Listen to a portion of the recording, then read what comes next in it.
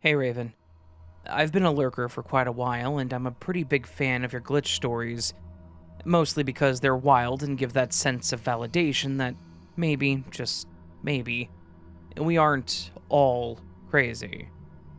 Maybe there are some weird things going on out there in the universe, things we can't explain. After what happened last night, I'm kind of clinging to that because what happened was bizarre. By no means is this a terrifying story, and by no means will it make any best of glitch list or anything, but it happened, and I want to tell you about it. To start, just a little bit of context. I'm a bit of a night owl. I've always been more awake in the evenings than during the day. I live alone right now with my dog, Charlie. Around 11 or so, Charlie and I like to go for a quick walk around the block. I let him do his business, and then we get back to the house and he usually passes out. I'll be up for a few hours after that, but that's typically the last big thing that I do every day. When we go on our walks, I always take my keys with me. It's one of those carabiner clips that I usually hook to my belt loop, and it's a bit of a jingly mess as it's my house key, car keys, and the keys for my desk at work. Last night, we started off with our normal routine. Leashed up, out the door, down to the big oak tree at the corner a few rows down, and then back. When I grabbed my keys, for some reason, I chose to not clip them to my belt. And instead, I hooked them to the loop at the end of his lead, the one where your hand goes through. We were almost back when I tripped, which caused Charlie to pull a bit. When I fell, I didn't let go of the lead, but I did hit the ground, so the keys did too. I heard them hit the concrete with a metallic clanking noise. I got up, brushed myself off, and when I was fully standing, it occurred to me that the lead was a bit lighter. I checked, and sure enough, my keys were gone. They were no longer attached to the loop. I cursed under my breath and looked around at the ground to see where they would have fallen, but they weren't anywhere near me. I grabbed my phone and turned on my flashlight, searching every inch in a 5 or so foot radius, but I couldn't find them. I was getting flustered, but I figured that I could get Charlie home and then come back over this way to try and find them. I had a spare key hidden outside, so at least I could get into the house and let him in, so he wasn't sitting out there with me while I searched for my other keys. I was only about 2 houses away from my own, so I finished the walk and I let him in, and then came back toward where I had fallen down, but this time with an actual flashlight. I searched everywhere, and I mean everywhere. I meticulously combed every square inch of that sidewalk, the curb, the small strip of grass between the sidewalk and the street, even the storm drain cover just in case. I shined my light everywhere. I got down on my hands and knees and swept my hands across the concrete like a deranged detective, but nothing. I spent a literal hour out there. My neck was stiff, my knees were hurting, and I was starting to panic. I had a spare key for the house, obviously. I even had a spare key for my car, but I did not have a spare key for my work desk. It wasn't a huge deal, but it was going to be annoying because I was going to have to figure out who I needed to talk to, how to go about getting a replacement, or just having them break the lock and replacing it. The problem was that I had a lot of work in those drawers, so I would need it done immediately, and I really was not looking forward to the hassle of it all. After an hour and a half, I did a bit more searching after I hit that mental wall with the whole key thing, and then I finally gave up. I went back inside, fully dejected and genuinely not understanding how the hell my keys had just disappeared when I fell. It was like they fell into some kind of wormhole and were sucked up by the universe. When I got back in, I grabbed a bottle of water and sat down at my tiny dining room table. I started thinking about the fact that my keys were just gone, and I was getting kind of upset. At this point, it was obvious that I was not going to find them. They were completely gone, but some silly thing in my brain told me to go back outside just for a moment to see if they were somewhere around. So I did.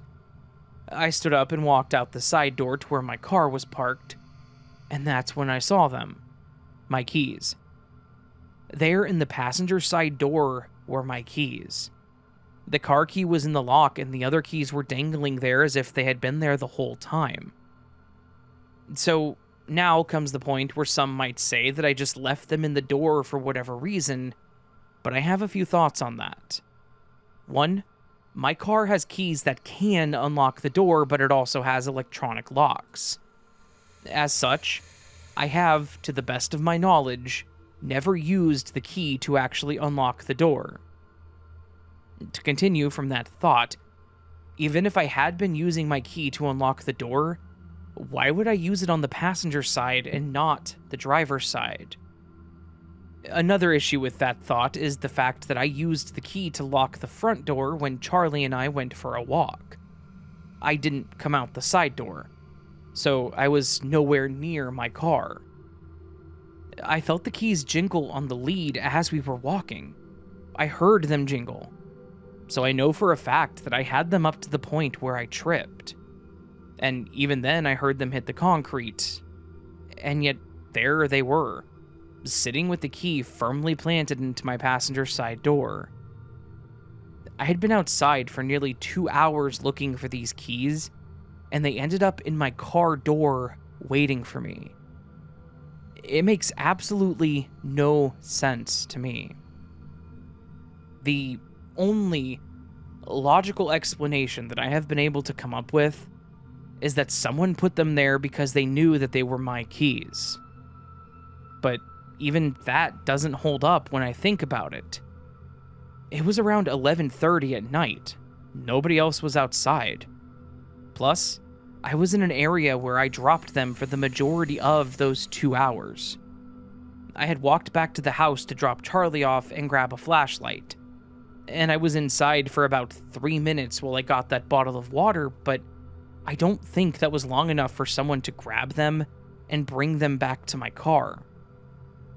If that is what happened, then the person would have had to have found them in the 5 minutes total that I wasn't in the area where I dropped them, known for some reason that they were mine, and then ran them over to my house to, for some strange reason, put them in my car door.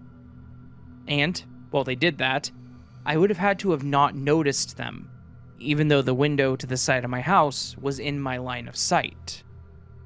While I guess it is possible, it just doesn't really make sense, unless I have a very crafty and close-following stalker. Possible, sure, but not very probable. If that's not the explanation, however, then the only thing I can think of is some weird supernatural force gave me my keys back. So, I guess I'll just have to chalk it up to being a glitch in the Matrix.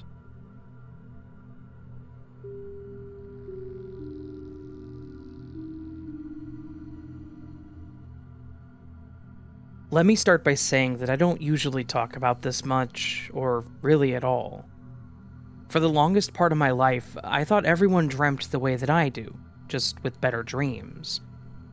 It wasn't until I was around 22 when I began a more serious relationship and started spending whole nights at my boyfriend's apartment that I realized that not everyone dreams like me. Since I was born, I've naturally avoided sleep. Even as a baby, I didn't take naps. Naps have never been my thing. Later on in life, when people asked me why and made me think about it, I realized it's because I've always been scared of my dreams. To say I have vivid dreams would be an understatement. I've lived entire lifetimes within them. Whole lives as other people I've never met. The weirdest part? I'm almost never myself. Often, I'm actually a girl in these dreams, but whether I'm a boy or girl, it doesn't matter, it all feels natural in the moment. I've experienced dreams where I've grown from a little kid to death, living through emotions and events that feel completely real. There have been times when I woke up and didn't even know who I was or where I was. let me tell you, that moment of confusion, it's one of the strongest feelings I've ever experienced, and I hate it. Not all the dreams have been bad. Some have been wild and even fun, but for the most part, I try to avoid sleeping too much. I've tried everything from drugs to rituals, meditation, and Reiki, but it is what it is. One night, while sleeping and dreaming, I got up and sleepwalked to find a permanent marker. I didn't wake anyone up while doing it. I went back to my room, wrote a random word on my sheet, left the marker uncapped, and laid back down, all while dreaming something totally unrelated. But here's the part that really scared me. I always wear a St. Peter's medal on a thick, extra strong chain around my neck. Somehow during this episode, I ripped it off. The chain left a mark on my neck and broke clean in half. Let me be clear, it was strong. I wasn't lying about that, and yet I didn't wake up. When I saw what had happened, I immediately saged myself and did a cleansing ritual the next morning. I don't usually tell anyone these things because, let's be real, most of my friends would probably think I'm nuts. Now, on to the glitch. One year, during springtime, my parents went on a Caribbean cruise. When they returned, they brought back gifts for my sister and me. My mom, knowing about my dreams and fears, gave me a dream catcher. It was red with feathers and a neatly woven web in the center.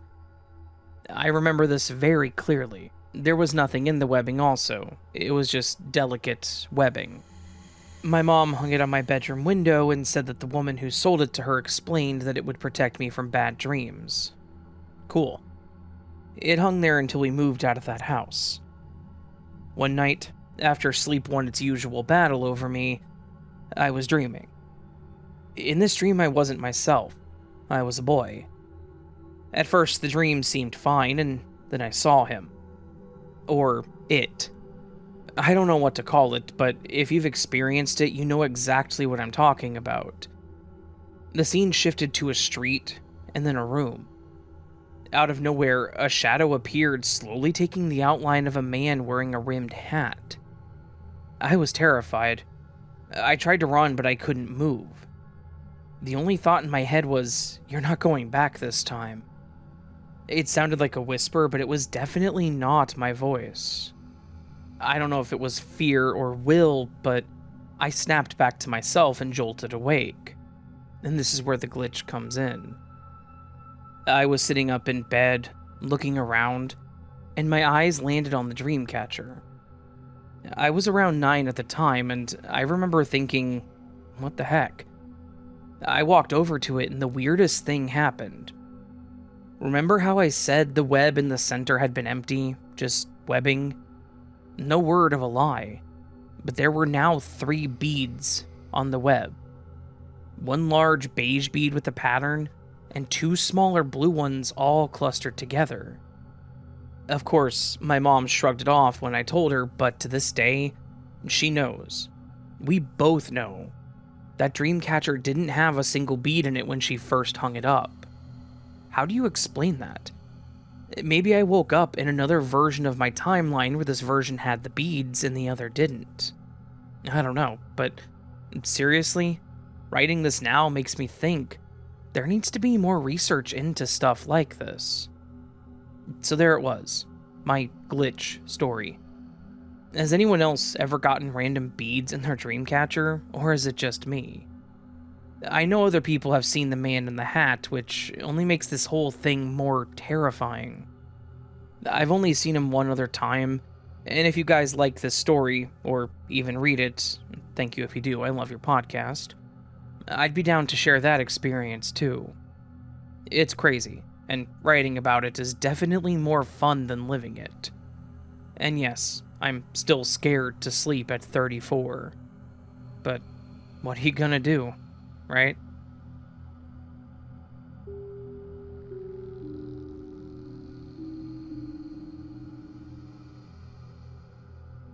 Hey Raven, I'm still thrilled that my first real-life Matrix story was featured on your channel.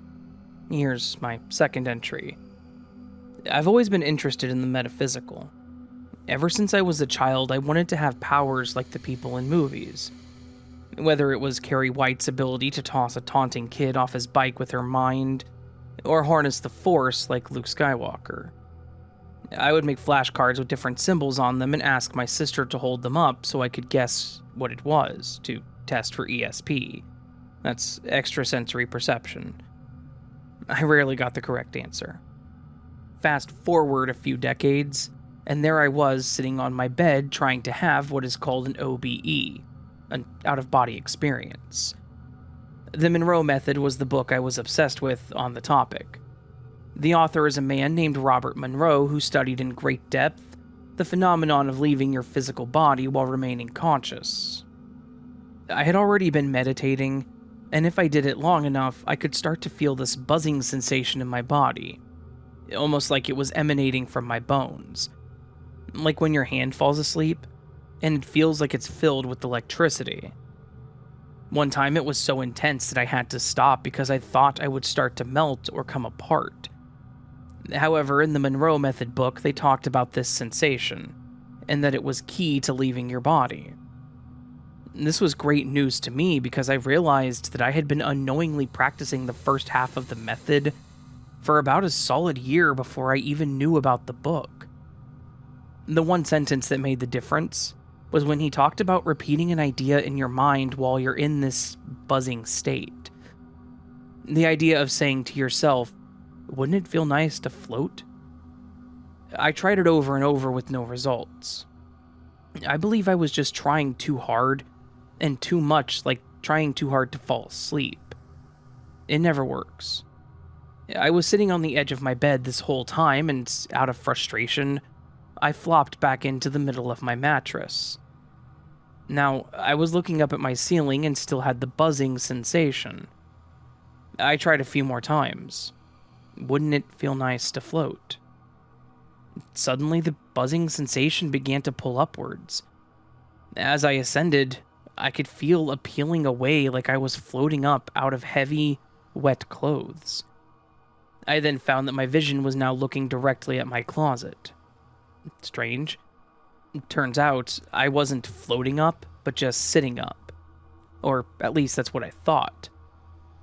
Since I now felt free of the heavy clothes, I felt incredibly light and at ease. All the while, the buzzing remained. Pretty wild that I was able to sit up just by thinking a thought and without any physical effort involved. It was then that I looked back and saw myself still laying in the bed, eyes closed. Up until that moment, I felt strangely fine. A bit like what Pink Floyd would call comfortably numb, but seeing myself laying there took me out of the moment. I thought, oh no, I left my body. What if I can't return? What if I float away through the ceiling or fall through the floor? Right then, I felt a force pulling me back down like a heavy gravity. I slipped back into the dense, wet suit called my body and opened my eyes. I was now staring at the ceiling again. I instantly sat up and began frantically touching and pinching myself all over to establish that I was back in my old physical self. I even pulled at my hair. Yep, I was me again.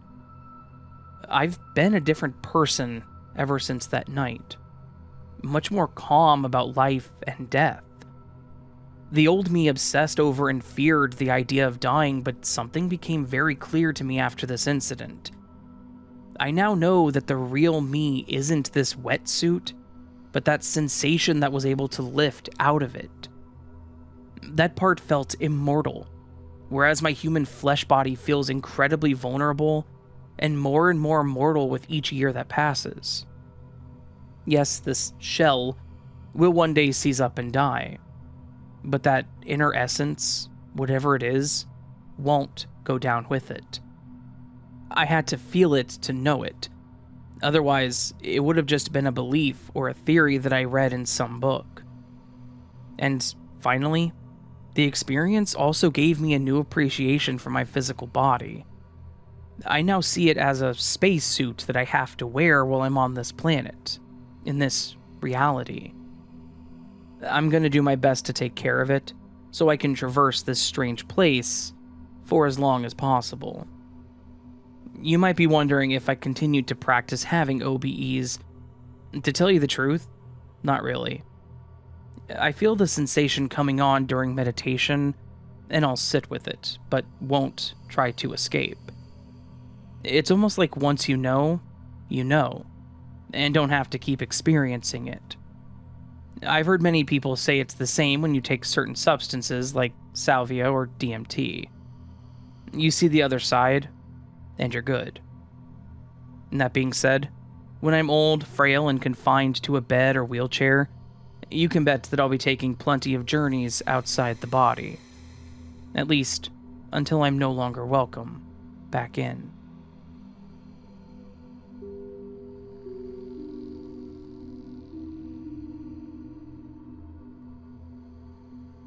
Hello, Raven. I've been tuning into your podcast for a few months now, after my algorithm kept suggesting that it would be a podcast that I would be interested in. And the algorithm was correct. You're an excellent narrator, and I love listening to you read all the stories, but I enjoy the Glitch in the Matrix ones the most. I've long been a fan of glitch stories, and listening to other people's stories has encouraged me to send you mine. I will preface this by saying that I am a woman in my mid-50s.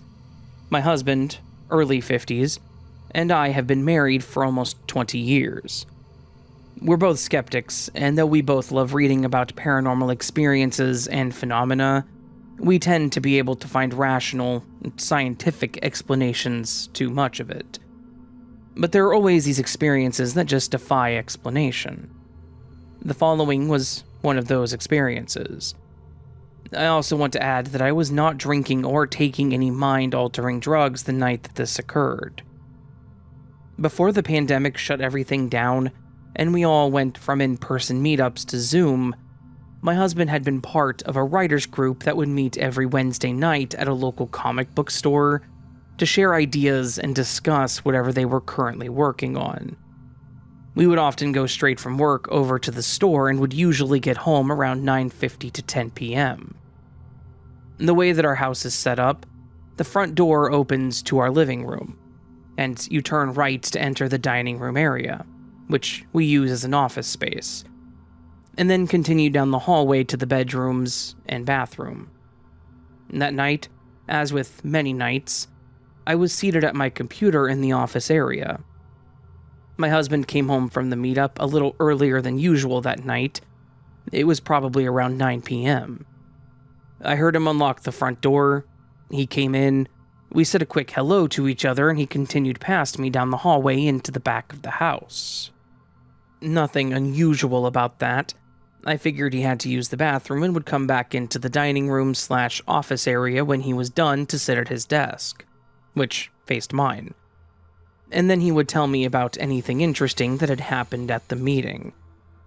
I went back to scrolling on social media, or whatever I was looking at, and didn't really think much more about it until I realized it had been like half an hour since he'd come home. Now, to call out my husband a little bit here, he is a bathroom reader, so spending an extended period of time in there isn't unheard of. He gets caught up in reading and the time just goes by. Over the years, it's become a joke between us. So, I gave him a few more minutes, but then decided to check on him. I went down the hall to the bathroom, but the door was wide open and the light was off. That was a bit strange, but I thought maybe he had gone outside into the backyard for some reason. If he used the bathroom and then had gone out the back door, there's a chance I wouldn't have heard him since I was at the front of the house. I went out into the backyard, but the lights were off on the deck, as well as in the garage, and his small workshop area next to the garage. I walked around the yard anyway to make sure, including up both sides of the house. I couldn't think of a reason why he might be over there, but I wanted to be thorough.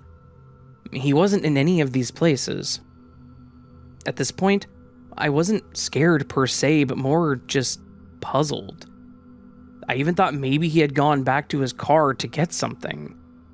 It would have been weird for him to leave through our back gate, which faces an alley, instead of coming back up the hall and leaving through the front door, but I was trying to think of any possible place he might have gone. So I checked outside around the house too. We're on a corner. But I found no one. I came back in, checked the whole house one more time. We live in a fairly small one-story home, so there's not that many places he could have been hiding. And finally accepted that I was indeed the only person in the house. At that point, I decided to text him. I sent, "Hey, where are you?" to his phone. And he replied back almost immediately saying, "I'm still at name of comic book store. Why?" To which I said, "Well, I've got quite a story for you when you get home." To this day, I don't know exactly what happened that night. I didn't just see him. I heard the door open. We spoke to each other. I heard him walk down the hall and close the bathroom door. So, who or what did I see and talk to? Like I said, I'm a skeptic, and my rational side says that somehow my brain just tricked me into seeing something that wasn't there. I've read about how our brains often go on autopilot to do routine tasks, which is why sometimes you can't remember if you brushed your teeth or locked your car, because it's a task you do so often that your brain doesn't even think about it anymore. So, maybe I was so used to the routine of him coming home, saying hello, and going down the hall to use the bathroom that my brain created the input when it wasn't there? It seems unlikely, but I honestly don't know. I've had other smaller glitches, but this was definitely the weirdest one, and the one that I just can't explain.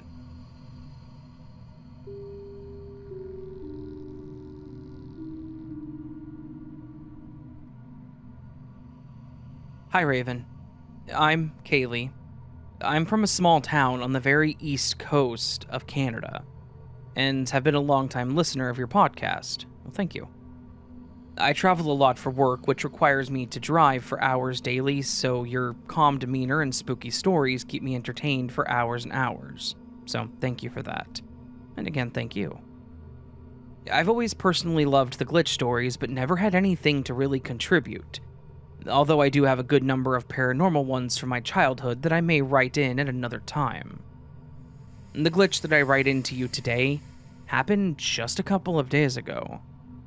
My husband and I love to be in our yard, and I love the garden. We have 4 8-foot garden beds with cattle cages rounded over the center of the 4 of them to make a walkway, and also an arch for my plants to grow up onto. We just added that arch this year to our garden and have been very excited to buy flowering plants and vegetables to climb up the arches. The first thing I knew I wanted was a clematis, as they're known for beautiful blooms and will climb. I took my kids to the garden center and bought 4 plants, one for each of the base of each garden bed to climb up and over our archway. When we got home, I had planted all 4 of them and fertilized them. I still have the tags from all 4 plants that I took off of them when I took them out of their respective nursery pots prior to putting them in the ground. I have a job that I work from home, and usually on my lunch break, or my 15 minutes break, I'll go out to the garden and water the plants. That is, until this Friday passed when I went out to water my garden, and the clematis is gone. I mean, physically dug up out of the garden bed without a trace. Even all the roots have disappeared. I thought my husband or my dad were playing a joke on me, and I had asked them about it, but they did not touch my plant. Sure, it's possible a deer or a small animal could have gotten into my garden, but they wouldn't uproot an entire plant that stood at almost 2 foot tall and take every root with it without a single trace of any dirt, roots, or pieces of the plant itself. I have no idea where my plants went, but if someone in this universe could return my clematis, I'd really appreciate that. Well, fast forward to the next day. My husband and I both loved an ice-cold pop at supper. I love Diet Coke, only in cans. He prefers Pepsi. One day early last week, my husband had mentioned that he ran out of Pepsi and asked that I grab him some the next time I'm at the grocery store.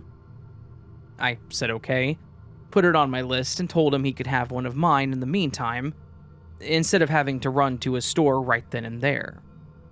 He had one, we ate supper, went to bed, and both went to our respective jobs the next morning, only to realize after work that I did not have a chance to get to the grocery store, so he has to drink another of my pops.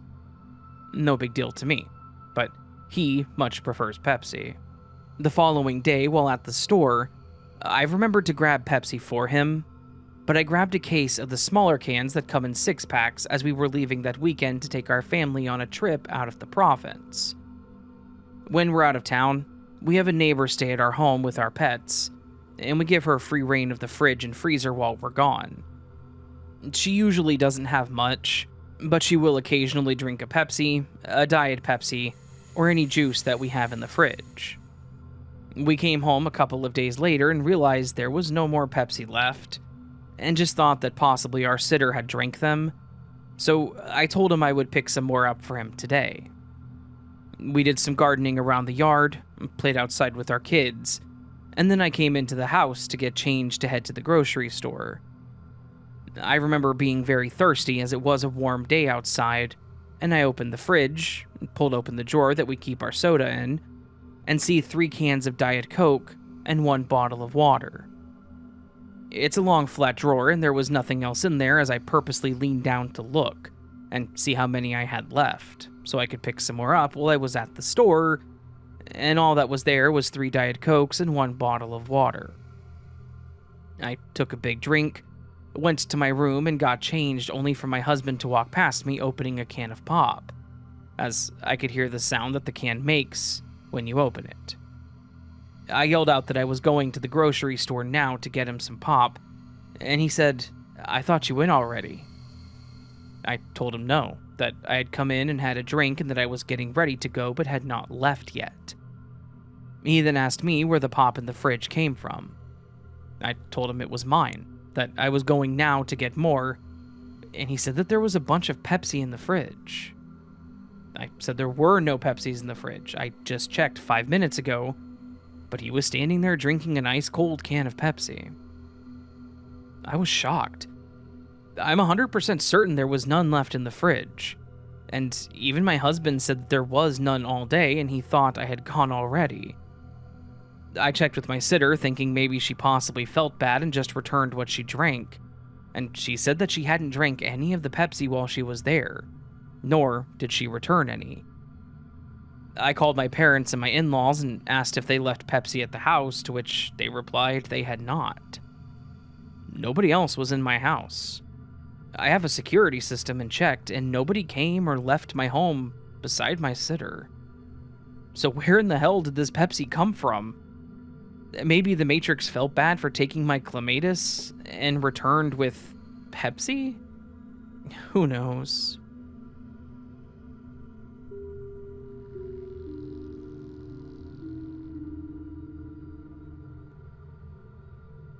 Hello, Raven.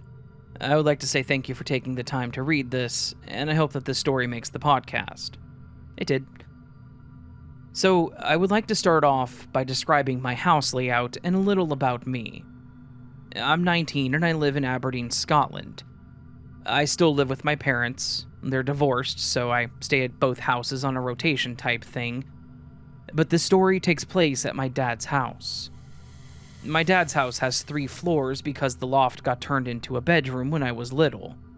And that was my parents' bedroom before they got divorced, and still is my dad's bedroom to this day. I won't get into the detail of the bottom floor because it has no relevance. But the middle floor is where my room is, along with the bathroom and spare bedroom. So if you enter the front door, the stairs leading up are to your left, and right at the top is the bathroom. The right's my bedroom, and then next to my bedroom is the spare. Imagine it like an L shape, the bathroom being on the bottom, and the 2 rooms being on the longer bit. Then, along from the 2 rooms, imagine the top of the L, and to the right is the stairs leading up to my dad's bedroom.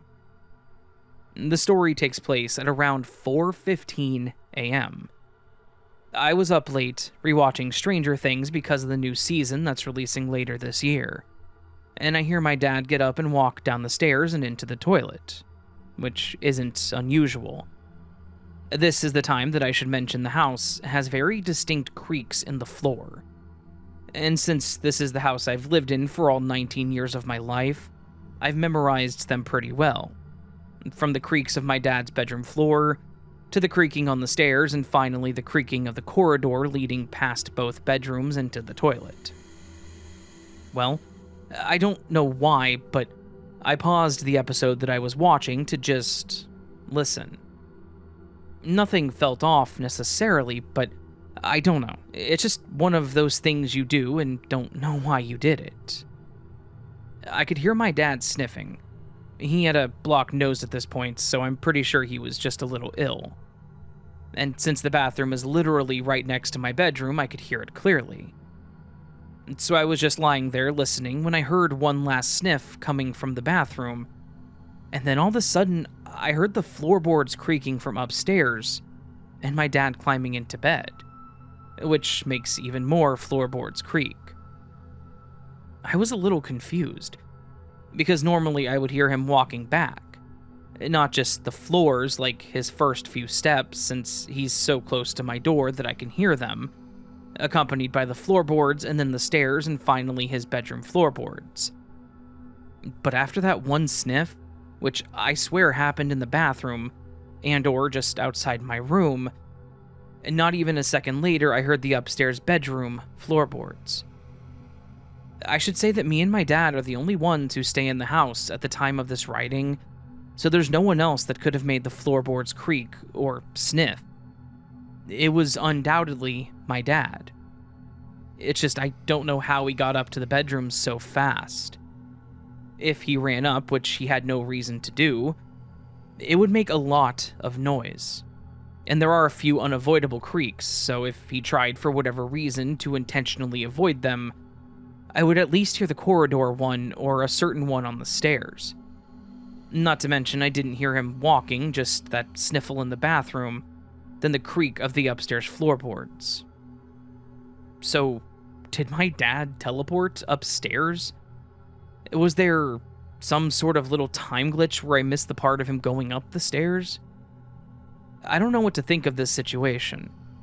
It's very minor in comparison to some of the other stories, which are all amazing by the way. I love each and every one of them.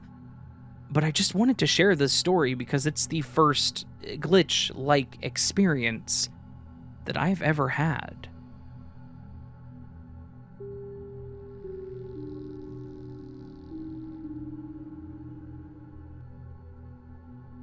Hi, Raven. I've been watching your podcast and listening to your podcast for around 3 years on many different accounts.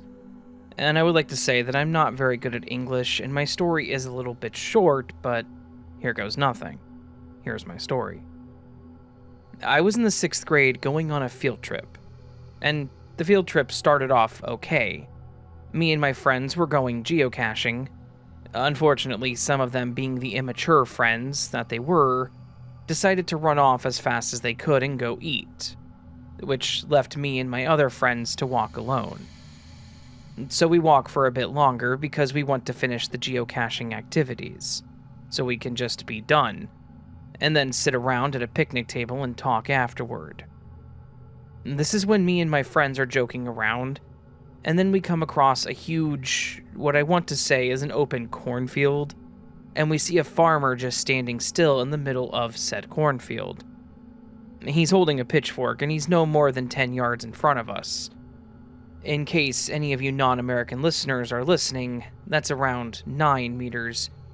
And me and my friends suddenly stop because it's peculiar. But even more peculiar that the man doesn't notice us, or even move, for that matter.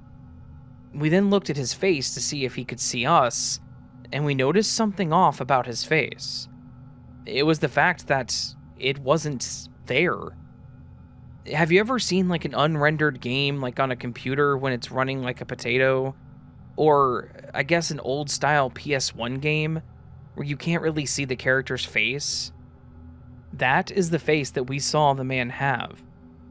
Then, suddenly me and my friend both got scared, and just as we saw the guy, he disappeared. We started to run back, and just then the guy appeared in front of us with his face still unrendered. Me and my friend at this point were shaking, and just as suddenly as he appeared the second time, he vanished. My friend said, "Whoa, did you see that?"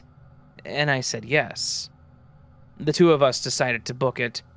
We booked it back to the picnic table as fast as possible, and when we made it to the picnic table, we told our other friends what had happened. I thought it was weird, but I didn't think anything of it. Me and my friends still talk about this every once in a while, but none of us can explain what happened on that day.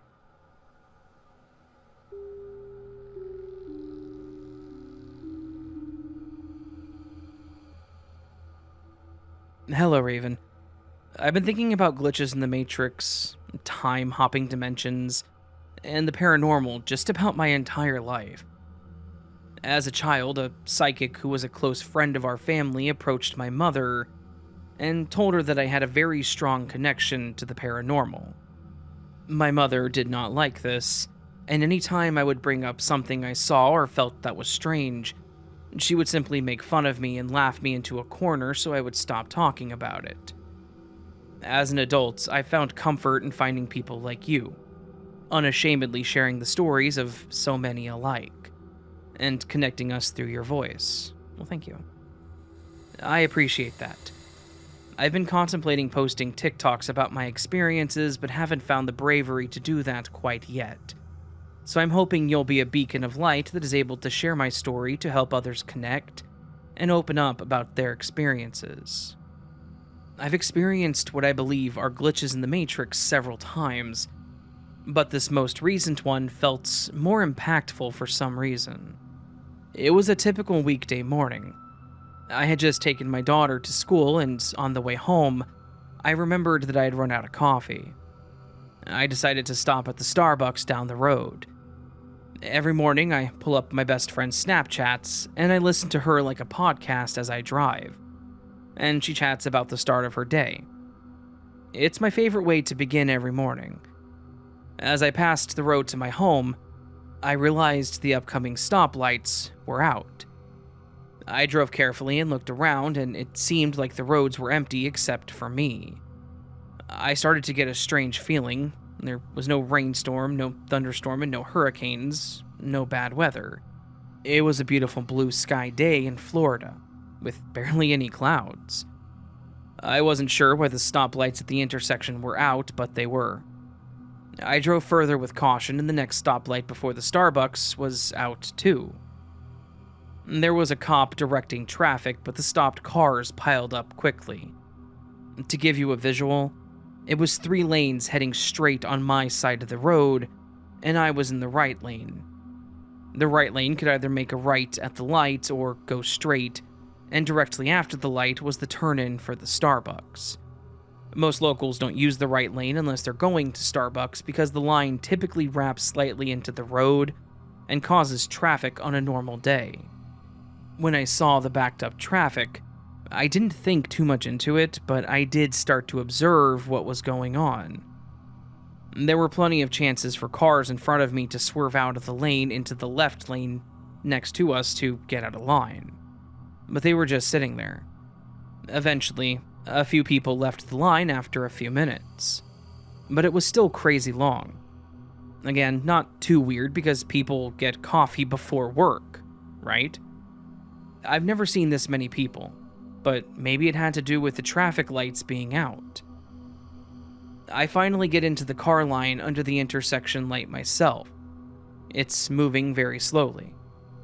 The line wraps around a building and into a parking garage, and as I get closer to the ordering box, which is right before the parking garage where you enter to pay, I notice that my phone loses service completely. I was listening to my friend's Snapchat, and it froze on her face, and my whole phone froze because I couldn't swipe out of it. I began to get that weird feeling again. I know it's not unusual to lose service in a parking garage, but I wasn't even in the garage yet. And I didn't just lose service, my entire phone was unusable. It just paused and was silent on my friend's face. I felt like it was waiting an eternity in the same spot. My phone was frozen, so I couldn't keep track of the time. I drive an old, beat-up car, and the digital clock is no longer visible in it. I started looking around and realized I hadn't seen any traffic driving by in a long while. I didn't see the cop directing traffic. No sound of cars even on. Everything seemed so quiet. I didn't hear any noises of birds or traffic of cars driving. No one was walking in the plaza. I looked at the car in front of me and I didn't see anyone in the driver's seat. I didn't even remember seeing them order. Now, it could have been the angle I was at in my car, but I was really getting freaked out. I started looking at all the cars stopped in line for the Starbucks around me, and I felt like I didn't see anyone driving a car. There must have been at least 17 cars lined up. I've never seen so many before. I started really examining every car that I could see from my seat. I started to sweat. I chopped it up to maybe everyone had good tints and I just couldn't see through them. Something just felt really off. The air felt stale. I felt like I was on the inside of a snow globe waiting to be shaken up and awoken. I kept my foot on the brake and slouched down in my seat. I started tapping my fingers on the wheel and picking my lips. After what seemed like forever waiting there, suddenly the line started moving forward. I pulled up to the ordering box and the voice greets me with, "Good morning, welcome to Starbucks. My name is Michael. What can I get for you?" I do my entire order. A grande white chocolate mocha, iced latte, with oat milk, please. That's my order. It's a long order, so usually the person on the other side repeats it back to me. I wait and wait and wait, and I don't hear anything. I say, "Hello?" and hear no response back. My phone is still out of service and frozen on the screen of my friend. I wait in silence, window down, no breeze, no birds chirping. I don't even know if I heard the sound of the cars running at this point. I felt so creeped out, just dead silence. After waiting awkwardly, finally a voice comes back. "Good morning, welcome to Starbucks. My name's Michael, what can I get for you?" I thought, okay, that's weird, but I ordered again. I've had the worker switch with another worker in the past, and they've had to introduce themselves again, but never the same exact robotic line coming back to me after several minutes of silence. Then I notice I can see the person in the car in front of me. Sort of. This time no head or face, but I can see their hand was sticking out the window, with their phone, probably holding their Starbucks app open to be scanned. Then, I looked back at the cars behind me to see if they've moved, and the 3 cars behind me have their windows open with their hands sticking out at the exact same way with their phones. But they haven't ordered yet. Chills ran down my arms. Weird. Were the people with their phones out of their windows stuck in this glitch too, or was it a visual bug that I wasn't meant to see? Why would they have their phones sticking out of the car before even ordering? And why was everyone doing this? I never even saw them inch up. I just looked behind me and they were closer. I felt uncomfortable. Then, as the line moved forward again, everything seemed to return to normal. Still in the parking garage, my phone suddenly starts playing the voice of my friend again, and it unfroze. I heard the traffic noises, the cars were moving again. I saw there were people clearly in their cars, and no hands holding phones out their car windows. I saw birds swoop into the opening of the parking garage window. I was so spooked out, though, because for a solid 15 minutes it felt stale, like everything was paused for a system update or something. It really looked like every car was empty, and it was really weird when things started to, quote, wake up again, that everyone had their phones out their window. I'm probably overthinking the entire thing, but it felt like I was in the wrong place at the wrong time. I told my boyfriend the story later that day, truly shaken up, but he laughed hysterically. He really thinks that I made a lot out of nothing, but I was there and I felt it. I decided to talk to my best friend, ChatGPT, about it, and it really opened my mind to thinking about the experience. The traffic lights out were the first sign of a power disruption, or system recalibration. The frozen phone with no service, a dead zone where reality was suspended, the eerie stillness and silence, background scripts paused. The Starbucks employee's double spaced out greeting, a reset in the audio script loop, or some kind of glitch in itself. No one in their cars? Maybe the system got lazy while it was updating. I wasn't meant to be so observant and notice that much. Cars still run, but the rendering of people inside, omitted for optimization. It was like I was seeing NPC shells waiting to be awoken again. I'm not exactly sure what happened, but I know my intuition felt something was off and I did not like it. Maybe I entered a liminal slip zone, somewhere between realities where my consciousness was jumping timelines. Maybe it was some kind of checkpoint reload. Something happened and the system had to reboot from a clean save. I don't know what to make of it all, except I feel like I was too aware, too attuned to subtle ripples in reality. As I drove down the road back home, the stoplights were working again and traffic seemed to clear back to normal. I exited out of my friend's Snapchat and stayed observant of the sounds and visuals around me, and I could not wait to get back home. Thank you so much for reading and sharing my story. I hope whoever hears this and relates knows that they're not alone, and that there's nothing wrong with being overly observant, even if other people don't understand.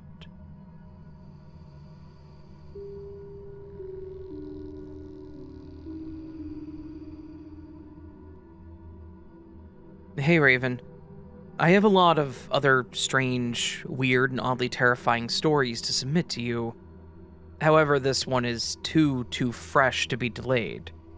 Plus, I'm on vacation and have the leisure time to sit right down on my beach chair and type this out.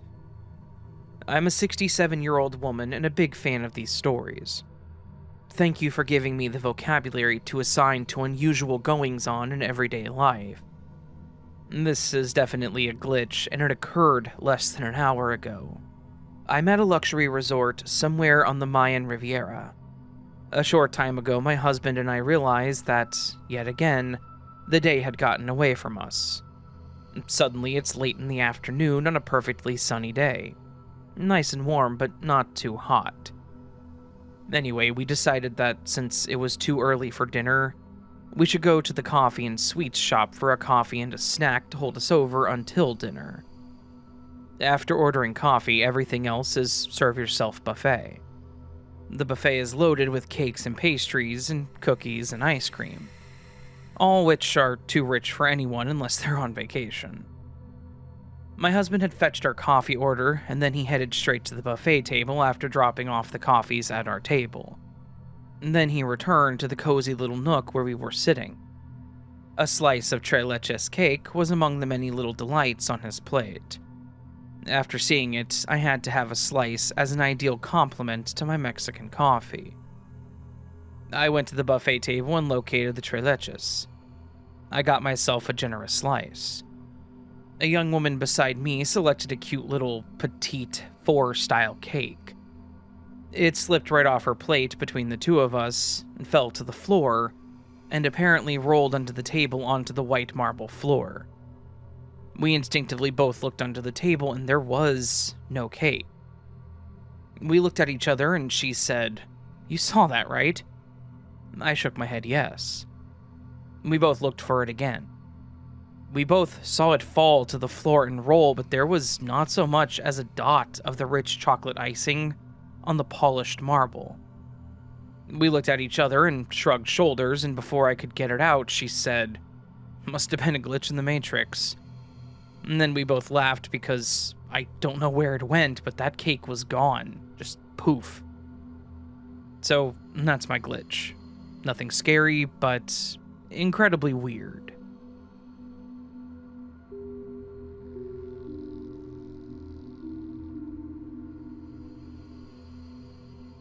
Yo, Raven.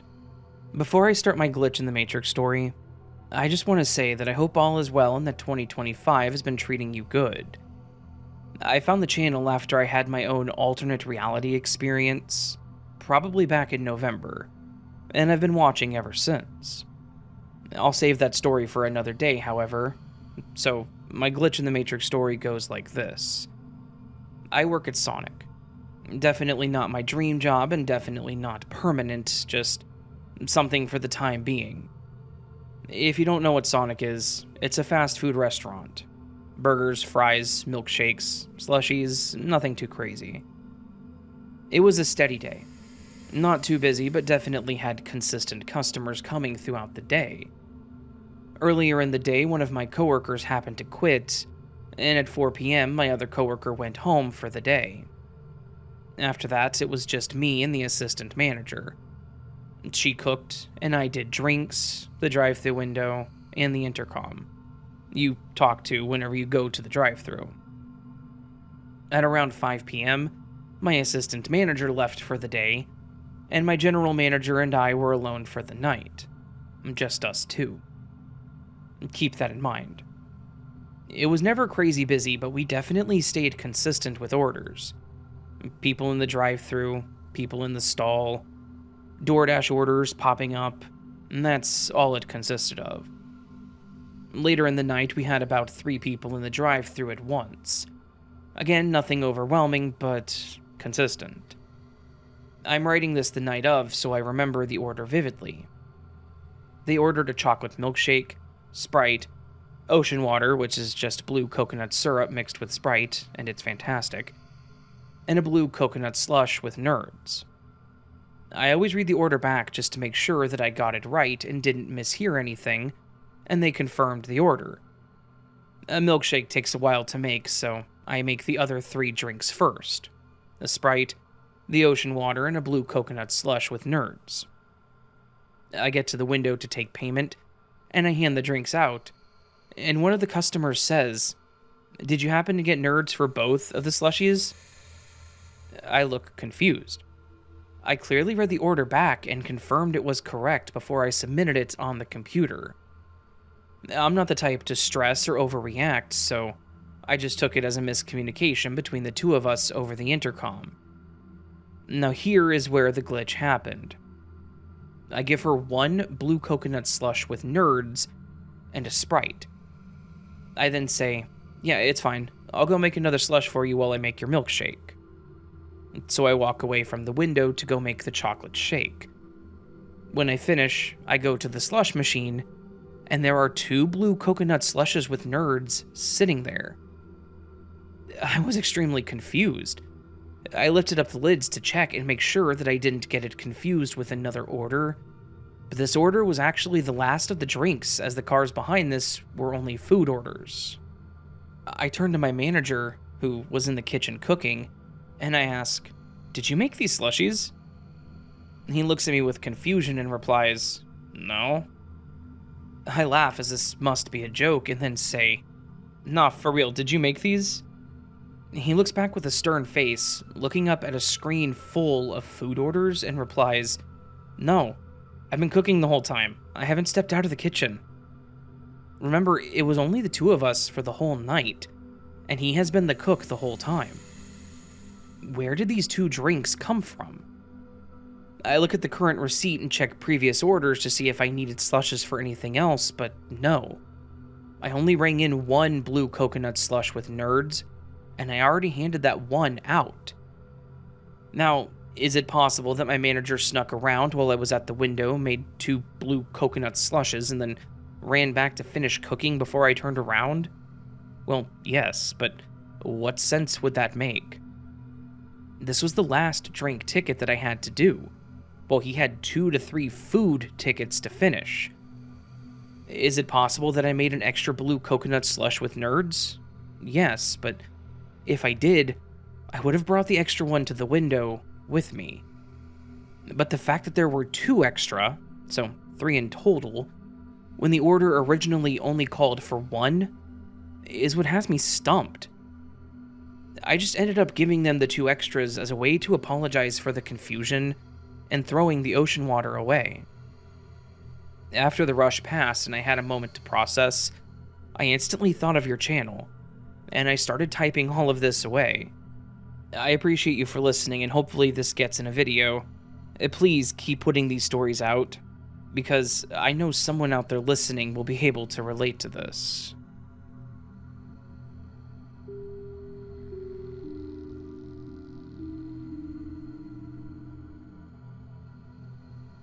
Hi Raven. This just happened the other day. So, as you know, I recently moved and was lamenting that nothing really strange happened. Well, that was corrected. I had several notebooks of my writing, all different colors, red, blue, purple, and green. The most important of these was the green one, and I made sure to pack it with the rest. When I left, I made sure that it was in the bag. When we had gotten to our motel in Indiana, I couldn't find it in my writing bag. I figured it had gotten mixed up with some other stuff, so I wasn't too worried. Then, we get to the place that we were renting from my friend and still couldn't find it. I had even talked about it with my wife and kid. Neither had seen it. I even had them try their hand at looking for it in case my eyes were blind to the bright green notebook. They could not find it either. For the next few months, every once in a while I would go looking for it and come up empty. This particular notebook had a collection of short story starts that I often used to inspire me. You might say it was a big loss for me. I mostly been working off of memory recently. Well, this week, in April of 2025, I found it. On a bookshelf that I bought after we moved into our new place. Just sitting on the shelf, not buried, just out in the open. I could imagine if it had been buried in a pile I could overlook it, but the only things on top of it were clear plastic cone and area burst templates used in tabletop gaming. These things are designed to be seen through to the map so you can see who is in the blast area. So, how did I miss this notebook sitting under them? For what would now be about 2 months. I even had my kid take a look when I found it. It was just sitting on a shelf that was bought in a house 2/3 of the US away from where the notebook had previously last been seen. To me, that is just wild. I'm normally very meticulous about my writing books. I have notebooks and other examples of my writing from when I was 18. I'm now 45. So, it was a big bummer to me to have lost this notebook, and now I'm very happy that I found it. Thanks for reading, and I hope the listeners enjoy.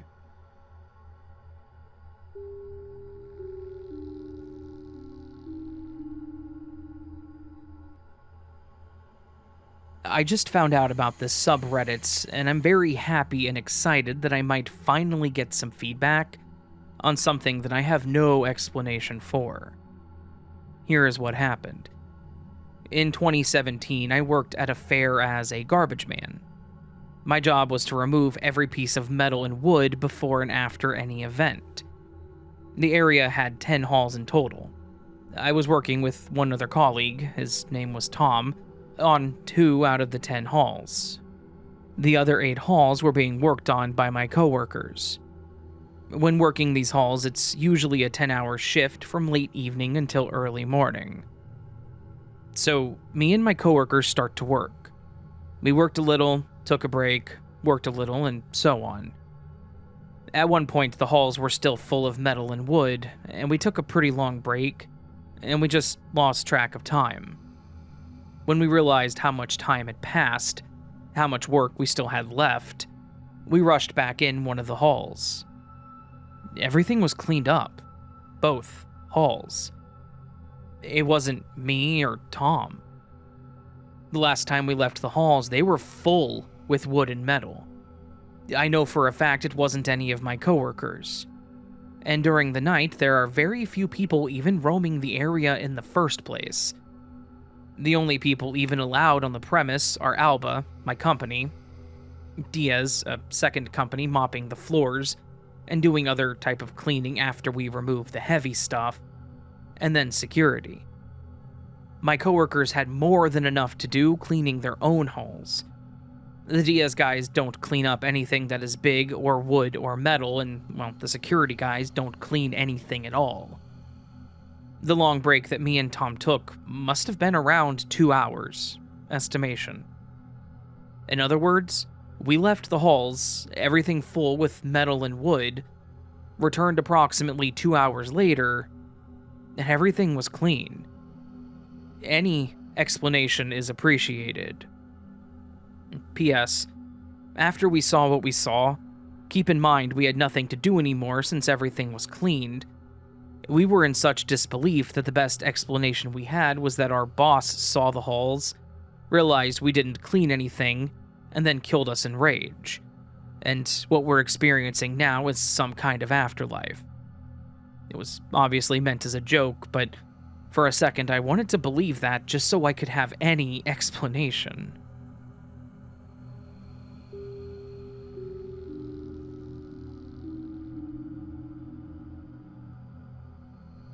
Hi, Raven.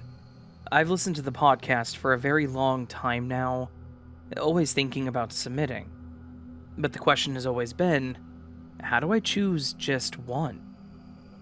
There's too much to tell in one story. Short version, I fought with the living glitch for most of my life. Bad, vile fighting. The sense of needing to be constantly on guard or regretting it when I let myself relax. Needing to always be alert to whatever new prank might come next. Forced into detective mode to figure out what new insane thing had just happened in order to fix it. Like firecrackers going off at random behind you, all the time. And the worst part is, feeling alone and dealing with it. No one else believes the firecrackers exist, so while you know that the events happen to you on a constant basis with such precise comedic timing as to cause maximum humiliation, and that you would know in your heart you're lying to yourself if you try to insist it was all just a string of several thousand coincidences. It doesn't matter. So, you have to keep your mouth shut. I have friends who are endlessly supportive of my mental or physical illness, but if I bring up the glitches, I either get a stony silence or a well-meaning but condescending explanation of why what I'm saying can't possibly be true. What I lived through can't be true. Because they've never experienced it, therefore it's not real. It's hard when people who care about you otherwise will leave you feeling more alone than ever when you need them the most. I've been receiving mental health care since I was 4 years old. I've been on nearly every type of psychiatric medication that you can think of. Most have had no effect, or just drowsiness. I never black out. I never have missing time. I never hallucinate, visual or audio. I don't have schizophrenia. I don't have DID. I don't have alien hand syndrome. I have CPTSD for sure, plus bipolar and ADHD. I understand their symptoms. I manage them well, and they're not enough to account for the glitches. I keep notes, 150 pages of them. I'm cognizant of confirmation bias, and always tried to not include anything that was my own fault, or just bad luck. Sometimes I got so angry, those false positives crept in anyway. Yet there were plenty that, when I reread them, I'd feel my chest tighten. Things that could not have been caused by random chance, my own carelessness, or subconscious self-sabotage. It's a very strange emotion to feel simultaneous vindication and dread at the implications of having been right. My glitches tend to come in bunches that happen throughout the day, each one timed so that I won't be able to cool down from the previous one, inflaming my anger worse and worse and worse. Anger is misery. I've given myself a throat polyp from screaming. I've worried that I was on the verge of a heart attack. Imagine that you're trying to clean a floor and a cruel prankster keeps squirting ketchup on it. every single time that you finish. But I doubt you want to hear a story about 50 small typos, flickers, stumbles, and nitpicks, so I'll tell you about the vacation incidents. I don't know how far back the pattern goes. The first one that feels right is when I was going to a large convention to meet two dear friends of mine who I had known online for 3 years. On the day that my train was scheduled to depart, I was walking out of a store that I'd been to hundreds of times and tripped on a 1-inch high curb. I fell and landed with my entire weight on the side of my right hand. The pain was incredible. My friends started rapidly driving me home while I sat in the passenger seat, going semi-deaf and semi-blind from shock. We called the EMTs, but after a short while, the pain was going down. Everyone around me sensibly recommended that I cancel the trip, and that I go to the emergency room. But I thought of the friends that I wanted to meet, and how this might be a once-in-a-lifetime opportunity. I chose to swaddle my hand and just go to the convention anyway. This was the right decision. Those friendships I made have been some of the strongest of my lifetime. And during the convention, my hand was in almost no pain at all. I had restricted movement, but it almost never hurt.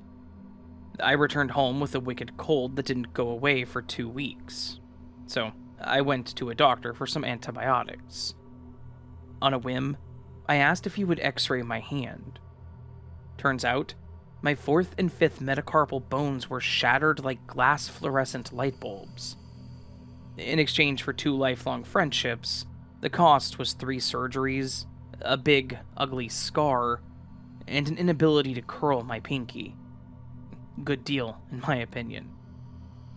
That set the tone of a pattern. It went like this. Every time I would go on vacation to visit friends, something, quote, very special would happen right before I left.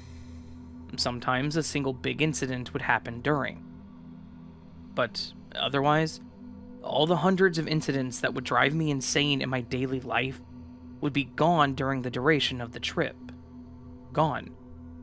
I cannot emphasize that enough.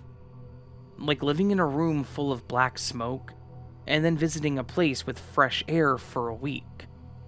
Like having bad tinnitus vanish completely for 2 weeks before coming back again. I had suspected that it had an intelligence, but this pattern also suggested that it had a range. Or, as I came to consider, maybe certain people negated its effects. It could never stop me from going, but it could give me a nasty parting gift. Or keep one away from me. In preparation for another trip, where I would be on a train for 40 hours, I had bought myself a present to open on the ride. I collect Transformers, and this was a high-end third-party toy. I pre-ordered it with months to spare, but then the delays began. It was taking an unusually long time for this item to arrive at the online store. And then, it took an unusually long time for the store to ship my item out. I started feeling certain that, against all odds, the package would be delayed until the exact day after I left, because that would be, quote, funny. USPS took an unusually long time to ship the package. When it arrived at our post office, the day before I left, they somehow managed to lose it for 24 hours. I called, and it should have been on the truck out for delivery that morning, but it just wasn't. So, I left on my trip, and my family let me know the next day that it had arrived. So what, you might say? It's just a toy. It was safe and sound when I got home 2 weeks later. The point was that it kept something from me just to show me that it could. I should not have been able to predict this. It meant foreseeing delays at every single step of transit, each one less likely than the last, based on nothing more than I think some cosmic gremlin is screwing with me, and giving its sense of humor, this is what will happen. In no sane world should I have been so certain in my prediction. It would be easier if I was just crazy. With each trip, I got better and better at foreseeing and preventing things that could go wrong. Since I'd been bored stiff on the last 40-hour ride, when I visited those friends again, I brought my first laptop. I filled it with things to enjoy on the train. I got on board without incident. 8 hours in, the laptop gave me a battery low warning, even though I had plugged it into the outlet beside my seat. I looked at the clear plastic power cord, and there were little sparks of fire inside it. I had taken extensive precautions for the laptop itself. I never thought the cord would die. So, that left 32 hours of being glad that I brought some books along too. On another visit, my trip journal was erased. I keep one every time because my brain used to be very bad about remembering good memories, a consequence of too much time spent on the lookout for bad ones. So these journals were my memory. If someone erased one of them, that would be unforgivable. This one, I still don't know how it happened, but some kind of error caused the file to not just get deleted, but overwritten.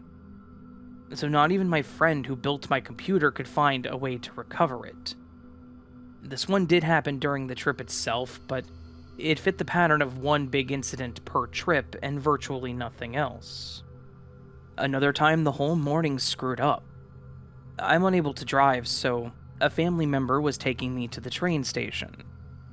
Somehow, despite us normally being very punctual, we both independently misremembered my departure time, meaning that we'd planned to give ourselves well over an hour to get up and get ready. That was now cut down to 15 minutes. And when we got outside, the Michigan winter had frozen the car door lock on my side of the door, so the door wouldn't stay shut. I had to physically hold it closed on the dry over, and then it took bungee cables to drive it back. When I was standing on the platform, I checked my watch, and it died when I looked at it. Another watch I bought at a drugstore outside the Chicago train station also died within a few hours of me putting it on. Then, I realized my wallet was gone. With the train due in 5 minutes, I retraced my steps, hoping I was right that I remembered leaving the house with it.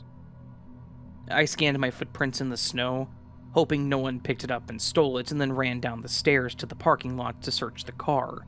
My wallet was underneath the seat.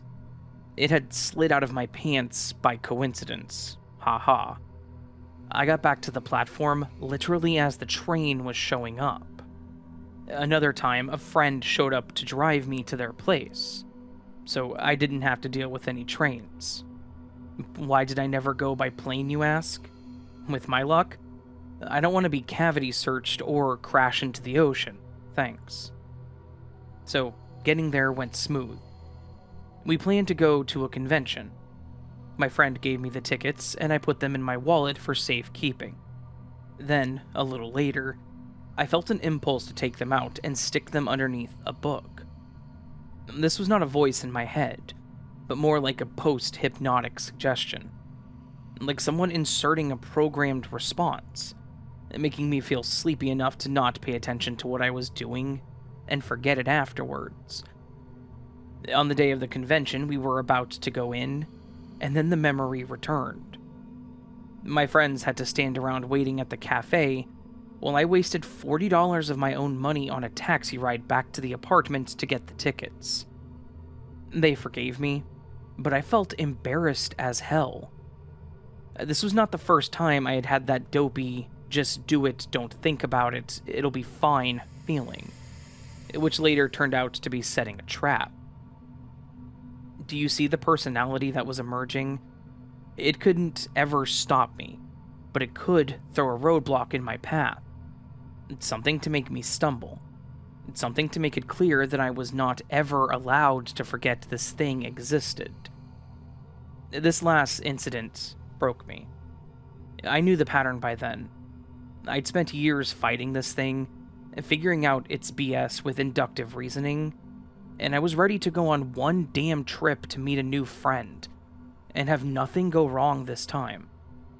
I prepared for everything. I don't want to relate every detail, but I made lists and contingencies. Absolutely everything I could possibly imagine going wrong. I cut off every single possible access point that it could have stuck its filthy little fingers into. So, the day came. My train was due in an hour. It was raining. I called a cab, not wanting to risk getting my luggage wet waiting for a bus. I stood on the porch. The taxi didn't come. I looked at my watch. Half an hour passed. Time was running short, and the taxi still wasn't showing up. I started calling the company repeatedly and getting no answer. 15 minutes, 10 minutes, 5 minutes. Too late. I forget when, but I finally made it through on the phone to the company. The driver's boss told me that the cab driver had gone missing and wasn't responding. He had gone missing. He wasn't responding to his radio, and they had no idea where he was. Do you understand that? I had planned for everything that could possibly go wrong, except for the one thing I had zero control over. I still have no idea what happened to that driver, and I really hope that he's alright. So that was when I first downloaded Lyft.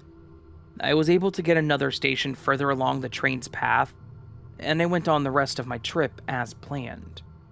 But I was ruined the entire time, unable to enjoy myself. I don't think that I was very good company. But how would you like to have inescapable proof in your life that magic is real, but only bad magic? The story does have a happy ending. Eventually. Years later.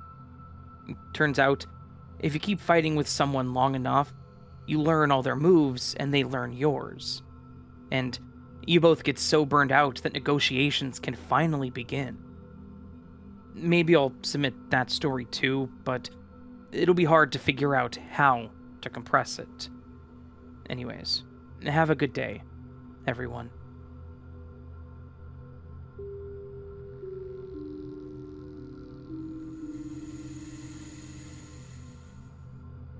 I hope I'm not just losing my mind, but I think that something is going on around me. So, you know how in video games, stuff you aren't looking at unloads to save up memory? I'm convinced that something like this is happening to me after yesterday.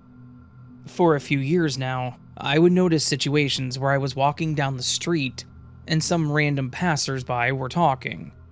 I would look down at my phone for a couple of seconds to check some messages, and for some reason, their conversations stop mid-sentence. I would look back up and they were still in the same place, same pose, and their conversation unpaused right where it stopped. I always thought that situations like these, there were a lot, are accidents because whenever I was actively thinking about it, paying attention, which is what really matters in this, I think, it wouldn't work. However, what happened to me yesterday has me convinced that something is not right with the time around me. I was walking back home from walking my aunt's dog and listening to music on full blast. I was in the zone, so I wasn't paying much attention to my surroundings. I crossed the street next to a roundabout, and a bus had to stop for me. Right as I crossed, I stopped and pulled out my phone. A song in my playlist came on, but I wanted a different one, so I leave that one on, still jamming out, whilst looking through my playlist for the one I actually want. So I wasn't paying attention to my surroundings for a full 3 minutes. I ended up listening to the whole song before I changed to the one that I wanted, so I'm sure of the 3 minutes passing. And when I look back up, the bus is in the exact same place it was on the roundabout as 3 minutes ago, when I stopped looking at it. Now, there were other cars there, so if the bus randomly stopped, I would definitely have noticed the car horns, but no. Also, a bus can't just sort of start moving from a spot like a car can, if you know what I mean. It has to get going first to reach some speed. And this bus wasn't crawling like they do when they start their route. At least, the old ones in my town have to crawl a bit before getting up to speed. I'm very confused about it. I talked with one of my friends about it, and he said that he sometimes notices stuff like that too. And just like me, it's only when we don't pay attention to our surroundings. Do we live in a simulation, and the computer is saving on processing power by ignoring stuff when we aren't paying attention to it?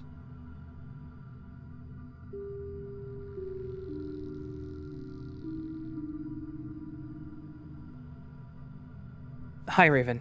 I hope you and Patience are doing well and your move is going smoothly. Thank you. I want to thank you for giving us this platform to tell our stories. No matter the subject of the stories you tell, your voice and narration calm my mind and allow me to get to sleep faster than I have ever been able to before. Well, thank you for that as well. That's always the intent. I'm not sure if this would qualify as a Mandela effect or a paranormal category, so I'll let you decide where to put it. I grew up in the smallest town in the United States. Probably. Our school was K through 12 and had less than 500 students. Everyone knew everyone in their families, their dogs, cats, vehicles, homes, histories, and habits. A few years after I graduated, I heard through the grapevine that a schoolmate had passed away. He was one of a pair of brothers. We'll call him Matt, and his older brother Carl. At the time, I was working 2 jobs and couldn't get off work to go to his wake. About 2 months later, I was grocery shopping, and I saw Matt in the store. I was dumbfounded, but then assumed that I had just heard the wrong brother had passed. After all, small-town grapevines are not always reliable. Not sure of what to say to him, I didn't mention the passing. Another couple of friends joined the conversation, and the 4 of us blocked the aisle for about 10 minutes, talking about day-to-day, what you've been up to kind of rhetoric. Still in bewilderment, I looked at the faces of our other friends to see if they were just as confused as I was. They showed no sign of confusion, so I went ahead with the assumption that I had just been misinformed.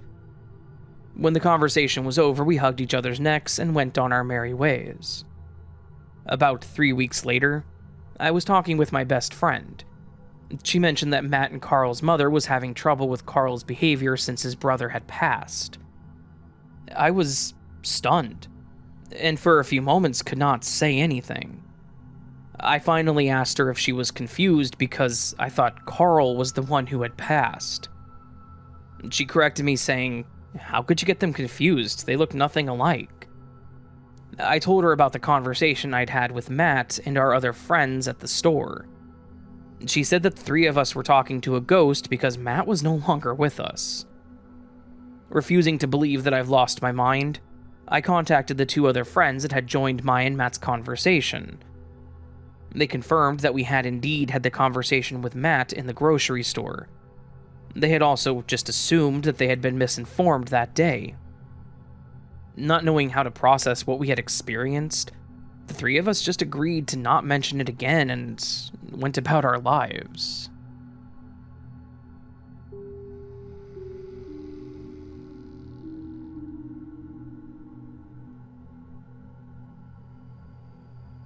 Hey Raven, this has become one of my favorite podcasts over the past year, and the Glitch in the Matrix episodes are some of my favorites. So I finally figured it was time for me to send in some of my own. This happened in summer of 2022. I was living in a temporary sublet with an acquaintance whose apartment was shockingly messy, skittering with roaches and a cat that I was allergic to. This week was particularly hot, and with no air conditioning, I took any excuse I could to get out of the house. At the time, I was also selling a particular green item to supplement my income alongside my regular shift jobs cooking and bartending.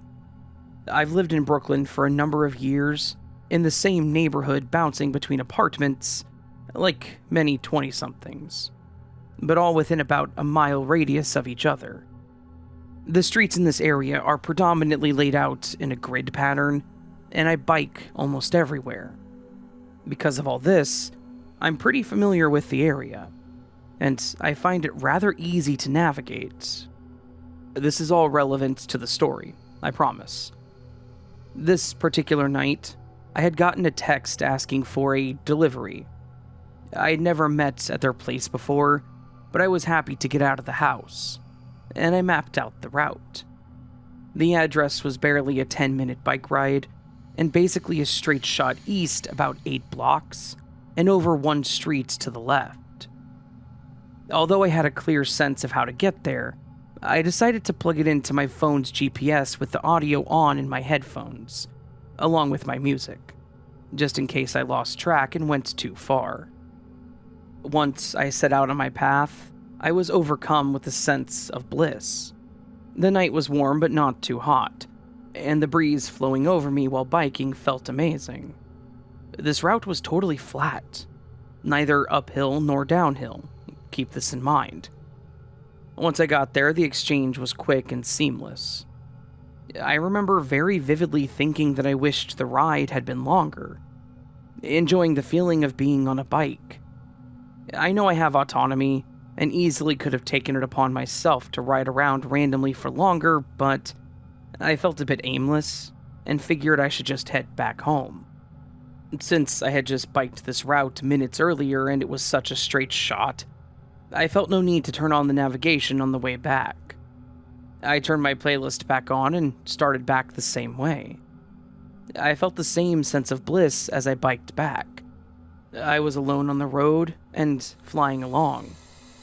I approached a hill and I remember smiling visibly as I sped down it, feeling light and free. It took a couple of minutes before I snapped back to reality and realized I had no idea where I was. How did I end up riding downhill when I didn't bike uphill to get there? I'd gone back the exact same way I'd come, but I didn't recognize my surroundings anymore. I pulled up my GPS and found that I was in a completely different area than I should have been, and over a 20-minute ride from my house, in a completely different direction. It must be said that regardless of my side hustle at the time, I didn't partake much in smoking, and I was not high at the time. I was so confused as to how I'd gotten there, but as a believer in these things, I decided it was the universe allowing me to go for a longer ride. Not a scary glitch, but kind of wholesome and comforting. Like I had a playful spirit guide doing me a favor. Of course, I've also tried convincing myself that I must have taken a wrong turn, which obviously seems plausible. But when I map out the facts and timeline in my head, there's just no way. Biking less than 10 minutes became a 25-minute ride away, and I know I headed back the same route that I had come from. It just felt like a tiny, unexplainable gift, and I'm grateful to have experienced it.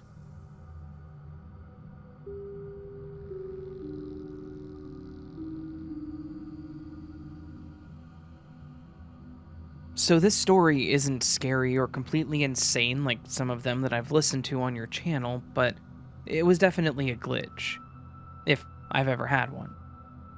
I do love this podcast, and I find myself listening anytime I have free time to do so here's my minimal glitch that, for me, just kind of solidified the fact that there are definitely different timelines, or sometimes things get mixed up. I'm a server at a strictly southern chain of restaurants. We wear aprons that have 3 pockets in them. One on the left, one in the middle, and one on the right-hand side. We have ticket books that we use to write customer orders on, which I keep in my left pocket. My cash tips go in my middle pocket, and my ink pens needed for signing receipts and writing tickets go on my right. A little bit of OCD here, so it is always this way. Any server knows that a good ink pen can make or break your tickets, and it just overall makes you feel good to have a really good ink pen.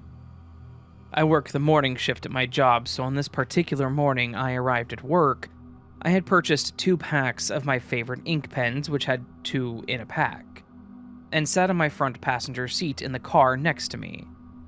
As I sat in my car about to start work for the day, I opened 1 pack of the new ink pens, placed them in my right pocket of my apron, which I was wearing, left the empty package on the seat with the other unopened package, then grabbed my things and headed inside. Our ticket books have a couple of things on them that have to be filled out before we start our shifts. Like our names have to be written at the bottom of each one. We have a menu test, which helps us remember the pricing of the food we sell, and we have a log that shows how many tickets we had and how many we sell, with the date and store number. So when I enter work, I grab a ticket book, make myself some coffee, and sit down to fill out all of this while I'm waiting to start my shift. I sit down, I place my ticket book on the table in front of me, and I reach to the right pocket of my apron that I'm wearing for one of the brand new pens that I had just placed there. Except, there is no pen. Not only did I place two in there, but I don't even have one? Odd, I think. So I check the middle pocket, and again, no pens. Weird. So I check the left pocket, and believe it or not, no pens. Not a single one anywhere in my apron. I take the apron off, thinking there's no way, and folded it in my hands, which would obviously tell me if there was anything inside of it, because it's made of cloth. Still, not even one single pen to be found.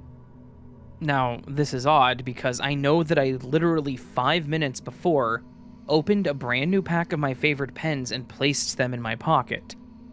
But, seeing as how it's early and maybe I'm just crazy, I decided to go back to my car for the other pens that I knew were lying on my passenger seat, unopened. When I got to my car, I see in the passenger seat 2 packs of pens. The opened one that is empty, because I just placed them in my pocket, right? And one that has 2 in it and is unopened. There are no loose pens anywhere to be seen in the car. I shrug it off, running behind for clocking in on my shift, and open the unopened pack, placing both pens in my right pocket, empty package on the seat next to the other empty package, and go back inside to finish my ticket book before clocking in. I get back inside, sit down with my ticket book, reach into my right pocket for an ink pen, and guess what? I now have 4 brand new ink pens in my right pocket. Now, like I said, this isn't a scary story or even really that significant compared to others, but the fact that not only did I know I had put the first set of pens in the pocket, I had taken my apron off, folding it around, searching for them before going all the way back to my car for the other 2, only to return and now have all 4 of them.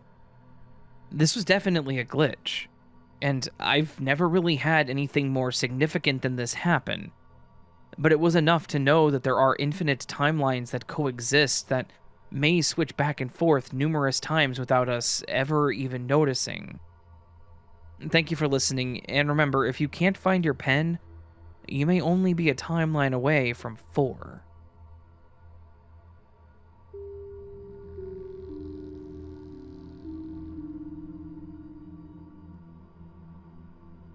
I don't remember when this was exactly, but it was pre-pandemic.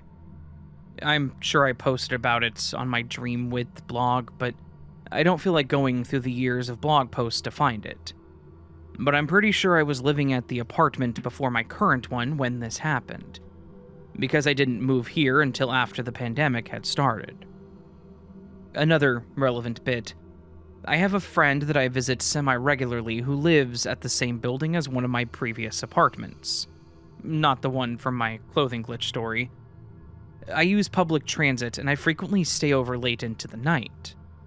The night this glitch happened, I had walked to a bus stop on line 72 by what I think was a gas station if I remember correctly. And while waiting there, this older woman who I thought might have been a drug addict, for reasons that are hard to describe even to myself.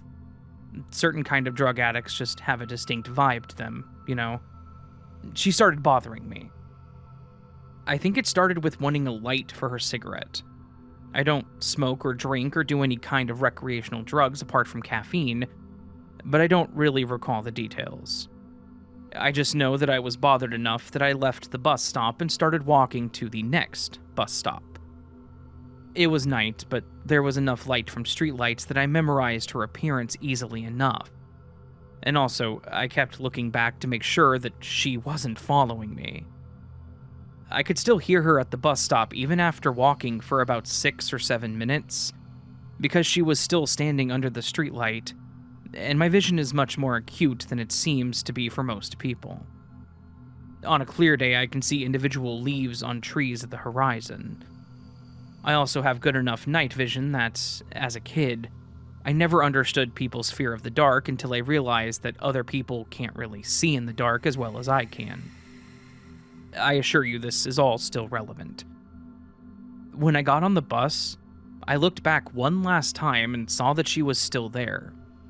Likely one of those kinds of people that hangs out at bus stops despite not needing the bus. Though she was far enough away that I wasn't entirely sure it was her, she wasn't on the bus when I got on. Now for the glitch. The bus gets going and stops 3 stops away. The door opens, and the exact same woman from the previous bus stop got on and walked right by me.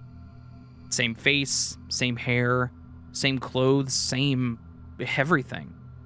Which was impossible. Maybe Usain Bolt could have run that distance in that short of a time and hidden it from me by running along one of the side roads, if that area had had a side road to do that on, which it didn't.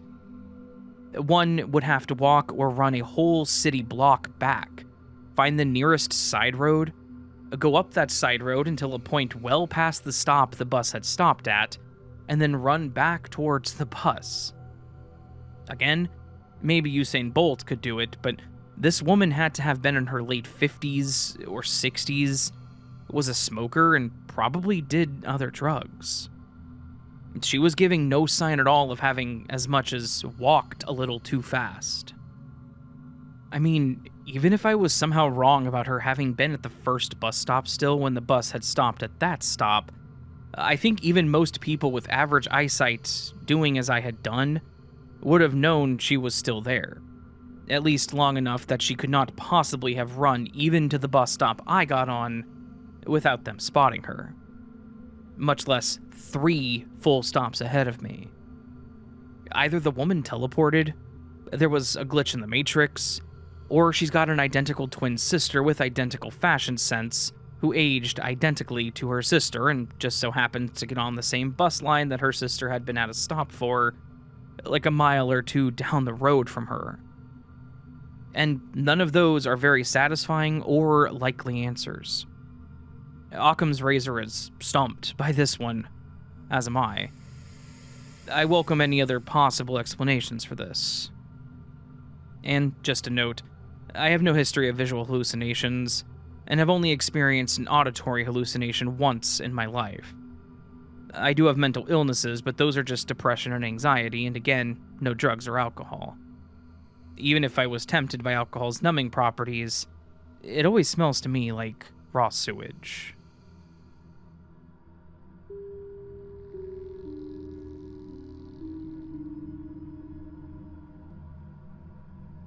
I honestly wasn't sure where I should put this story, the paranormal or the glitch in the Matrix, but I've decided on the latter. Because with things like ghosts and spirits, especially if it's loved ones, I feel that they still kind of adhere to the physical plane's rule to an extent. And that's not the case here. The year was 2012, so I was 17 at the time.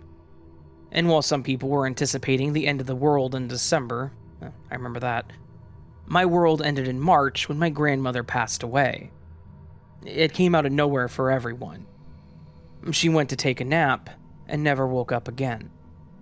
It's needless to say that everyone in the family was devastated, me included. I cried myself to sleep that same night and wound up having a dream about her that gave me some closure of sorts. That's a story for the paranormal side of things, so maybe I'll write that at a later date. Let's fast forward to May of the same year. I, along with my mom and sister, were living with my great-grandmother, the mother of my grandmother. The house she lived in was old, I think. I'm not 100% sure how long she lived there, but I can say that she lived there for about half of her life, until she died at the age of 83 in 2013, 1 year after the death of her only daughter. The house was small, but cozy. Its side yard was even smaller, yet just as comforting, despite how dangerous the neighborhood had gotten over the years. I sometimes liked to step outside for a bit to take in the fresh air. Decorating the area was a swinging bench, some lawn decor, and many pots and pans containing plants. One being a large clay pot containing small flowers of varying colors. And the reason for me writing this story. I will say that I wasn't sure what kind of flowers they were, just that they were small and came in yellow, white, red, and purple. I want to say that they were petunias, and why this is important to tell is because of what happened on Mother's Day. It was the first Mother's Day without my grandmother, but we still planned to make it a happy one. We're firm believers in ghosts and the paranormal, so we've collectively felt that my grandmother was still with us, and would still want us to enjoy the day. So, as I've done a couple times before, I stepped out to the side yard for a bit of fresh air, just looking around, until my eyes landed on the pot of petunias. Only most of the petunias were gone, and were replaced by tall stalks of calla lilies. I stood still and stared at the pot in bewilderment, thinking, wait, those lilies weren't there yesterday, were they? In all my 17 years of visiting my great-grandmother, I've never once seen calla lilies among her plants. I went back inside to tell my mother and sister, and they were also perplexed, as they remembered the pot being filled with petunias the day before. I don't think there was even a hint of a lily growing. While I am a believer in the fantastic side of things, I try to remain a skeptic, and think of more logical explanations first. I thought about crossbreeding and that the petunia flowers just changed into lilies, but that made zero sense for many reasons, such as the fact that petunias and lilies are from different families of flowers altogether, and such method of crossbreeding would be incredibly difficult. My second thought was that a seed or bulb was planted without us knowing. And while that could have been possible, there was one crucial reason why I didn't think this was the case either. The lilies disappeared the next day, and never grew again. At the time, we all believed that the lilies were a gift from my late grandmother, and while a part of me still thinks this now, after hearing so many Glitch in the Matrix stories, I can't help but feel that these lilies were perhaps from a different timeline. Maybe one where lilies instead of petunias were planted. Or maybe my grandmother planted them in a parallel universe as a gift for her mother. Who knows? I'm still wondering to this day. I'm even looking at the pictures we took of the pot now. The thing that gets me is that there were zero hints of the lilies growing there. I looked it up to see how long it would take for a lily to grow and bloom, and it's just not possible. It was like it popped into existence overnight before disappearing the next night. The pot, once again, contains petunias without a single sign of the lily's presence.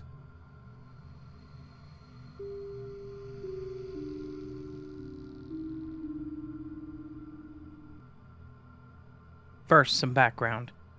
Every year growing up as a child, preparing for Christmas was a huge part of the fun leading up to the big day.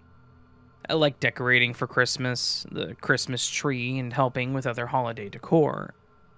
But as a small child, I always felt a touch of sadness while setting up the manger, because the donkey had a broken leg. I can't exactly remember what the pieces were made of, but it was some type of ceramic material, and the bottom half of one of the donkey's legs was broken off, and had been that way ever since my mom could remember. My mom always reminded me, "Don't worry, God loves all creatures," and had encouraged me to include the donkey along with everything else. I'd always taken great care to lean the donkey against the inside of the manger, or against another piece from the manger set, so that it could stand as upright and normal as possible. Fast forward to the day of the glitch. By now, I'm in my early to mid-teens, and at a point in my life where the smaller things like decorating a Christmas tree or setting up holiday decor had become like chores, versus something I looked forward to. With the hustle and bustle of life, no one in the family had set up the manger that year in the weeks before Christmas. So, on Christmas Day, Just having finished opening our Christmas presents and still sitting in a sea of wrapping paper along with my brother, 3 years younger, and my father, my mom went to the basement to get the manger, then handed it to me to unwrap the pieces and set up. When I got to the donkey, I exclaimed, "Wow, Mom, you finally fixed the leg." My mom responded with, "What are you talking about?" And then handed her the donkey, now with 4 perfect legs, and said, "The donkey with the broken leg. You fixed it." Knowing that I'm the house prankster, and that my dad and brother would not have done it, her jaw dropped and face went white as a ghost, and she calmly said, "It wasn't me, that's not funny." From the look on her face and tone of her voice, I could tell that she wanted to believe it was me playing a prank, but knew based on my reaction that I had not fixed the donkey's leg as a prank. Mind you, my dad and brother are the types who can't find the mustard in the fridge if it's behind a single bottle of soda, let alone locate where my mom stores this manger in the inner depths of the basement. And aside from me, my family is just not the type to play pranks, let alone something like this. In fact, they're terrible pranksters, and the handful of times I recall any one of them having attempted even a small prank, it would be over in a matter of seconds with bursts of laughter from whoever was attempting said prank. Nonetheless, after a logical round of "you did it" and "no I didn't" among the 4 of us, all the while maintaining death stare type eye contact without any of us coming close to bursting into laughter, it quickly became apparent to all of us that no one in my family was playing a prank about having fixed the donkey's leg. And it's not like we had other family, guests, or anyone else over to our house that would have been even in that part of our basement, where the manger was kept in storage, let alone to be able to find the manger place and do something like this. Our large basement was cluttered beyond imagination, and my mom kept the manger in a far corner in the basement amidst a massive pile of Christmas paraphernalia, inside a protective box, and with many other boxes and things stored around or on top of it. I even remember how we all inspected the legs of the donkey to look for even the slightest bit of unevenness that surely would have been present after gluing together the 2 broken pieces of ceramic, if not perfectly aligned. But there was nothing. All 4 legs of the donkey were perfect. My mom was extremely touched by this experience.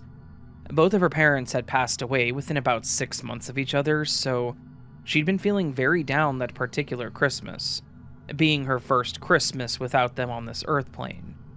In the months after their passing, she had experienced several other signs from beyond, particularly during times where she felt sad or anxious. As a result, she just knew this experience was special, and another sure sign that all was going to be okay. Her other experiences were heartwarming and all very positive, but this one being a shared experience / glitch, and also more concrete, no pun intended, is by far the most spectacular.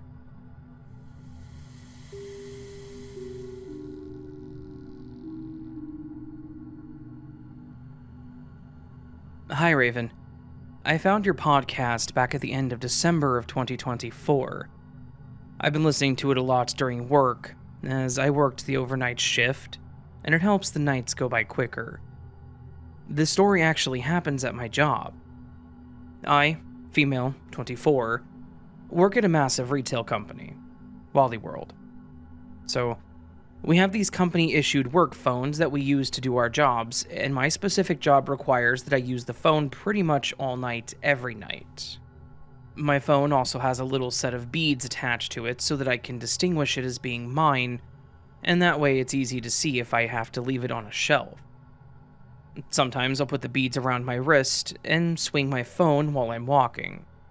This detail is important to the story. Anyway, I was using the phone the other morning towards the end of my shift to work on the reset that I was doing. When we finish resetting a section, we have to scan each aisle location label for each section, so that way it gets confirmed to the spot, and it's easier for the online grocery shoppers to find it, and so you can easily direct customers in the store to find products. Once again, I use my work phone for all of my work functions, and I don't use my regular phone unless my work phone is dead. I specifically remember using my work phone too, because I use a spray to clean the shelves when I do the reset. And if the spray gets in my phone screen, it leaves these little dried speckles of spray on it. I went to my break as normal. I went out to my car, came back inside, and finished confirming the reset. I had gone back and forth between the back room as well to bring the items that were supposed to go to clearance, and then when I was done with the reset, I had to go and help stock in cosmetics. I get over to cosmetics, and my phone is nowhere to be found. I checked in my pockets, I checked in my work bag, I checked all over my work cart, and I even went back to the back room to talk to the ladies who work back there, and they didn't see it. And it was not in the aisle that I did the reset on. So at this point, I'm panicking, because they say if we lose the phone or it gets stolen, it's $500. And I cannot afford to pay $500 to replace a silly work phone. I checked under the shelves. I then told my manager, hey, I can't find my work phone. She just said that she would keep an eye out for it. I told a couple of other people too, and they said that they would keep an eye out and bring it up to customer service if they found it. I even went up to customer service to see if a customer had brought it up, because the store was open at that point, but they had nothing. I kind of gave up at this point, thinking that someone would find it and turn it in, and I would just get it back later that night. I had to give one of my coworkers/friends a ride home from work that day. She also had helped me look for the phone, so she knew what the situation was. We walk out to my car, and she opens the passenger door and looks up at me and says, "Dude, your phone is literally on the seat." I pause, and I look at her and look inside the car, and sure enough, it was on the seat. I freaked out. How the heck did my phone end up on the passenger seat in my car? I know I remember using it because, like I said, it had the little speckles on the screen, and I remember touching them. I also remember doing that little swinging thing that I mentioned prior, as I was going to the back room at one point. I don't really see any way that she could have pranked me. She's not that type of person anyway. She worked in a completely different side of the store from me that night, and honestly, in the amount of time it would have taken her to come from where she worked, all the way over to my area of the store and then back to her area, I wasn't gone long enough for that to happen. It's just not like her at all to play that kind of prank on me, or anyone for that matter. I've had people joke with me before that since I was born in the 3 a.m. hour, I attract a bunch of weird things. I've had plenty of paranormal experiences, as well as experiences with UFOs. Is this just another one of those weird things that I've attracted? If you'd want to hear about my other experiences, let me know. Consider this me letting you know. Anyway, Raven, I love the podcast. Keep it up. Like I said before, it helps my nights go by a lot faster at work, and the stories are very intriguing. It's also nice to know that I'm not alone in this strange world.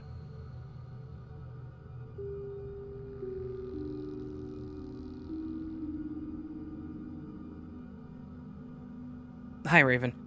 I was thrilled when you read one of my glitch stories on a recent episode, so I thought I would share another one.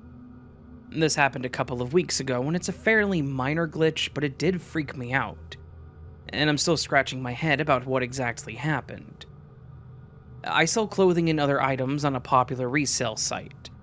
I got a notification that I had sold a dress late on a Friday night, and had planned to ship the item out to the buyer the following Monday. Now, Thursday night, I had injured my foot quite severely.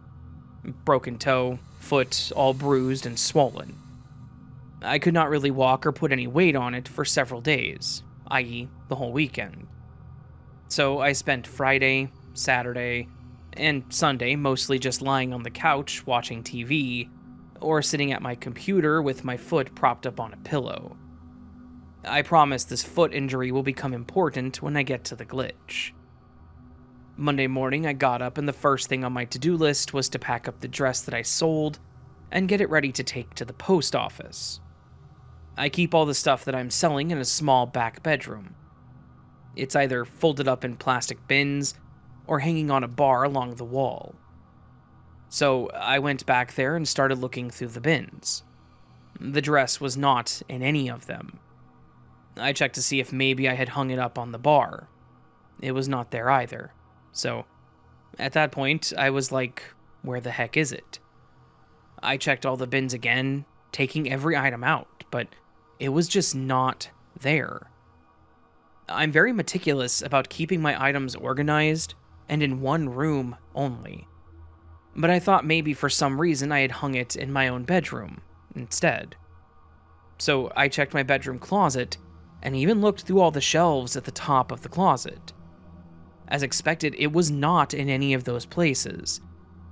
I spent probably 40 minutes looking for this stupid dress before finally accepting that I was going to have to email the buyer and sheepishly tell them that I can't find the item they bought, and that I'll have to cancel the sale and refund their payment.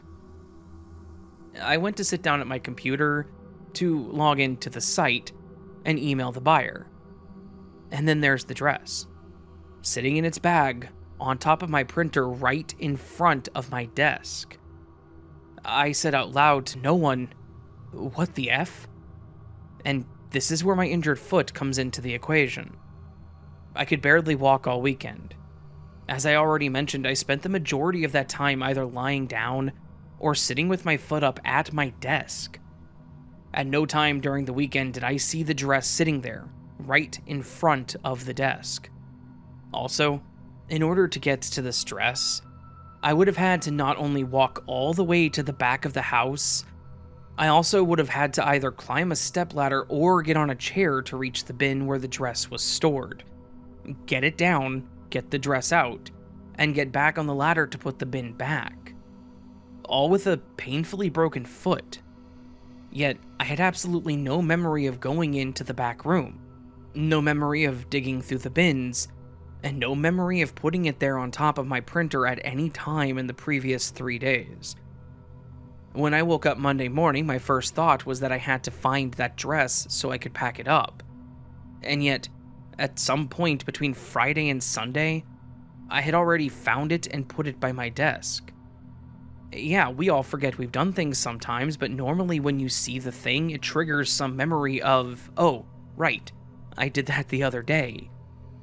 I have zero memory of anything involved with finding this dress, and after racking my brain, I still have no idea when or if I did this. I am a skeptical person, and I always try to find a logical or scientific reason when weird things happen. The only thing I can think of to rationalize what caused this blind spot in my memory is that I was in a lot of pain for most of the weekend. So maybe I grabbed it at some point but was in a brain fog because of the pain, and that's why I don't remember. I wasn't taking any drugs or painkillers that could have messed with my cognition, so it wasn't that. My husband doesn't remember seeing me do it, but he said, "You've been selling on that site for a couple of years, and you always go get the item out of the storage as soon as you see that you've sold it, so you probably just did it automatically without even thinking about it." In my mind, either 1, I completely disassociated at some point during the weekend, 2, I'm losing my mind and/or am in the early stages of dementia, or 3, it was a minor but quite vexing glitch in the Matrix.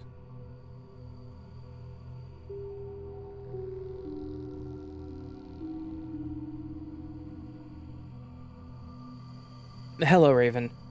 I work as a delivery guy and listen to your podcasts all the time, especially Glitches in the Matrix. Finally, I had enough time to submit one of my own. I'm not a native English speaker, so I apologize for any mistakes. To completely understand my story, I must tell you a few things, which won't make sense at first, but at the end they will. I live in a small town in the Czech Republic. It consists of about 2,000 people. Everybody knows each other well here. And you also need to know that in my country, we typically do shots of alcohol to the dead people to keep the memory and pay respects to them. My story happened a few years ago. It was a time just after high school. None of the boys had girlfriends at the time, so we were hanging out a lot. We used to go to the pub, grab a few beers, watch some sports on TV, reminisce on school times, and have fun together. It's kind of a tradition in our country. We're not alcoholics, it's just the way that it is here.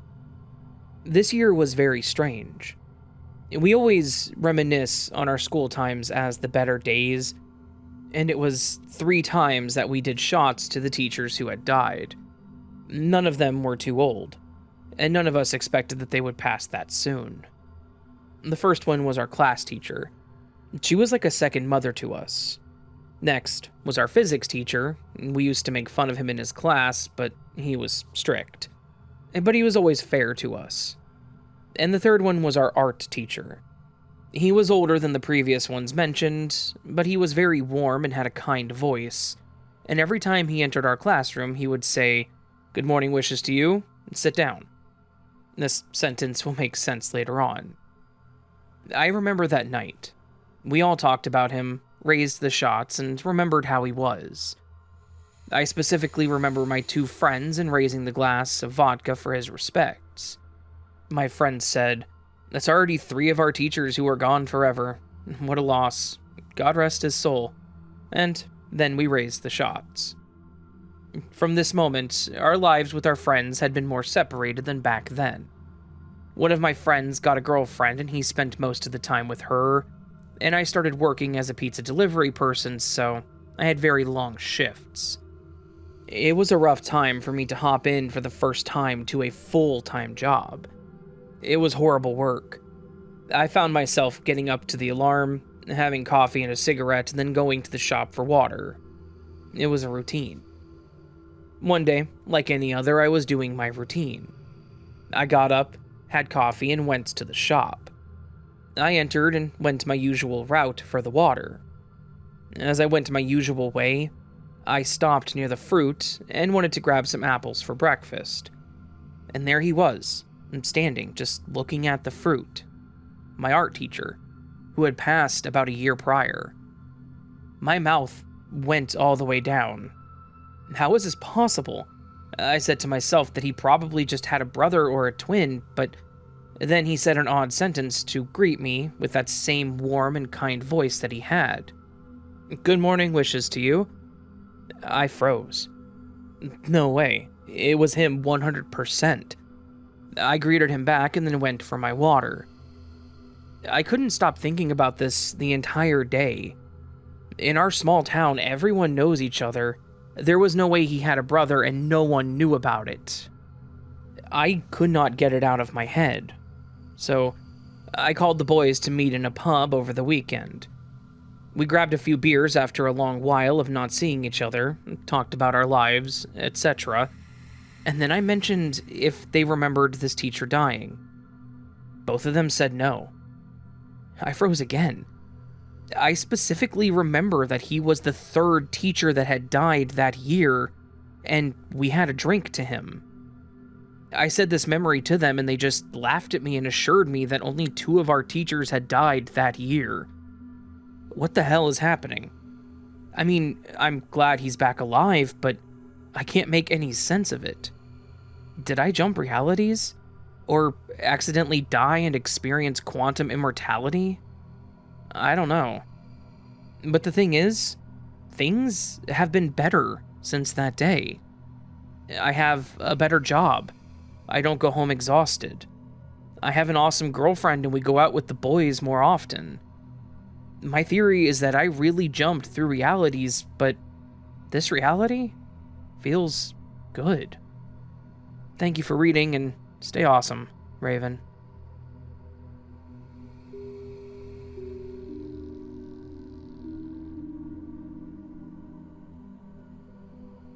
Hi, Raven. My favorite stories that you post are the Glitch in the Matrix ones. I have 2 experiences with this. One was way scarier to me than the other. I'll share the first one. About 5 years ago, my sister, my nephew, and I were traveling to Harlan, Kentucky from Lexington. My sister and I grew up in Harlan and regularly go visit our family and stay with my mom for the weekend. This drive takes 3 hours, pretty much on the dot, with a little extra time if you stop for gas. We head out at 6 p.m. on Fridays after she and I get off work. This particular trip seemed like any other. We spend 1.5 hours on the interstate, and then we get off the interstate at US 25. We get off the interstate at our usual exit, stop for a restroom break, since my nephew was 5 at the time, and continued on a smaller country road. There's the city of Corbin where we ramp off of the interstate, and the next town is Barberville. Usually these two places are a fairly quick drive on a straight road, about 18 minutes. On this trip, it was already dark when we arrived in Corbin and continued driving towards Barberville. It's a very dark road with no streetlights between the two places. I was driving this familiar stretch of road when I started noticing unfamiliar places. I asked my sister if this area looked different to her. She said that it did look weird. I hadn't made any turns. 20 minutes passed and we were not anywhere familiar. There's usually no cell service in this area, so a call to our mom would not go through. Even my nephew asked where we were, are we lost, and if we were getting close yet. I kept driving and talked about how we should have been to Barberville long ago. We continued anxiously, and I was afraid to stop. At one point, I asked my sister if I had zoned out and turned anywhere. I started to doubt myself. She confirmed that I hadn't. We nervously laughed, asking what was going on. I don't think we even saw anything open as an option to stop. Somehow we drove straight for over an hour. Then our surroundings suddenly began to look familiar again. We finally made it to Barberville. We got a call through to our mom and told her what happened. We definitely lost an hour on this trip. We usually get there a little after 9, and we got there a little after 10 on this trip. The three of us experienced this together. Even my little nephew realized that something was wrong. We were all very glad when the rest of the trip was completely normal, and we finally got to our childhood home and our mom.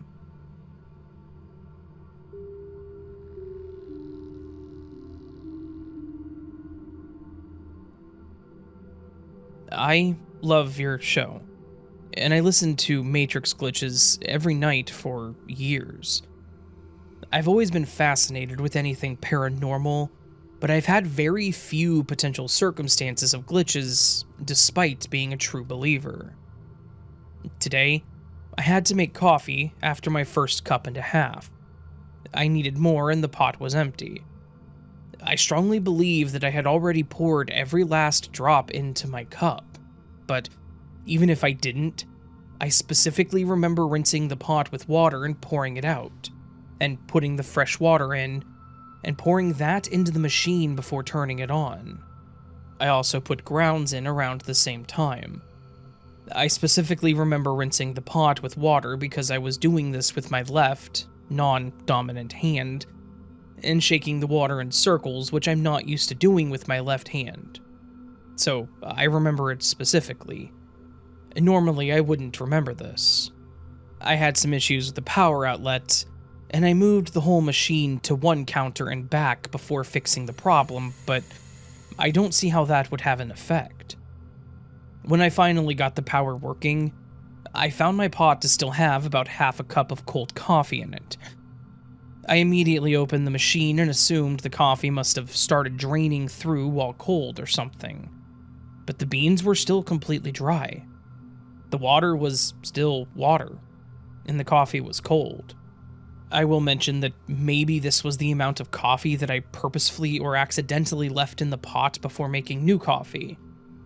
I don't know how relevant that would be, because I still find it completely impossible for that pot to have anything in it besides a couple drops of water. I remember finishing the coffee, and if I'm wrong about that, I definitely remember rinsing the pot. and I know I filled the water up with the same pot.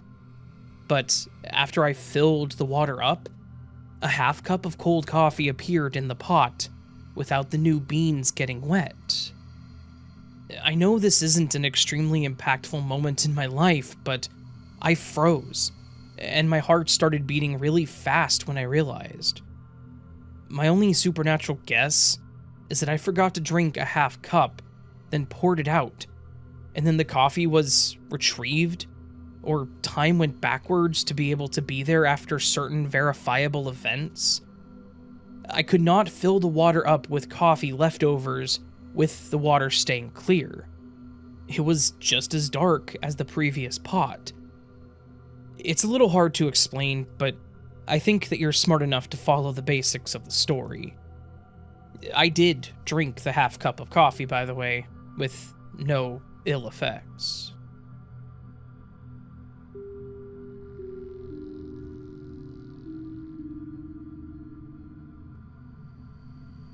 Hi, Raven. I'm a typical long-time listener but first-time poster. I'm mainly posting because you put out a call for glitch stories recently. I should note that this sounds like a paranormal story to begin with, but I consider it to be more glitchy. So, I live in a little haunted house here in Victoria, Australia. It is a typical little miner's cottage. I purchased the land that it's on 8 years ago and rebuilt the college from the ruins of the original stone and brick dwelling. The resident ghost, Henry, originally owned the land and constructed the home. Although a little mischievous at times, he's a pretty chill guy to have around. Nothing he does is harmful, unless you call manifesting as an apparition and frightening the hell out of the neighbors slightly harmful. While I was rebuilding the house, I often worked late into the night. I began to notice strange things right away, like objects being moved or disappearing and not put back where I had left them. Doors that were firmly closed would suddenly swing wide open, and doors that were only closed would be locked from the inside, usually when my partner at the time would go outside, in what seemed to be an attempt to prevent him from returning inside. Just things like that. Although there is a ton of paranormal stuff that happens here, some of which I may submit at a later date, my focus today is on what I would label a glitch, although it may have begun with a paranormal twist. I was in bed one night when I suddenly jolted awake just after 1 a.m. by a loud crashing noise downstairs. FYI, my cottage has a full mezzanine floor upstairs, which is where my bedroom is located. I got out of bed and went downstairs to locate the sound of the disturbance. Once in the kitchen and dining room area, I noticed that an etched wooden picture that is normally located well back, leaning against the wall, on a sideboard in the dining room section, had somehow fallen forward and knocked down a reasonably heavy cast iron bell that I had sitting on the same sideboard in front of the picture. The bell has, or should I say had, a decorative medieval-styled cross for a handle. It was also a functioning bell, in that you could hold the handle and ring the bell. A lot like those old little brass bells that would sit on shop counters. And if you came in and no one was behind the counter, you could pick up the little bell and ring it to get the attention of a server who might be out back in a stockroom. I also recall many years ago one of my school teachers had one on her desk to call the class to order and settle down and pay attention if we got a little rowdy. I was genuinely puzzled, because there were no open windows or doors, indicating an intruder had been inside. There was no breeze or wind that could suddenly blow something down off a shelf, and no obvious reason that I could find as to why the picture, which had been solidly sitting there for a good 12 months or more, would be knocked down. Anyway, the picture had only fallen forward, but remained flat face down on the sideboard. The bell, however, had been ejected from its normal location and had landed on the floor. I bent down to pick up the bell and noticed immediately that the handle was missing, like it had been broken off in the fall. I thought this was strange. For a strong cast iron bell to break so easily, the fall was not high impact. It was only from about 6 feet up and landed on the carpet rug. However, I shrugged it off, and although disappointed that my ornament was now broken, I scanned around the immediate area to locate the handle, thinking perhaps I could reattach or repair it somehow tomorrow. However, to my surprise, I could not find the handle. Now, this is a reasonably weighty cast iron cross, about 6-7 inches tall and 4 inches wide. I searched the immediate vicinity thinking that it couldn't have gone far, but no luck. Given that I was tired and it wasn't urgent, I figured I would go back to bed and just look for it in the morning. The next day when I came downstairs, the bottom of the bell was on the dining room table where I had left it the previous night. After a coffee and my morning routine, I decided I would locate the cross. I conducted a thorough search of the entire dining area. No cross. I expanded the search to the kitchen area. No cross. I started to get annoyed at this. How ridiculous. I mean, where could it go? The total semi-divided room is about 21 feet, or roughly 7 meters long in total, and around 12 feet or 3 meters wide. It has been 2 years since this incident happened, and every piece of furniture has been moved, including the buffet in the dining room and the fridge in the kitchen, etc., in order to spring clean at least twice. And yet, no cross has ever been located. So, a rather heavy and reasonably sized metal, solid cross has just glitched out of existence. I should note that I live alone. My partner did come and stay over occasionally, but he never lived here, and he would have no reason to take the cross. My adult children and a couple of friends or family members are the only other on-site visitors I receive. And I can't think of a valid reason one of them would have to try and pocket an obvious metal cross that belongs to me and make off with it, should they have magically found it. As I'm sure I have informed them all at some stage that it's missing. So, I guess I'll just have to wait and see if the Matrix decides to glitch it back into existence one day.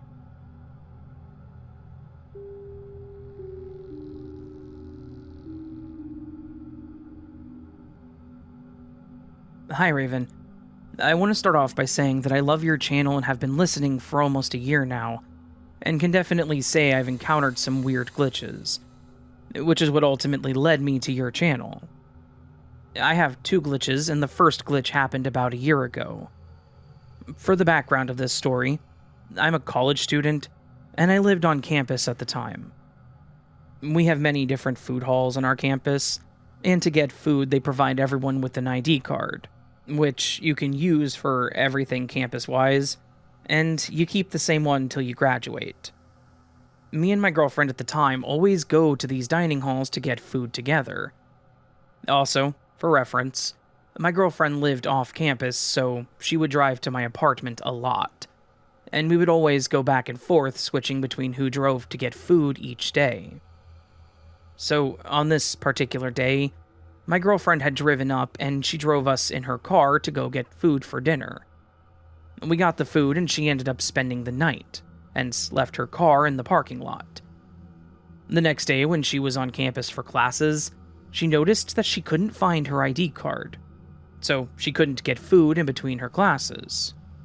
I was concerned, but figured she probably left it in her car, or my apartment, since we had just gotten food the night prior. When she was done with classes, she looked all throughout her car and couldn't find it. And then in her own apartment, even though it shouldn't have been there. Sometimes I didn't always trust her judgment with finding things because she would lose things quite often. So I helped her look. I double-checked her car, and we tore up my apartment looking for this thing everywhere. We even looked in my car thoroughly. even though it would have been impossible for it to be in there as we hadn't used my car since, or when she last had it. We gave up and she thought maybe it would show up somewhere eventually. A week goes by and she still hasn't found it, and I'm driving in my car without my girlfriend. I went to the store to get groceries. I only had one bag, so I placed it on my passenger seat, and then I went to get food at one of our dining halls, and I got the food to go. When I got in my car, I went to place my food bag on top of my grocery bag in my seat, when I noticed a card flipped over on top of my grocery bag. Confused, I flip it over, and I see that it's my girlfriend's ID card. I freak out, in my head, scrambling for how this could have been possible. We checked my entire car, and especially in the passenger seat where she would sit. And again, it wasn't even possible that it was in my car because we didn't use it when she had her ID card last. I don't ever keep anything in my visor in my car, so it couldn't have fallen from that.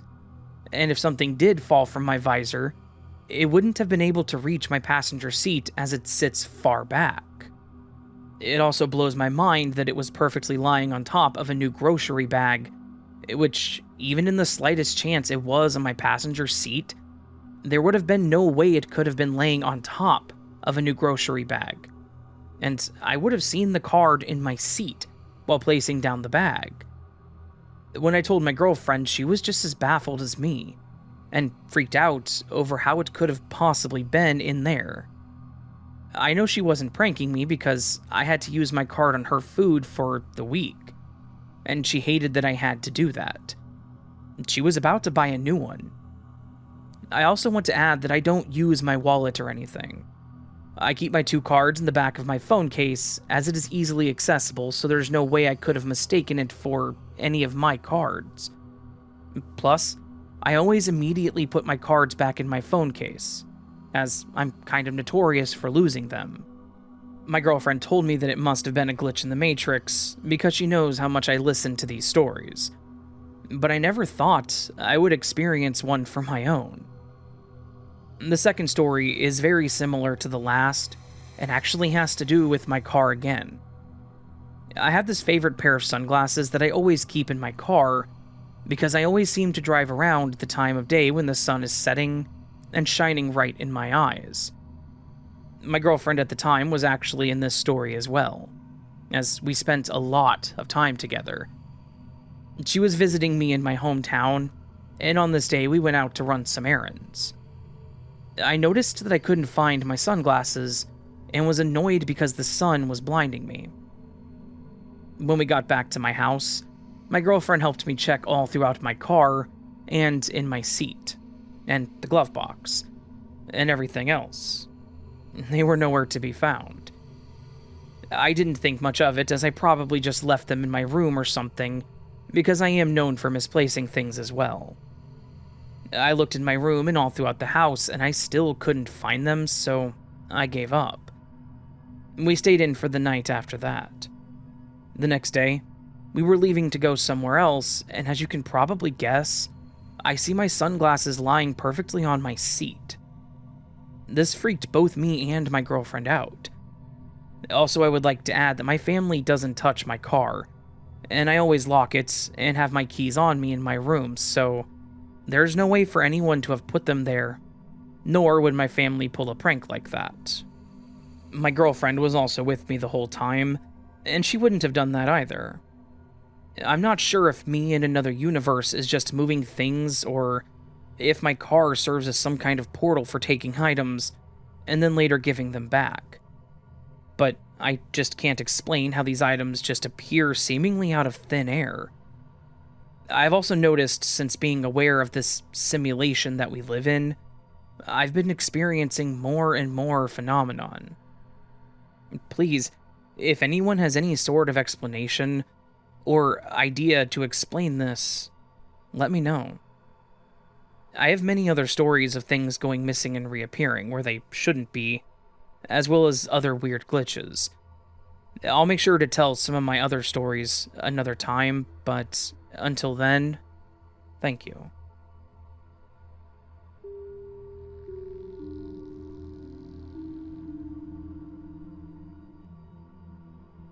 Hi. I found your content when I was Googling around trying to see if I could sort out what happened to me. I'm dyslexic, so normally I would avoid writing anything of length to anyone, but I kind of want to tell people about this. If only so I feel less crazy. I live in an area that was all farmland, but has boomed into a city in the last 20 years, but the farm and marsh areas still fill in whatever hasn't been converted.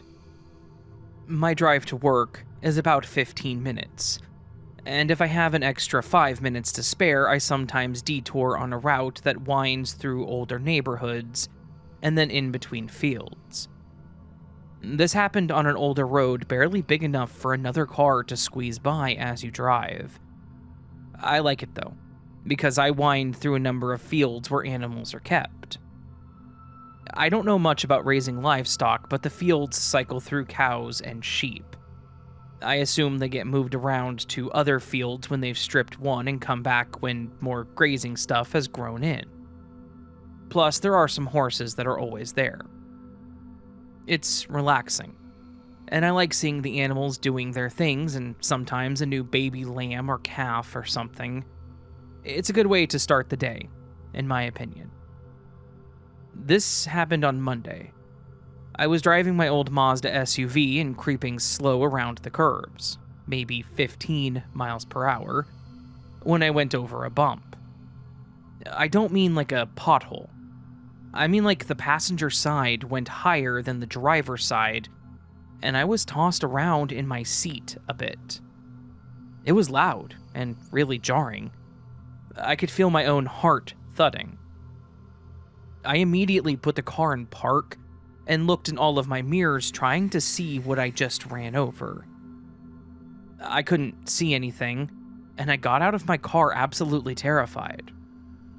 I was sure that I must have just hit one of the animals, or, worst case, a person. I circled behind my car and then all the way around, and then got on my hands and knees on the road and looked under. Nothing. Not an animal, or a branch, or anything. I searched the whole area around the road for a minute, still trying to calm my heart. I admit I was doubly terrified because my bank account is always around 0, and I really did not need this right now. But not only was there nothing, my SUV was totally fine. Even the tires. No damage at all. That's when I realized how quiet it was. I mean, dead quiet. No wind or sounds of animals and birds. I looked over the wood and barbed wire fence into the fields around me, and there were no animals. Not weird out of context. Like I said, sometimes the animals are moved around for a bit, but the thing is that before I had stopped, the field to the right had been teeming with sheep. I had literally noticed the sheep specifically right before I hit whatever it was, because I had noticed some of the sheep had been shorn and had paint on them. I think this is normal. I sometimes see sheep with painted symbols on them. I think it's a way for the owner to mark them for one reason or another. For sure, the field had been full of sheep doing their sheep things. I double-checked my own memory, but I was certain that I was not misremembering from another day. I hadn't even gone in this way for a while. The field is big, with scraggly trees, and a homemade fence outlining it. And there isn't a barn or anything. It's a contained area with nowhere for sheep to vanish to. It had also been a decent amount of sheep. It would have taken time for a whole herd to run off somewhere. Instead, the field was empty, and so was the field on the other side of the road. It was totally quiet. Like nothing in the world was moving except my feet on the road, and the ticks of my engine as it cooled down. I felt super uneasy and weird. I looked around one more time and then climbed back into the Mazda and just sat there for a moment. My water bottle and a few other things that had been on the passenger seat were now on the floor, having been thrown when my car hit whatever it was. After a bit, I started the car and slowly eased my way down the road. The sound, for lack of a better description, came back when I suddenly could loudly hear banging from the train cars a ways down as I approached a train crossing. There's like a train loading station a ways down. Then the sounds of the birds and plants and just the air existing were back. Everything was normal, and I was passing cars and bikers as I followed my route to work. I was late to work. The whole thing took maybe 5 minutes, but when I pulled into the parking lot at work, my car clock said that I was an hour and 10 minutes late. That made no sense at all. I had left early, and should have been on time even with the delay. My first thought was maybe whatever I hit caused, like, an electrical issue. I knew my car clock had been correct because I had literally reset the time the day before because of daylight savings. I checked my phone, and my phone confirmed I had lost an hour somehow. Confirmed again when my coworkers joked and asked if I had slept through my alarms, but I hadn't. I drove the same way home that day, very slowly and cautiously, and the only thing of note was that the sheep were in that field just like they had been. Nothing was wrong at all. I'm just kind of confused. I've even checked the local news repeatedly throughout the week in case there was some kind of article about something being hit by a car there, or something, but there isn't anything. I just don't know what to think.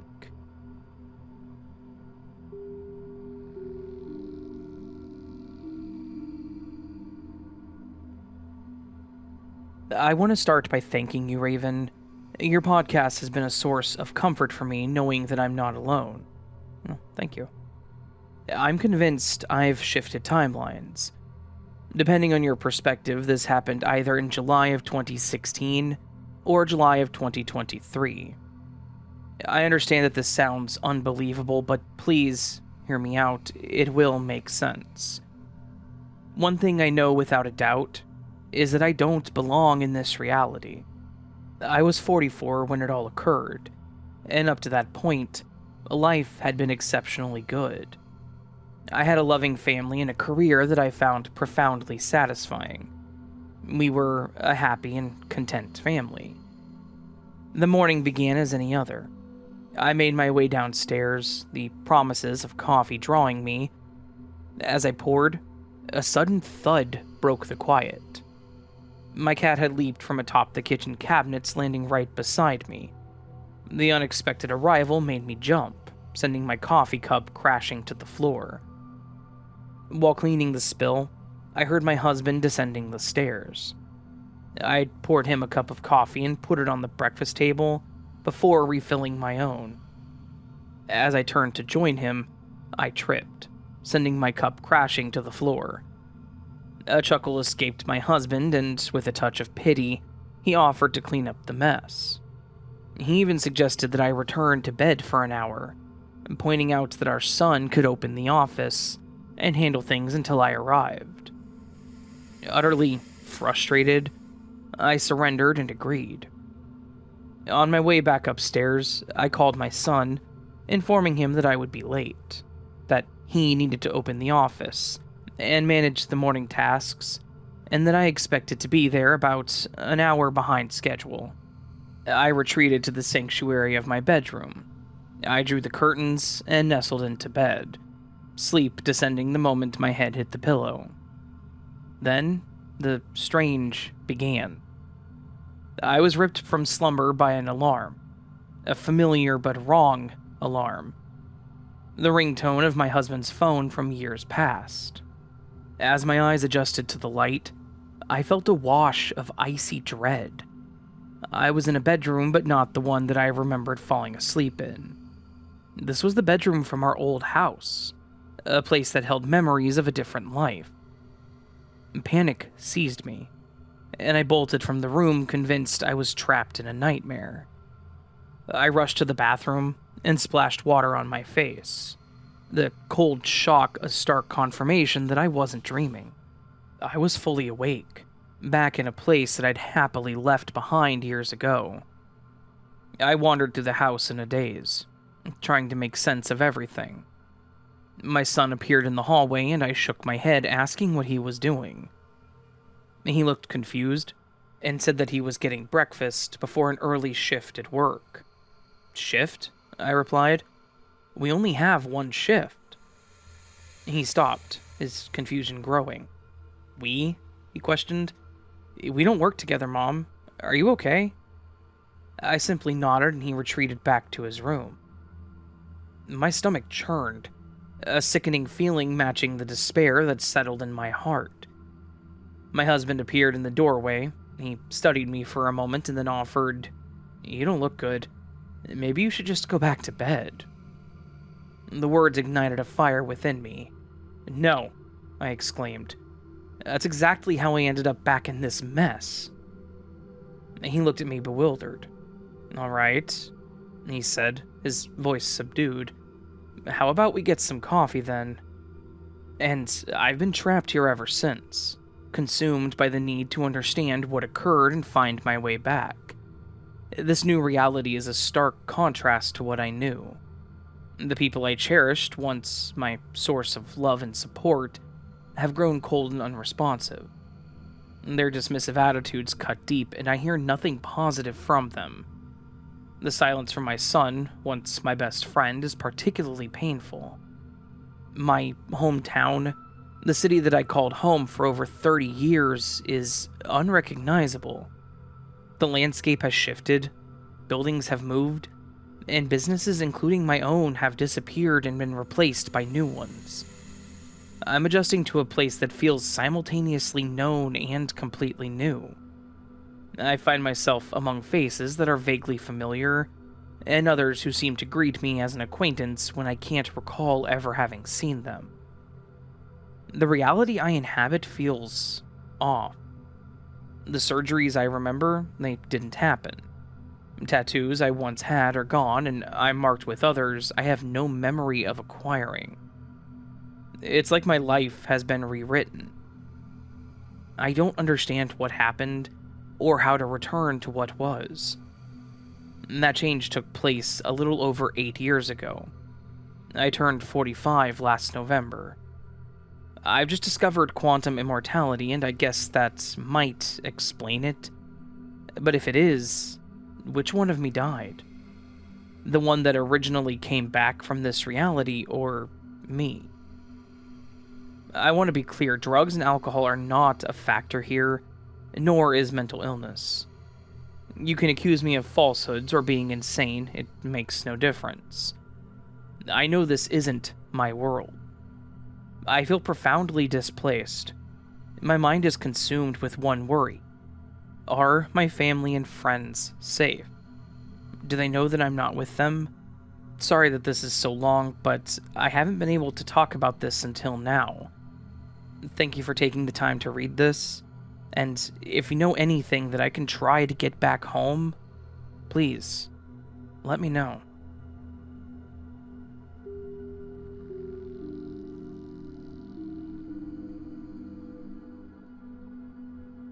This is something my mother brought up to me recently. She's never believed in glitches in the Matrix, parallel realities, time slips, or the simulation theory, but while cleaning out some cabinets and drawers, she discovered something that made her stop in her tracks. It was an old CD from the 90s. The artist in question was a lady named Kimmy Sue Tate, and the hit single was called Romeo. Several well-known country artists were featured on the record, like Pam Tillis and Deanna Carter, and underneath the album cover was a generic note with no signature that read, "Hey y'all, thanks for making Kimmy Sue so successful. It was an honor to be the first African-American female country artist ever to receive a Grammy." I found an old CD player and turned it on. We both recognized the song. So I tried looking it up on my phone, but the only artist I could find anywhere who ever performed this song was Dolly Parton, not Kimmy Sue Tate. I looked up Kimmy Sue Tate and could not find anything significant about her. And most recently, we learned that Beyoncé took home the Grammy for the first African-American female country artist. And she recently sang on stage with Dolly. But no one ever mentioned Kimmy Sue at all. One other thing of note, on Dolly's record, Pam Tillis was featured, but not Deanna Carter. My mom also found a picture of herself with the former hairstylist who we were once close with. But over the years, life got in the way, so we all just drifted apart. Anyway, she and I and the hairstylist, and her son, and another lady and her baby were all sitting on a large metal porch swing. I was maybe 4 or 5. And to the left of the swing was another lady with a drink in her hand, wearing a t-shirt with guess whose name. Yeah, Kimmy Sue Tate. We were both freaking out by this point. Who is this singer, and why can't we find anything about her? My mom asked around, and so did I, but nobody has ever heard of this woman. But we have proof that she existed. How? And where, though? My mom messaged her friend on Facebook and took a picture of all of our evidence, I guess you could call it. And she just sent back some question marks, and even asked us who the other ladies were. My mom said that she couldn't remember either. Our friend said that she had never seen either of them before in her life, but my mom said the only night she remembers seeing them was at this particular cookout. We were both stunned. My mother immediately put the CD away and just sat there. But it left me wondering, did our family switch timelines? Or did Miss Tate get pulled into another one? Did we glitch into another timeline for a while and then come back here? I guess we'll never know.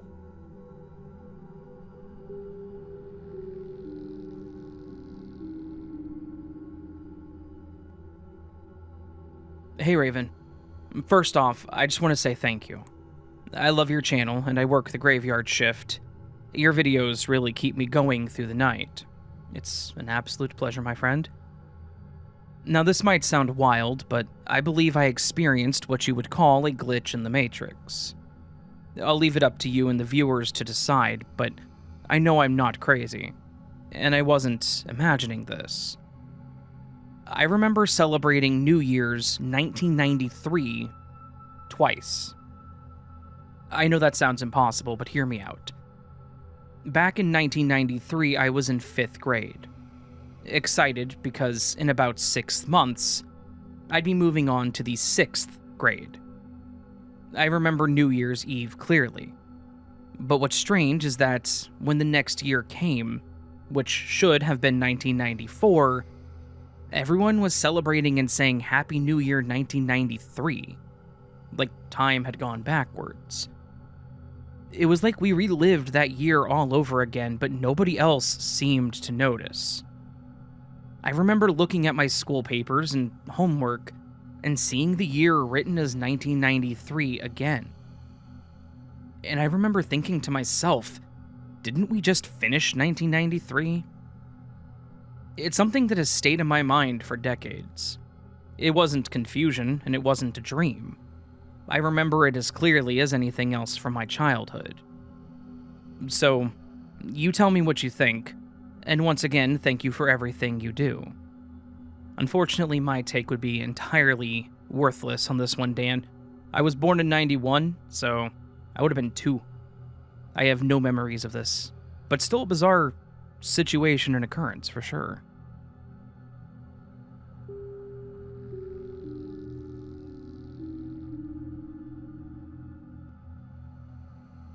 This is a significantly confusing event that I cannot possibly deny or explain. It's also not my first glitch, so I'm much less likely to dismiss things like this when I experience them. I was at a botanical garden with some friends one night. They do a Christmas light show there, so it was dark out, but everything was lit up more than enough for me to have a clear view of my surroundings. My friend, who I'll call E, and I were coming up on a bend. Right after the turn, there was a beautifully arched tunnel made completely of lights. Right before it, I immediately noticed a very large white boat directly to the right of the sidewalk. Now, something very, very important to note is that I grew up exploring this place. My mom worked there for most of my childhood, and as an only child of a single mother, I found myself wandering the property almost as much as my own yard. I climbed every tree, found every secret spot. I know that place like the back of my hand. So, as they did add new things and displays over the years, they would stick out to me like a sore thumb every time. I was especially surprised to see this boat because, while the property was right on the edge of the bay where there are lots of boats and a nearby marina, this boat was not in or directly next to the water. It was far enough on land that it would have had to have been deliberately towed out there on a trailer and dropped directly onto the ground. It also looked very much like it had been recovered after once sinking into the bay. It was beat up, the faded paint was peeling from the splintering wood, and it just looked long since abandoned. I thought it was really cool, sort of like a shipwreck display.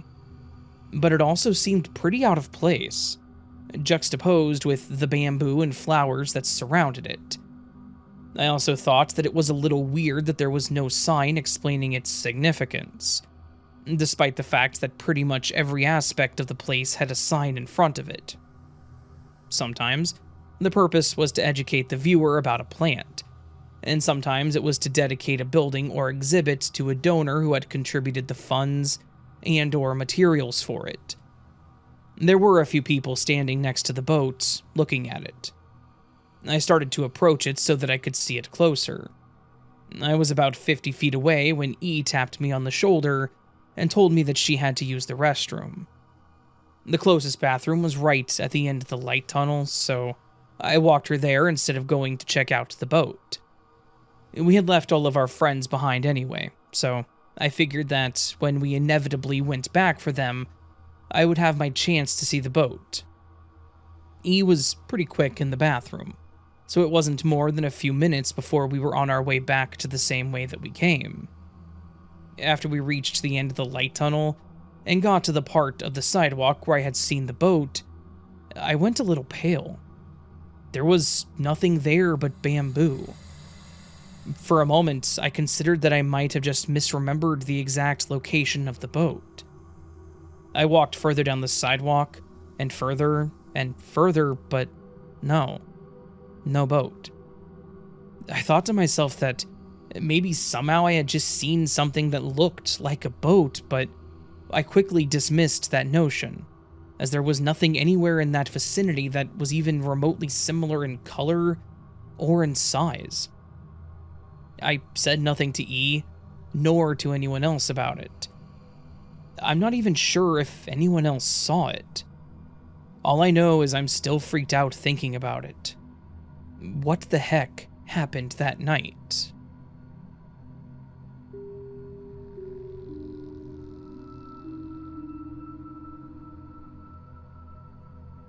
Hello, Raven. I've been an avid listener to your stories for a year now. I never expected that I would write a glitch story, but it feels absolutely weird, and I haven't forgotten about it days later. It happened last weekend. It was a relatively mundane Saturday morning when my aunt called me for an unexpected errand. I had to rush my breakfast and put the bread and stuffing in the oven toaster. I always set it on my usual timer, which is 5 minutes. At the same time, I decided to take a bath since I have to go outside to accomplish that errand. I always take a bath on my usual duration, which is around 10 to 15 minutes, and expect the toaster to be done by then. After bathing and checking the toaster, to my surprise, it still turned on with 10 minutes left on the timer. I was shocked. I was alone in the house at that time, so there was no chance that someone pulled a prank on me. I was genuinely baffled because it broke a lot of the usual stuff that I expected things to happen. It wasn't overcooked or turned into charcoal, and there had definitely been at least 15 or more minutes since I turned it on, and I ate it just fine. A small detail I can vividly recall is that I heard a popping noise inside the toaster as I looked at it in shock after bathing. I've used the toaster a number of times after that incident, and it's been totally normal since then. I don't know if there's any side effects of eating a glitched breakfast, but I genuinely freaked out. I've yet to know if this leads to other different things that change in my timeline. Surely it couldn't have only been the toaster event and nothing else. I believe our reality is a lot more complex than what we are able to see. If there are more future glitches in my reality, I'll be happy to write them to you. And thank you.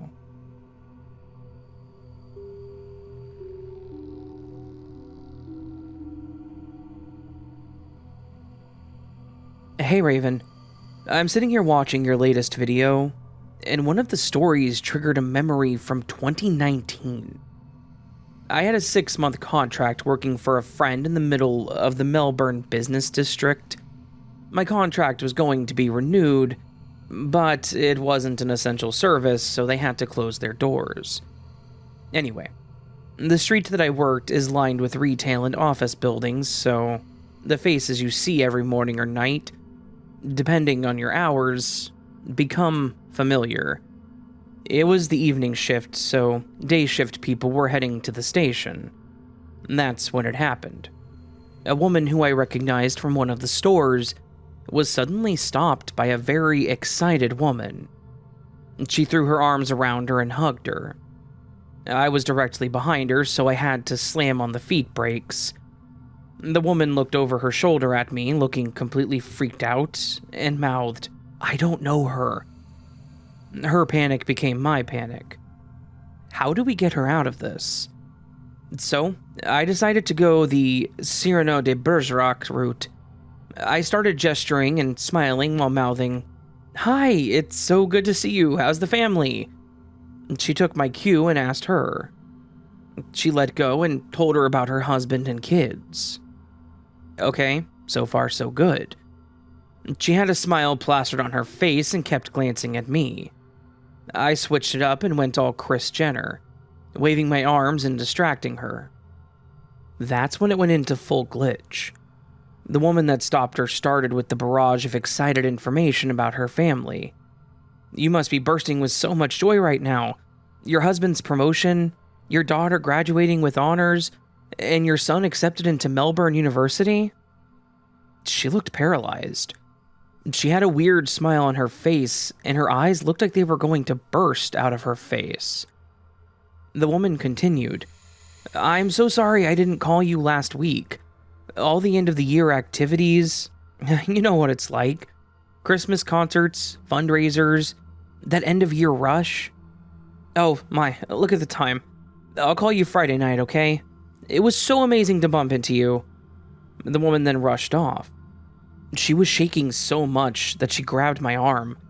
I have absolutely no idea who that was, but she knew everything about my family.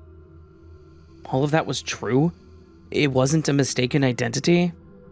She shook her head. "Do you want to come to Starbucks with me? I'll buy you a coffee to say thank you and calm our nerves." "I can't, I have to work, but I'm working day shift the day after tomorrow. Meet me here and I'll buy you that coffee." So I met up with her. She could not work out who that woman was. She never got a call. Unfortunately, the pandemic kicked in, and we never saw each other again. It's a shame. We could have been really good friends.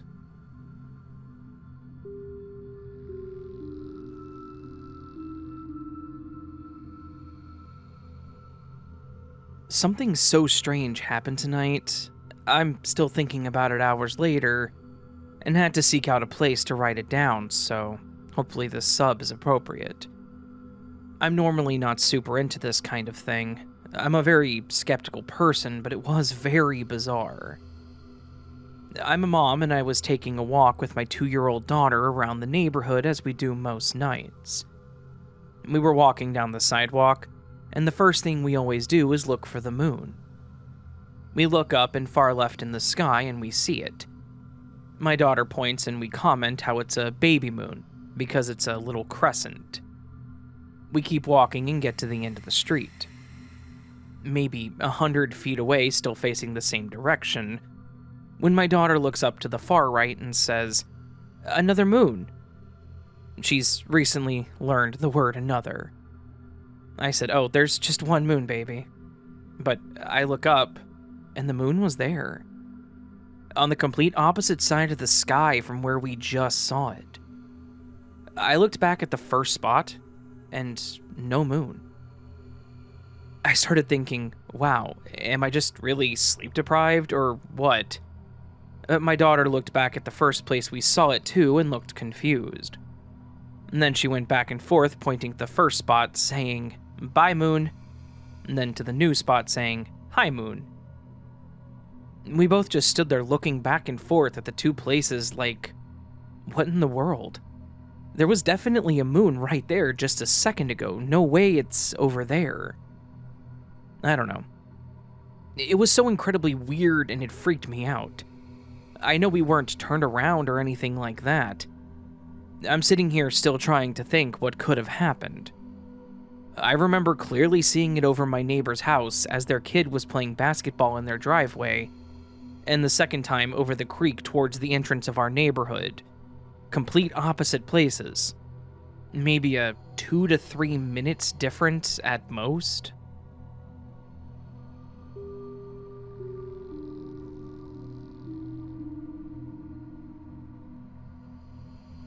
Hello again. I hope you and patients are doing well. I'm in a semi-permanent state of confusion now. It seems that every time I turn around, there are more glitches and Mandela effects happening to me. I don't have a theory, yet, about how glitches occur, except that maybe there's a general breakdown of reality. Be it all of reality or just mine. I quit drinking almost 20 years ago and don't partake in any substances that would cause a mental break. So I'm going with all the reality is glitching out. Or maybe the barriers between the timelines are disintegrating. My experiences with Mandela effects have me leaning more toward quantum immortality as their cause. Maybe the two phenomena are connected somehow.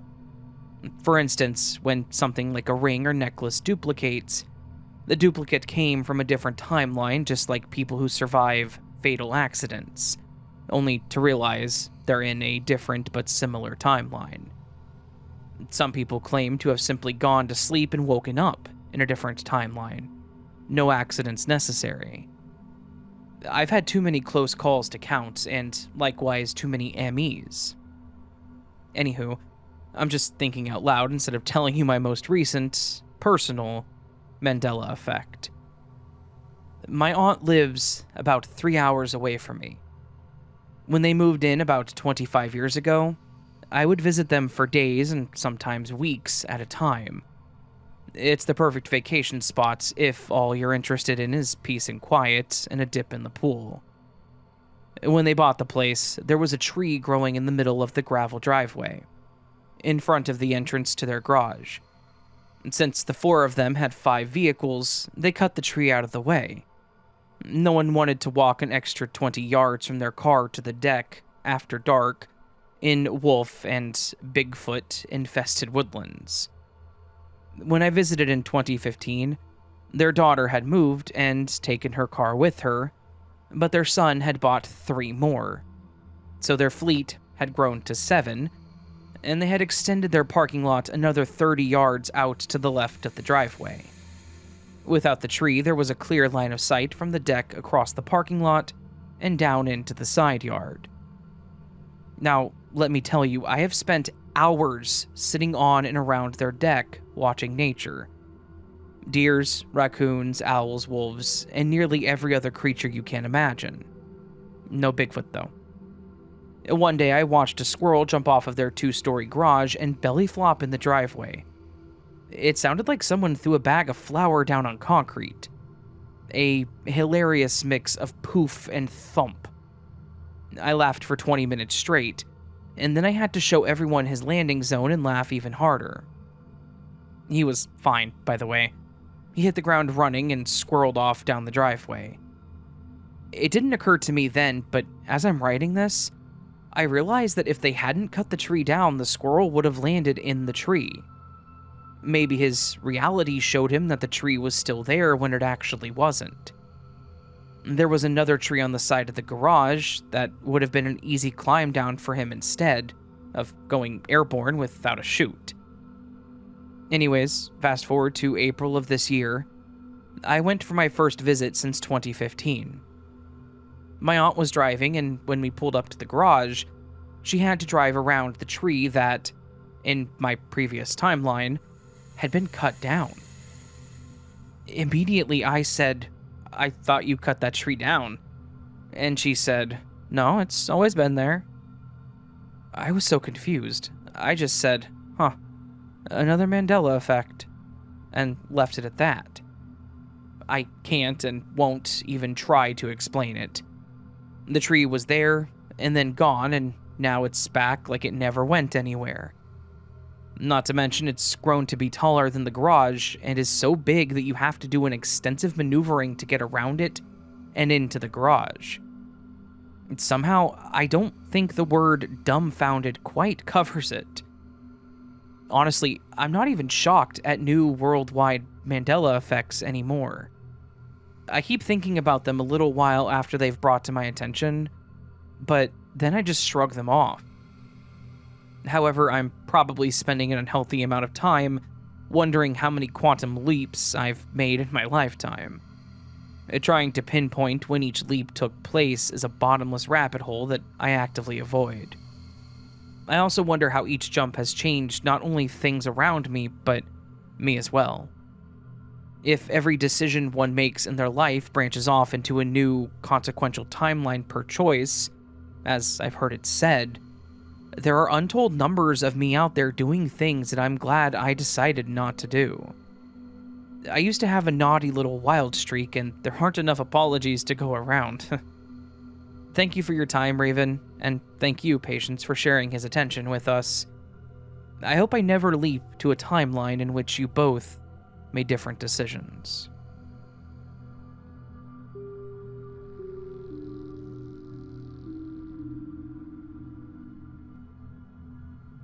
Hi, Raven. First off, I wanted to say how much I love your stories. I've been listening to your videos to fall asleep, and they always do the trick. But on to the glitch. This literally just happened a couple of weeks ago, and it's still so funny and baffling to me. I had asked my grandmother to get me from school and drive me to Target, so I could pick up a gift for my boyfriend. While shopping, I remembered Father's Day was in 2 weeks, so I decided to get my dad a little gift. I found the perfect gift for him, a bright red and green hot sauce plushie in the middle of the stuffed animal aisle. Well, my dad loves hot sauce and plushes, so I bought it immediately. I got back into my grandpa's car and we started heading home. In the car, my grandpa started talking about how him and my grandma were going to move to another state, more than 10 hours away, towards the end of the year. This information was so sudden and shocking to me that I started to cry. My grandparents had only ever lived around 5 minutes away from me my entire life, so the realization that they were going to be gone soon was jarring and made me very emotional. I used my dad's gift to dry my tears because there were no tissues in the car, and it was soft enough to use against my face. My grandpa calmed me down, saying how, since I'm going off to college soon anyways, I wouldn't even notice they were gone since they would be back for Christmas and summers, like me. And that made me feel better, so I stopped my tears and asked my grandpa if I could drive the rest of the way home. I'm making it my goal to get my license before college, and my grandpa always lets me practice in his car. This is where the glitch happens. I gently sat my Father's Day gift and the thing for my boyfriend in the back middle seat of the car, and switched seats with my grandfather. Only he opens the driver's side door to get to the passenger seat, while I climb over to the driver's seat still being in the car. Then I start my drive home. On the ride home, my grandpa asked me what I got from Target. I explained to him that it's in the back seat, but he says he doesn't see it. He's pretty old, so he probably doesn't know what to look for, so I clarify, saying, "The red and green hot sauce plushie in the middle seat." My grandpa's still very confused, so I tell him I'll just show it to him when we get to my house. Meanwhile, I'm more confused, wondering how he could miss something so obvious. It's such a strange plushie with obnoxious coloring that it would be hard to miss. Around 2 minutes later, I pull into my driveway and go get my stuff from the back seat, when I realize that the Father's Day hot sauce plush is nowhere to be found. Where it should be in the middle seat is just empty space and the gift I got from my boyfriend. I start looking around the car frantically, when my grandpa suggests that maybe I left it at Target. I explained to him that it couldn't be possible, as I remember drying my tears with it on the way home from Target because of him talking about the big move. Something clicked in his brain, and he realized that he had indeed seen it while I was crying. He also remembered that I had set it in the back seat when we switched spots in the car.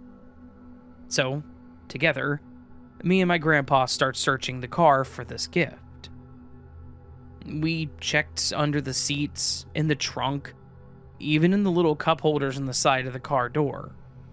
Everywhere, but we could not find it. We get back into the car and drove back to the place where we had switched seats, because maybe it had fallen out of the car through the doors when we had switched. We looked all around the area and could not find it anywhere. I gave up at this point and just drove back home, telling my grandpa that I would go back to Target to buy a new one later. This whole thing confused me throughout the rest of the day. Again, I have to point out that this was a bright red and green hot sauce plush. Something very obscure with loud colors. Extremely hard to miss. I like to think of myself as a logical person, and the most logical thing that I could think could have happened was that the plush fell out of the car while my grandpa and I were switching seats. But that would be nearly impossible. The plush was in the middle seat of the back, nowhere near any of the doors that opened. Also, if it had fallen out, either my grandpa or I would have definitely seen it on the ground, since, again, I'm emphasizing how hard this thing is to miss. I might have chalked it up to me being crazy, and that I had never actually put it in the back of the car, but the assurance from my grandpa that he had indeed seen it in the back seat as well made me absolutely positive that it had to have been there. It's as if it had just vanished into thin air.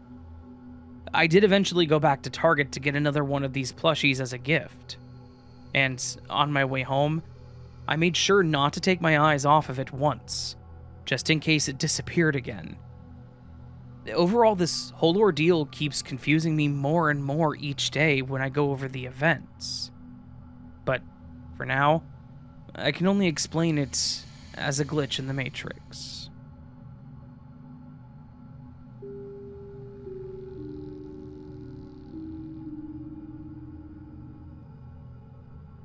Hello again, and here is another weird story from my youth, around the time when I was still in college.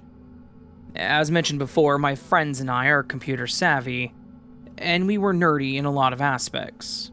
Information important to the story. The story takes place in May of 2013. It was a Friday and we didn't have a class on campus, but my friends Josh and Angel came to pick me up from my apartment without warning, to go spending some time looking at parts at this computer store that had just opened up a new location across town.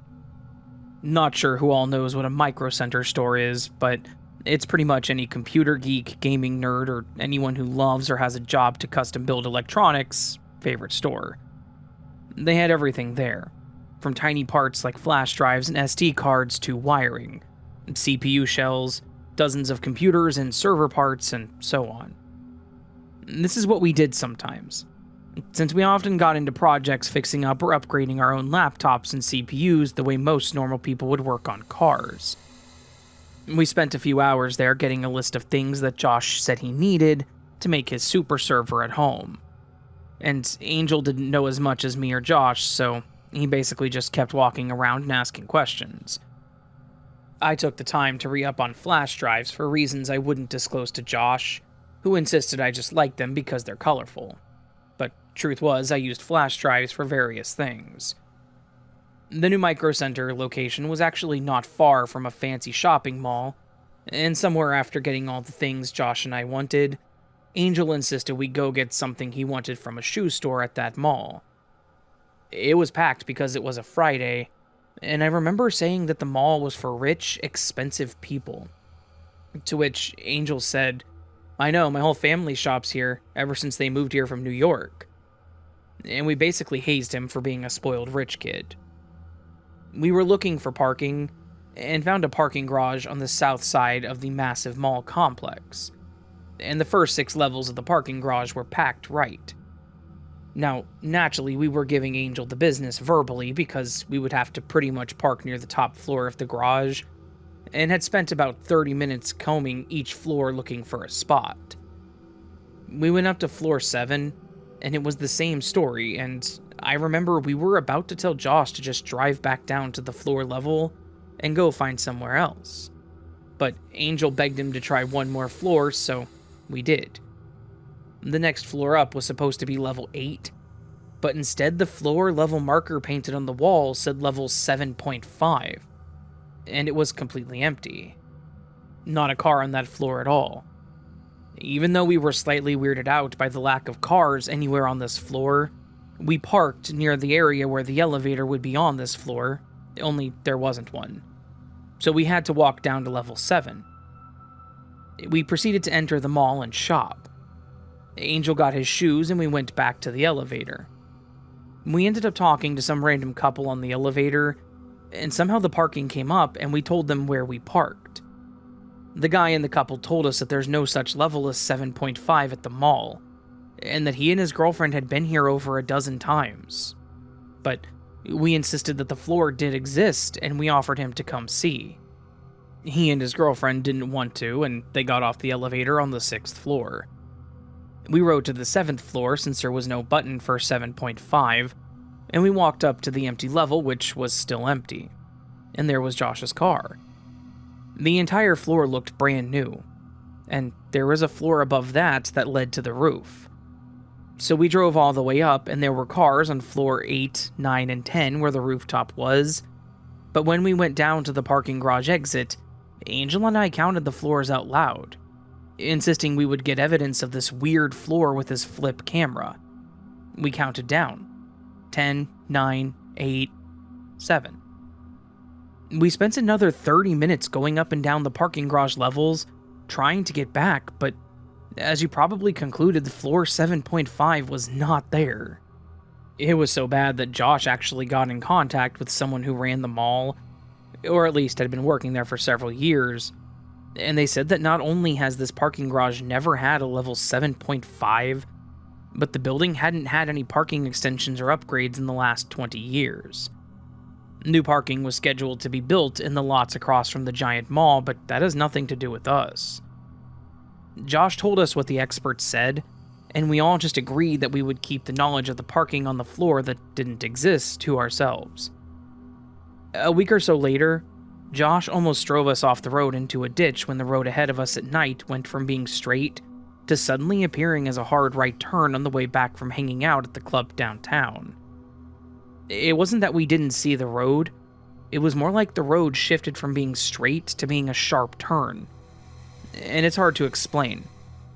But the best way I can put it is that the road flickered, like a bad image, and just changed. It was so bad we got out of the car and looked around, and the road did indeed have a turn there. None of us drink, none of us smoke, and none of us were tired or delusional. But, yeah. Those are 2 of the glitch stories for now, and if my wife gives me permission, I'll share more.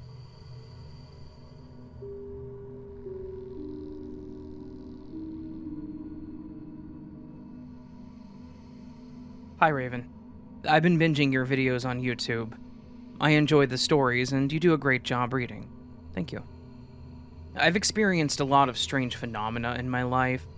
Everything from poltergeist activity to UFOs, and lots of stuff in between.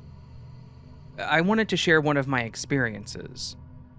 I'm not sure if this qualifies as a glitch, but I'm unsure of how else to categorize it. The story may seem convoluted, but all the parts of the story do go together. I'm currently 54 years old. When I was around 7 or 8 back in the late 70s, I was at my late cousin's house playing in one of their rooms. My cousins were a little older. The boy was a year older than I was, and the girl was 3 years older. They told me that there was this game they had learned from their friends at school, and they wanted to try it on me. It was called Knockout. These days, there are lots of dangerous challenges and trends on social media that kids try, like Tide Pod, for instance. But these sort of things are not new. Even back in the 70s, we had our own reckless trends that spread around, albeit more slowly. It went like this. A person would count to 3, take a deep breath and hold it in. And then another person would stand behind them and pull in hard on their stomach, like a sort of Heimlich maneuver. This would cause a loss of consciousness. They had already tried it on each other, and it didn't work the way it was supposed to. They wanted to try it on me to see what would happen. It was dumb, but I agreed to do it because, at that age, I didn't see the possible danger. After all, they had already done it, and it didn't hurt them. So, I counted to 3, inhaled deeply, and held it. Then my oldest cousin put her arms around me and pulled in hard on my stomach. I was immediately somewhere else. Instead of my cousin's bedroom, I was in a small meadow. It didn't feel like a dream. It all seemed completely real. It was a sunny day. To my left, there was a tall hedge that went straight ahead into the distance. I couldn't see over it. The land sloped downward from the hedge so that the land was lower off to my right. The grass was green, and in the middle of the meadow was a mature, deciduous tree. It seemed completely natural for me to be there. I could not remember anything before then. I had no memory of my cousin's bedroom or of anything that had happened in my life up to that point. This place and this moment was all that I knew.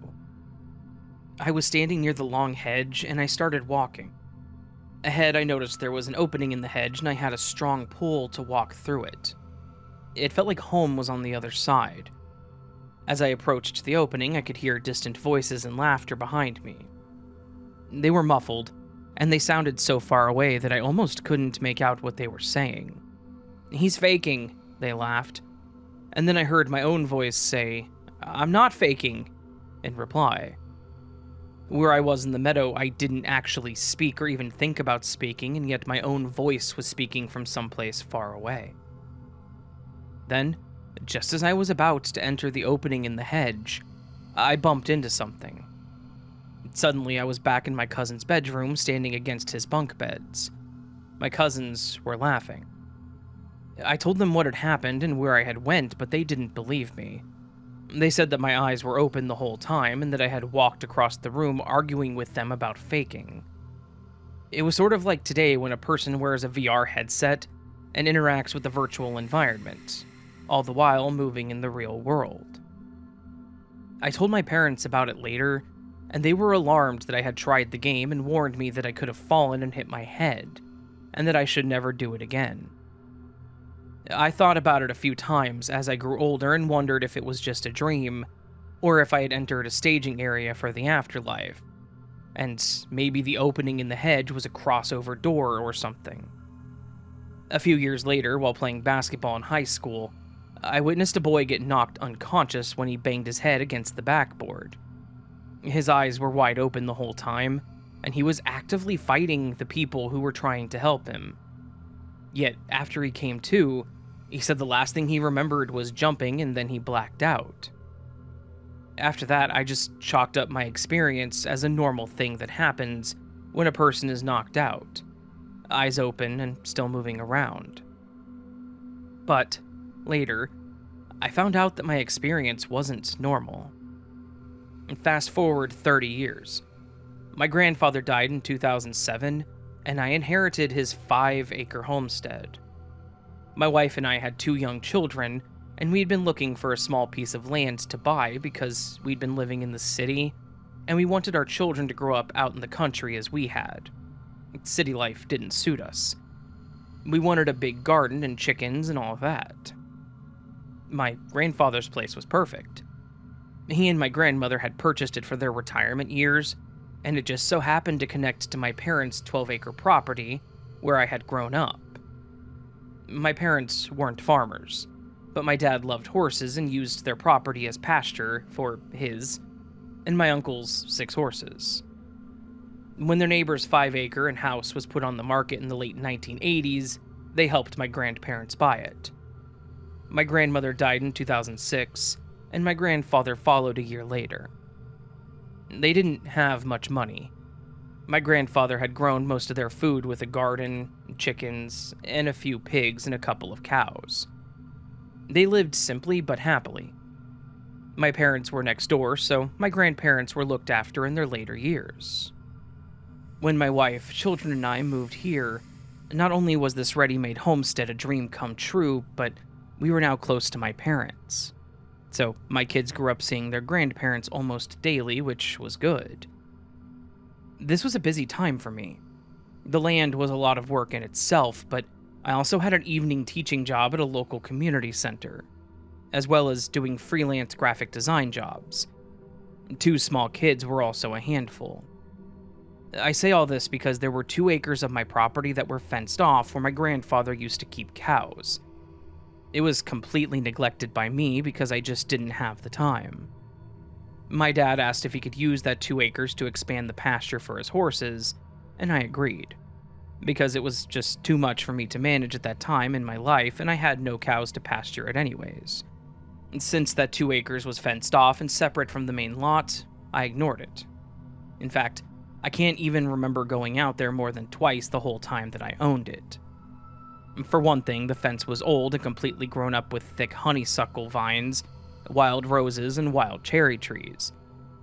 I couldn't even see into the field during the warm months because the vegetation covering the fence was so dense and high. 14 more years pass. In 2021, my children were now old enough to look after themselves. I was laid off from my job and was going to take advantage of this extra time to focus on utilizing my homestead to grow more food.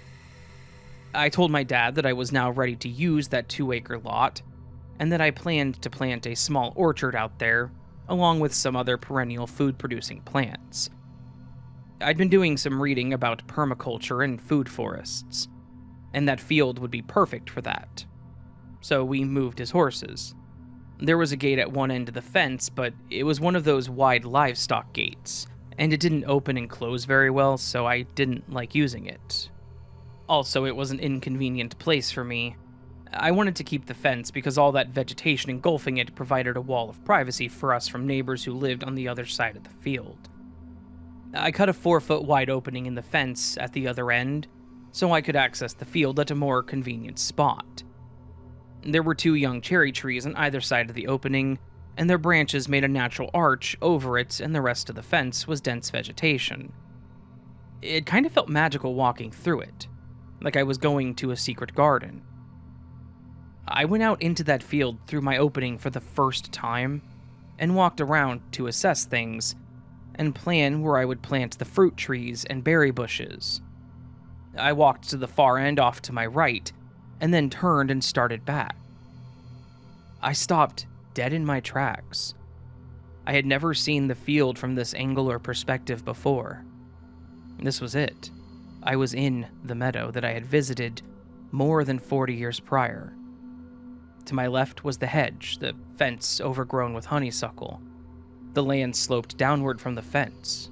The grass was green. And ahead to my right, in the middle of the field, was a lone oak tree. I slowly walked along the hedge toward the opening I had made to get in. My home was on the other side. My whole life, I had occasionally thought about what I experienced as a child, and wondered whether it had been a dream or if I'd had a near-death experience. But as I stood in my field in 2021, I wondered if I had experienced a moment in my future.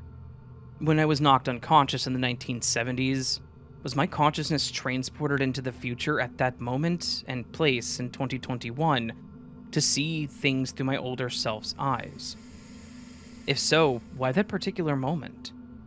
What made it so significant? Furthermore, was it even that moment at all? Since that day, I've stood and walked in that same spot many times. Was I perhaps seeing a time even further into the future when something significant would happen? The land has changed a little since then. There are now garden plots and little fruit trees out there, so it no longer looks exactly as it did when I saw it in my vision as a child, or when I saw it in 2021. This leads me to believe that the moment of realization in 2021 was the time. Yet, it seems like such an uneventful and unimportant thing to foresee.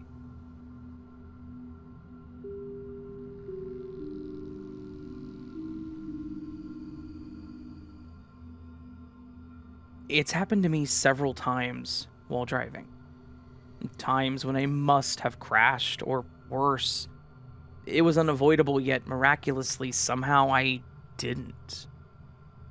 Once, I was driving straight at a three-way intersection with my child in the car. I was on the street going straight with another street ending perpendicular at the one that I was on. There were no stop signs, so the street going straight had the right-of-way. A car turning onto the street from the other would have to yield. Noticing I had the right-of-way, I didn't think about it. Just drove straight through the intersection, only slightly distracted because I was talking with my son in the car. I was about to pass the street meeting mine on the right. Except that, too late, I saw another car come through the intersection on my right and turn toward me, attempting to make a left-hand turn, but right where I was. It was clear the driver hadn't slowed to see if a car was going through. They just plowed through to make their left turn as they would if another car was not there. At the rate of speed that each of us was going, and as close as our cars were to one another, I could see that it was inevitable that we were going to crash. I hit the brake, but there just wasn't enough time to avoid the collision. I was literally about 3 inches from the middle of the other car that I was going to T-bone it. As I braced for impact, nothing. My car hadn't yet completely stopped, but the other car was suddenly way past me. Like I said, doing all I could to try to avoid the crash, it was impossible to not collide.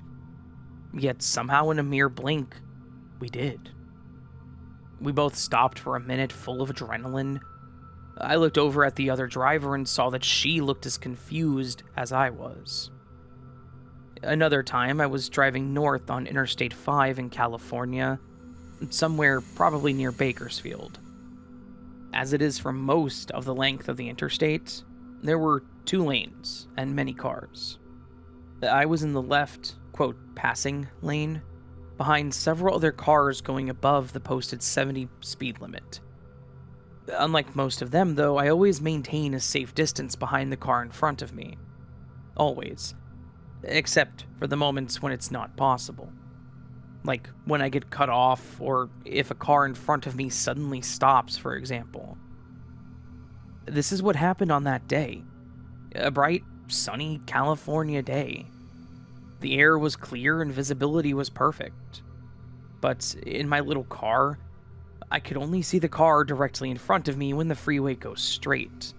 Unlike in a pickup or SUV or something, where you can see above the cars in front of you and you can see what's going on ahead for the next half mile or so. I was following at what should have been a safe distance, while still being mindful not to slow down the cars behind me. When suddenly, the car in front of me swerved a little into the right lane to avoid hitting something in the road that they clearly hadn't seen ahead of them. In this slow motion moment, I could see for a fraction of a second that the 4 to 5 cars directly ahead of me in the left lane had all swerved and or stopped. And when I saw the giant thing in the road, I had literally no time to avoid hitting it. I couldn't swerve. There was a car right on my right side, and a wall with no shoulder on my left. This giant thing looked like a very solid, heavy trunk, or something, at least half as tall as my car. Hitting this would have been a pretty major accident, smashing the front end of my little car and causing who knows how many cars behind me, going over 70 to crash into me, and so on, into a big pileup. I saw what happened and imagined the rest, all in the single second I had before I would crash into it, hard. There was no possible way for me not to hit it, as I couldn't swerve nor completely stop. It's not possible to go from 75 miles per hour to 0 in 1 second. Like in the previous scenario, I braced for impact. And suddenly, I was past the giant trunk. It happened so fast that I couldn't even see how I got past it, but I did. In my rear view, I could see the trunk was still in my lane, but I had gone through it. Finally, another time I was on the freeway in the left lane behind a pickup with furniture in its open bed. Suddenly, because of wind, a large wooden drawer began lifting up in the truck bed, just a few feet in front of me. I couldn't swerve. Again, I had nowhere to go. I slowed down as much as I could before the big drawer would come all the way up and out of the truck bed and crash hard into my windshield because of the speed we were both traveling.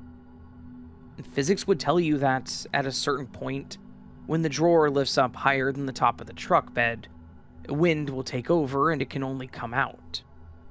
I knew it was about to crash into my windshield, and who knew how I would survive at such a high rate of speed.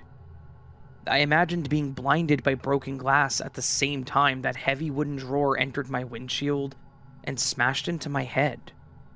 I really thought I was about to die. I know it sounds as though I had plenty of time to react and slow way down, but it all happened in the matter of a second or two, and I didn't. I saw the drawer lift up higher than the edge of the truck bed, and then it went back down onto the floor of the truck bed, safe from an inevitable, windy, high-speed escape into my head. Again, I was saved by a miracle. I always think of these things as God saying it's not my time, and He or a guardian angel intervenes, saving me from the inescapable. But reading these glitch stories herein, I've realized my experiences really could fit here as well. So, you can believe it either way you want to, or maybe even any other way. I'd love to hear your thoughts, and thanks for reading.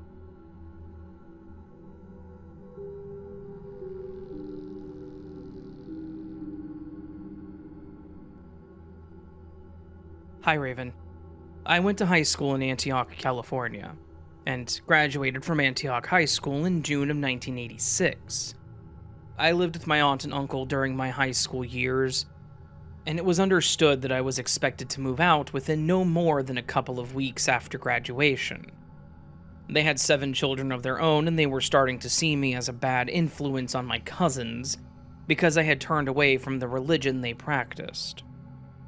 I worked part-time while in school, but I needed to find full-time work in order to find a new place to live.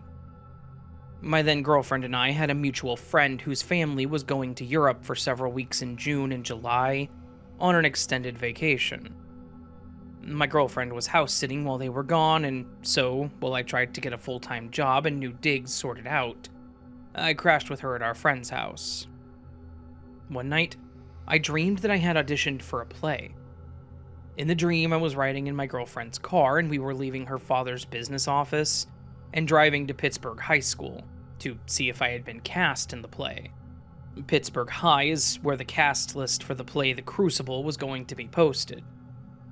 Pittsburgh High School is in Pittsburgh, California, which is the closest neighboring town to Antioch. As of the night of June 1986, when I had this dream, I had never attended Pittsburgh High. I didn't know anyone who went to Pittsburgh High, and I had only set foot on the campus of Pittsburgh High once in my life, attending a football game in my junior year. After waking up, I told my girlfriend about this strange dream over breakfast. It was very lifelike, but it made no sense. I had been active in drama in high school, so auditioning for a play made sense, but all the other elements were out of place in typical dream fashion. After all, I had recently graduated high school and I never attended Pittsburgh High anyways, so why would I be doing a play there now? The Crucible was one of my favorite plays, but I didn't know of anyone producing it at the time. Pittsburgh High or otherwise. My girlfriend's father's office was in Pittsburgh, but neither my girlfriend nor I worked there. Honestly, I probably only told my girlfriend about it because it was such a vivid dream. Time passed. I moved away from Antioch for a couple of months to get a job and money stuff sorted out, but moved back in September of 1986. By then, my girlfriend was working part-time for her father and attending the local junior college, Los Medanos College, LMC. The school is located right in between Antioch and Pittsburgh and serves both communities. At this point, I want to note that, of course, I wasn't thinking about that dream from June anymore. I had moved on with my life. One day, while walking my girlfriend to class, I saw a flyer on a bulletin board announcing auditions for the fall play. The play was The Crucible. Excited for a chance to do one of my favorite plays, I auditioned. As it turned out, LMC's theater was too small to house a full stage play. It would be staged at Pittsburgh High School instead, because Pittsburgh High's drama teacher was directing the play for the college. Several days after the auditions, I drove my girlfriend's car over to her father's office to pick her up from work. We leave with her driving and me in the passenger seat, of course, because it's her car. So I'm in the car with my girlfriend and we're leaving her father's office to go to Pittsburgh High School and look at the cast list of The Crucible to see if I was cast in the play. It was exactly like the dream. The thing that separated this from your typical deja vu is that I had a witness. My girlfriend was with me when I had the dream, and I told her about it right after I dreamed it. Then, months later, she was with me again when the events seen in the dream occurred, and she remembered me telling her about the scene months prior. So I didn't just have some vague feeling that I had seen some event in a dream. I knew I had seen it in a dream. I remembered when the dream had been. I told someone else about the dream at the time. That person remembered me telling her about the dream, and that person was also with me when the events of the dream took place in real life. All the elements of the dream, which made no sense at all in June of 1986, turned out to make perfect sense in September of 1986. Because the details of my dream were both so specific and so unlikely at the time of the dream, random chance is a nearly impossible explanation. In my opinion, more impossible than some as yet unexplained glitch in the Matrix or other mechanism for seeing future events. I don't know exactly how, but I experienced some kind of wrinkle in time in 1986.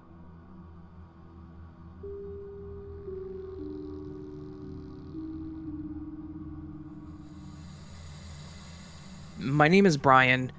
I'm a regular guy, but your videos caught my eye.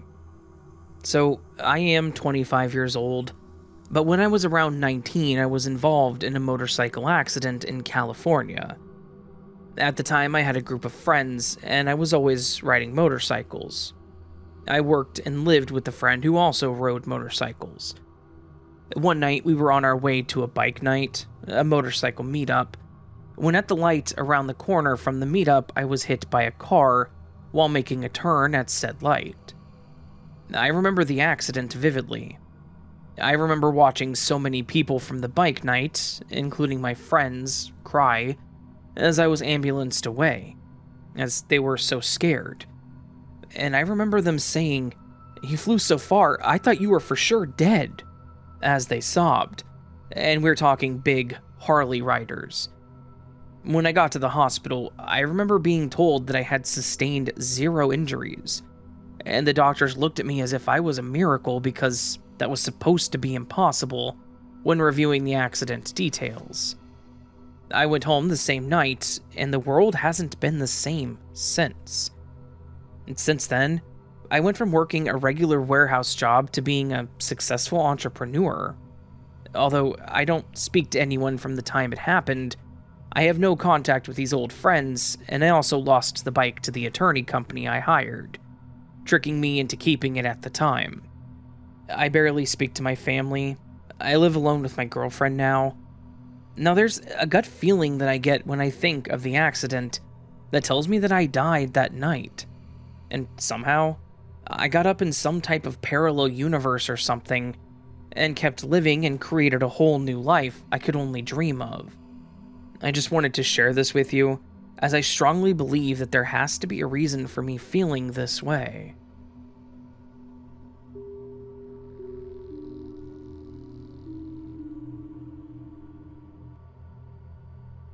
Hi, Raven.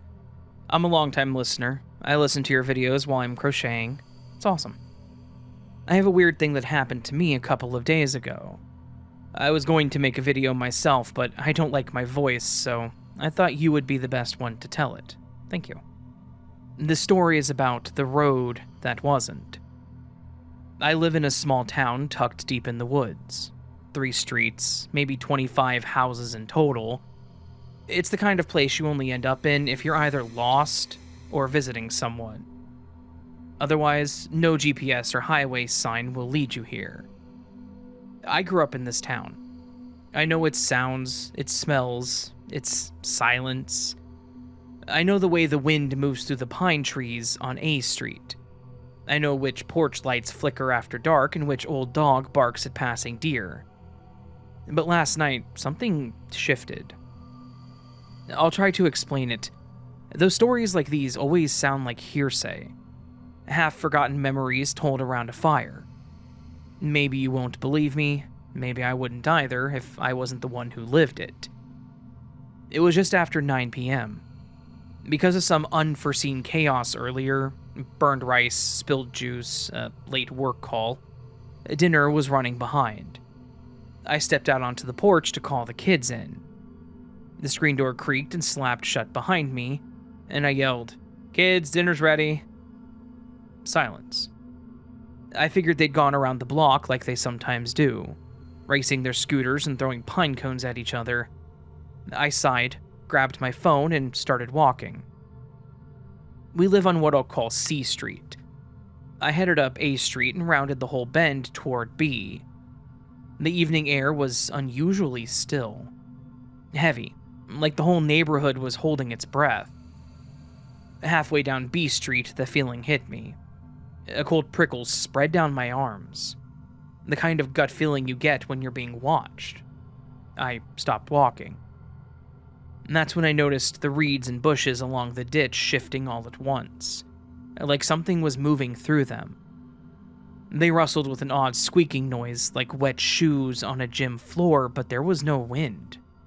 Nothing else moved. The road felt longer than it should have. The houses that lined it seemed further apart and darker. It was like I'd stepped into a set, a perfect replica of my town, but wrong, dull and distorted. It was like watching a movie all around me, and I wasn't sure if I was the audience or the character. I called out again, louder this time. "Ellie, Ben." No answer. I turned in a slow circle. There were no barking dogs, no distant TVs, no tree frogs, bugs. Just that same creaking noise from the bushes. We have coyotes out here, sometimes bears. Some folks even swear they've seen a black panther. I don't believe them. I've hunted these woods and I've heard every cry and call. But this sound, this sick, wet creaking, was new. Something was not right. I pulled out my phone and called Ellie. It rang twice and then went to voicemail. I tried again. Same result. My heart rate spiked. I should have reached the Thompson house by now. It's maybe a 5-minute walk max, but nothing looked familiar anymore. Not really. I started to walk faster. The darkness seemed to stretch with me, swallowing the ground behind me. I stopped checking my phone and I just focused on putting one foot in front of the other.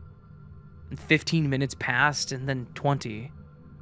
Then finally, I saw the bend that leads back to C Street. My house sat at the end, porch light glowing like a lighthouse through the dark. Suddenly I could hear again.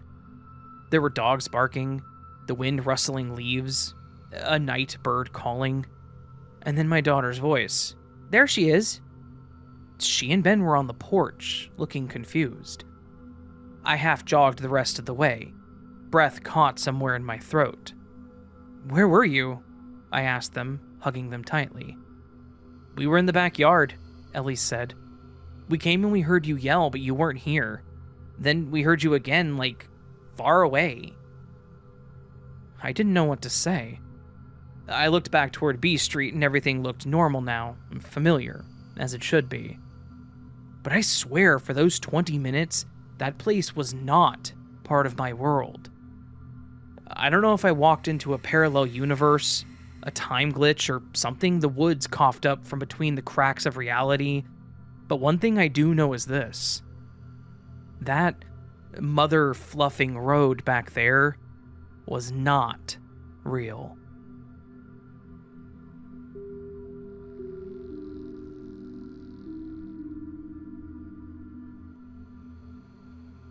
I have a strange story.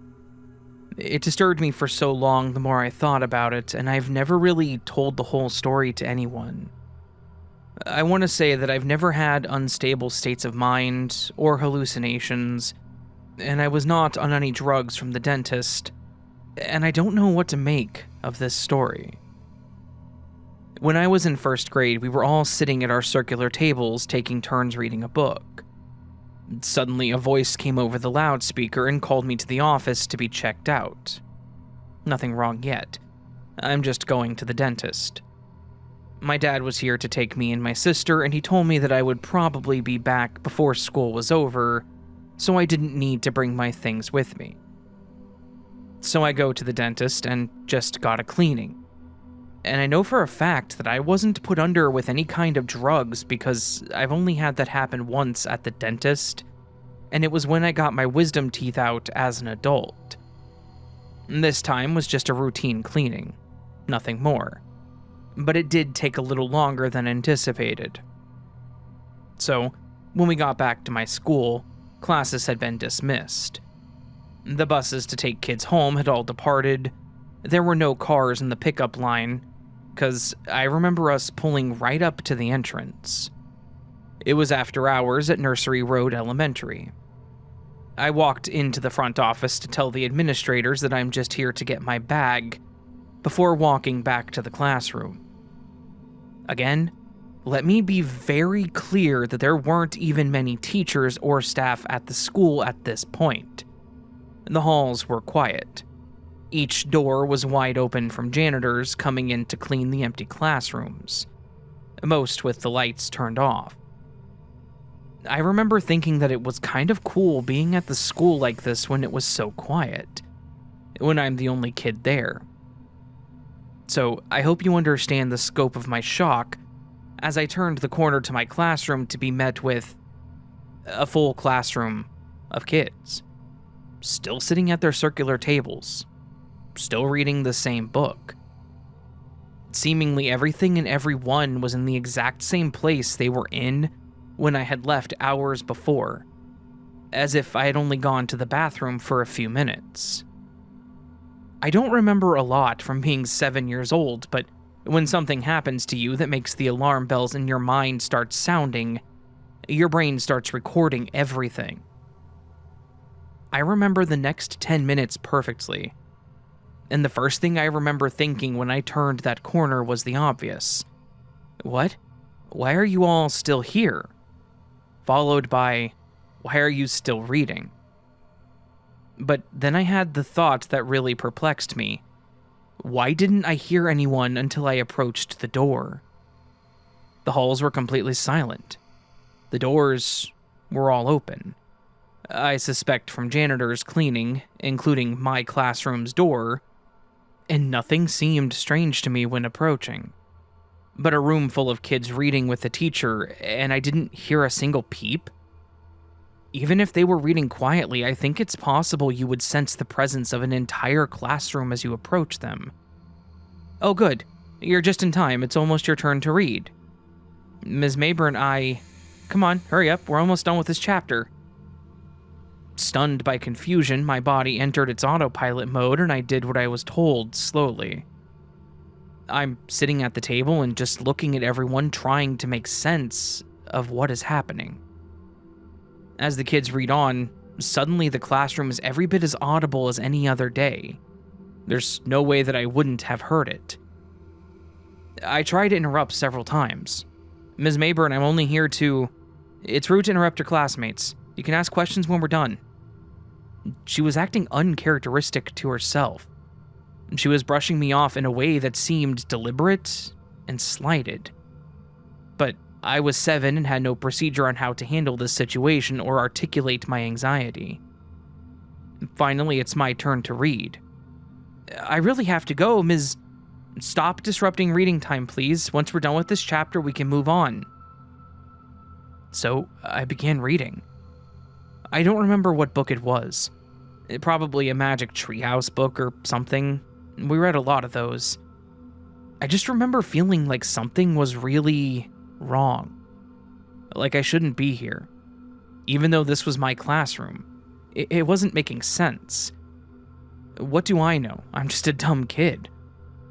But some instinctual, on a primal level feeling was telling me to get out. Suddenly, I feel someone sharply grab my arm and pull me. What are you doing? It was my older sister.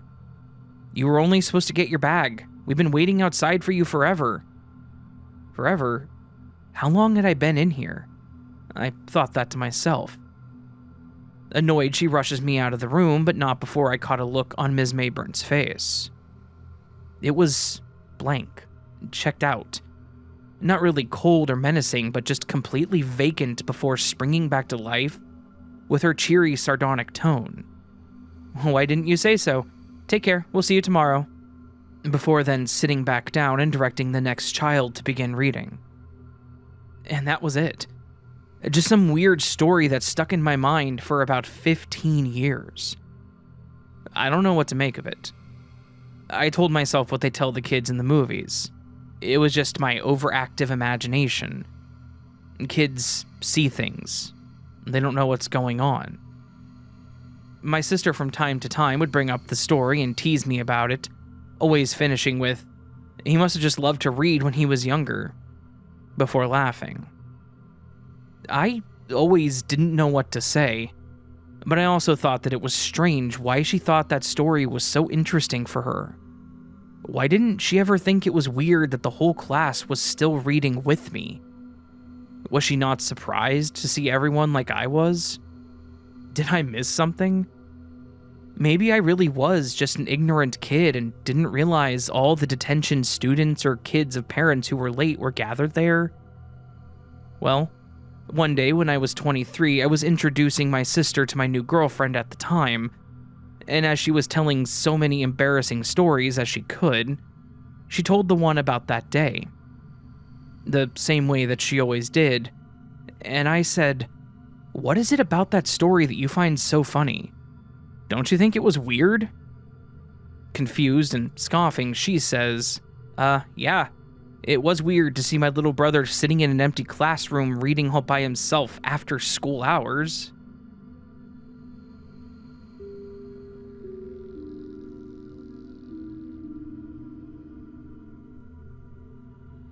So about 2 weeks ago, at 8:30 a.m., I went inside one of 6 elevators from the basement of the building where my company rents for workspaces. The basement is also a parking lot and its floor number is -1. Hall floor is 0, from 5th floor to 14th one are my company's workspaces. 15th is the highest floor, it's the canteen. The elevators are smart ones. meaning that we can press to call a number floor we want to go to from outside of them.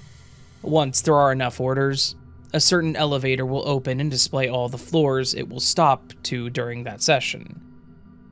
Following our company's policies, we must check in before 8:45, so the elevators are full of people around that time. On that particular morning, I would like to go to the 10th floor where I'm currently working, and I stood very close to the elevator door.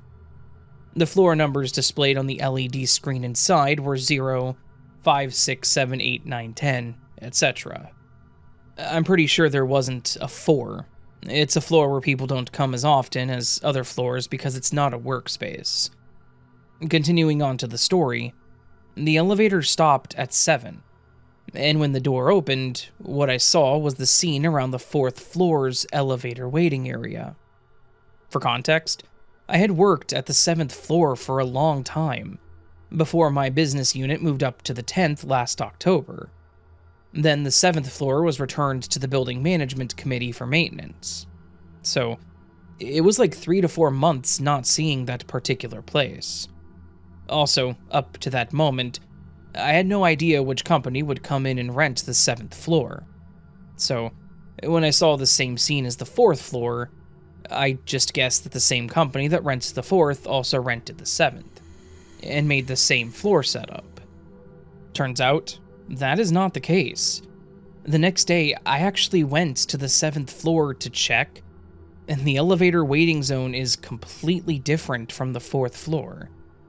So, the elevator stopped at the 7th floor, but the scene outside was of the 4th.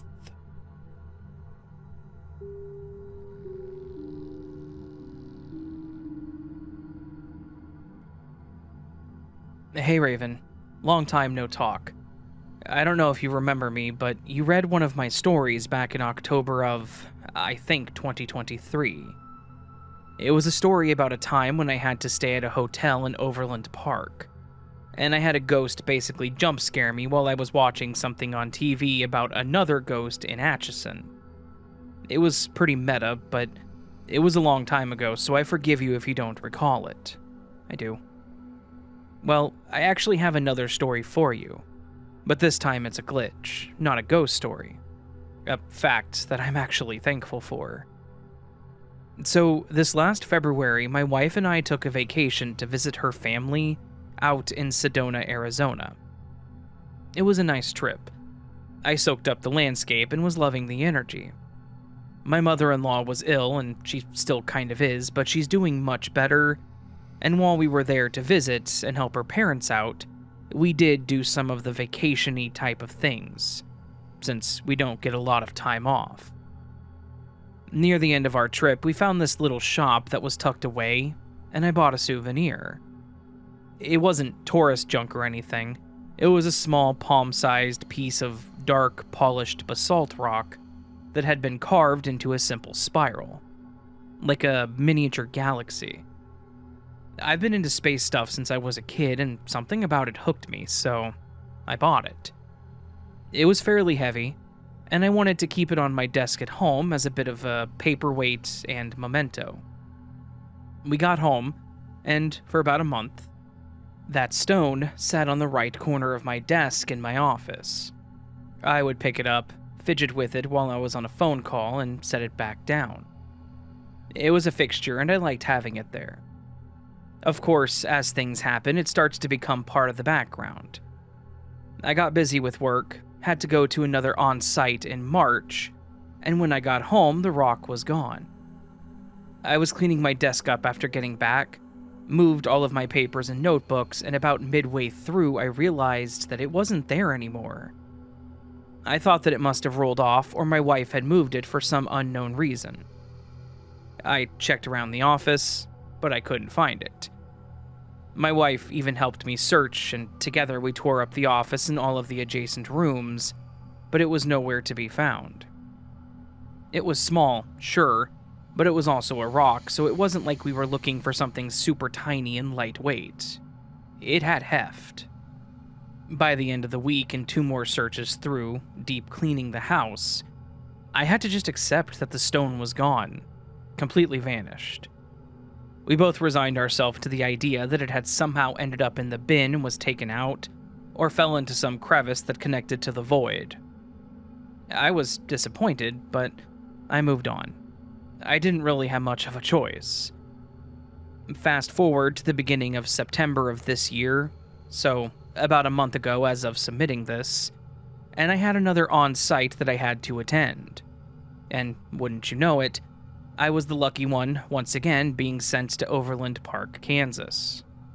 Sidebar, I know you moved to Minnesota, but you mentioned that you knew the city, and I was curious if this place had some kind of rich supernatural history, because it always gives me the creeps. Not that I know. It's a pretty boring and standard suburb of Kansas City. Anyway, I had done what I always did, packed my gym bag with clothes that I needed, along with my networking tools, and drove them to the same hotel as last time. Not by choice. I got to the hotel, checked in for my 4-day stay, got to the room, and I unpacked everything from my bag. I'm the type that will take my clothes out and put them in the dresser that's in the hotel rooms, because it feels more organized. So, I completely and totally emptied my bag and tossed it onto the floor by the corner chair. I want to emphasize that a bit. It was completely empty and light, and I tossed it in the corner. I did the job, got everything working, and was there on the last night when I decided to go ahead and pack up, so I didn't have to do it in the morning. I step over to the bag, pick it up, and immediately notice that there's some weight in the bag. I picked it up and placed it on the bed and then unzipped it, and there, sitting at the bottom, was my Sedona spiral stone. My breath hitched, and I think that I actually stumbled back a bit, thinking, there is no way on God's green earth. After a moment or two, I picked it up and thumbed the carved spiral just to confirm it was real and that I wasn't losing my mind. The jury's still out on that second half. My mind started spinning into these impossible scenarios. Did I somehow pack it? That wouldn't make sense. It had been missing for a few months, and the last place I saw it was on my desk, at home. Then, it disappeared, and that was that. I'm sure someone will say that I just left it in my bag when we came back from Sedona, but I want to say that that's also not possible. I didn't use this bag when I went to Sedona. This gym bag-like thing that I use for my clothes is specifically for work. I keep spare tools in it that I need for my job, so I don't take it unless I'm working. We took our actual suitcases to Sedona because we packed our clothes together and needed more space, so the stone was never in this bag after it was purchased. So, somehow, this stone had disappeared into the ether back in March, and decided to wait 5 months before it made a grand reappearance in my work bag, all the way in Kansas. The distance between my home and this hotel is close to 1,000 miles. So, I guess it took the long road here, 5 months to get 1,000 miles to its next destination. I guess I'm just glad that I was in the room when it reappeared, because if I hadn't been sent on this job, it may have rematerialized in that spot for someone else to find, and then they would have had another story to write into you. Anyway, that's my new story. It was weird, and I have no logical explanation. Maybe in 2 more years I'll have a third one for you. Just know that I'm still around and listening, and do enjoy the stories you read. Much love, Raven, and stay spooky.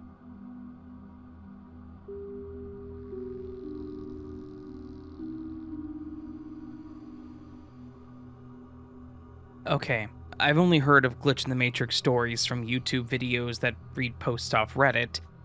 I never really fully believed them, but I always wondered what it would feel like if something like that was real. Well, I think it just happened to me. I was coming back home after a picnic with my friends. I hadn't slept much the night before and was planning to cancel, honestly, but I always do that, and this time I just wanted to show up. In the end, I did have fun, but the lack of sleep started to hit me hard around 5 p.m.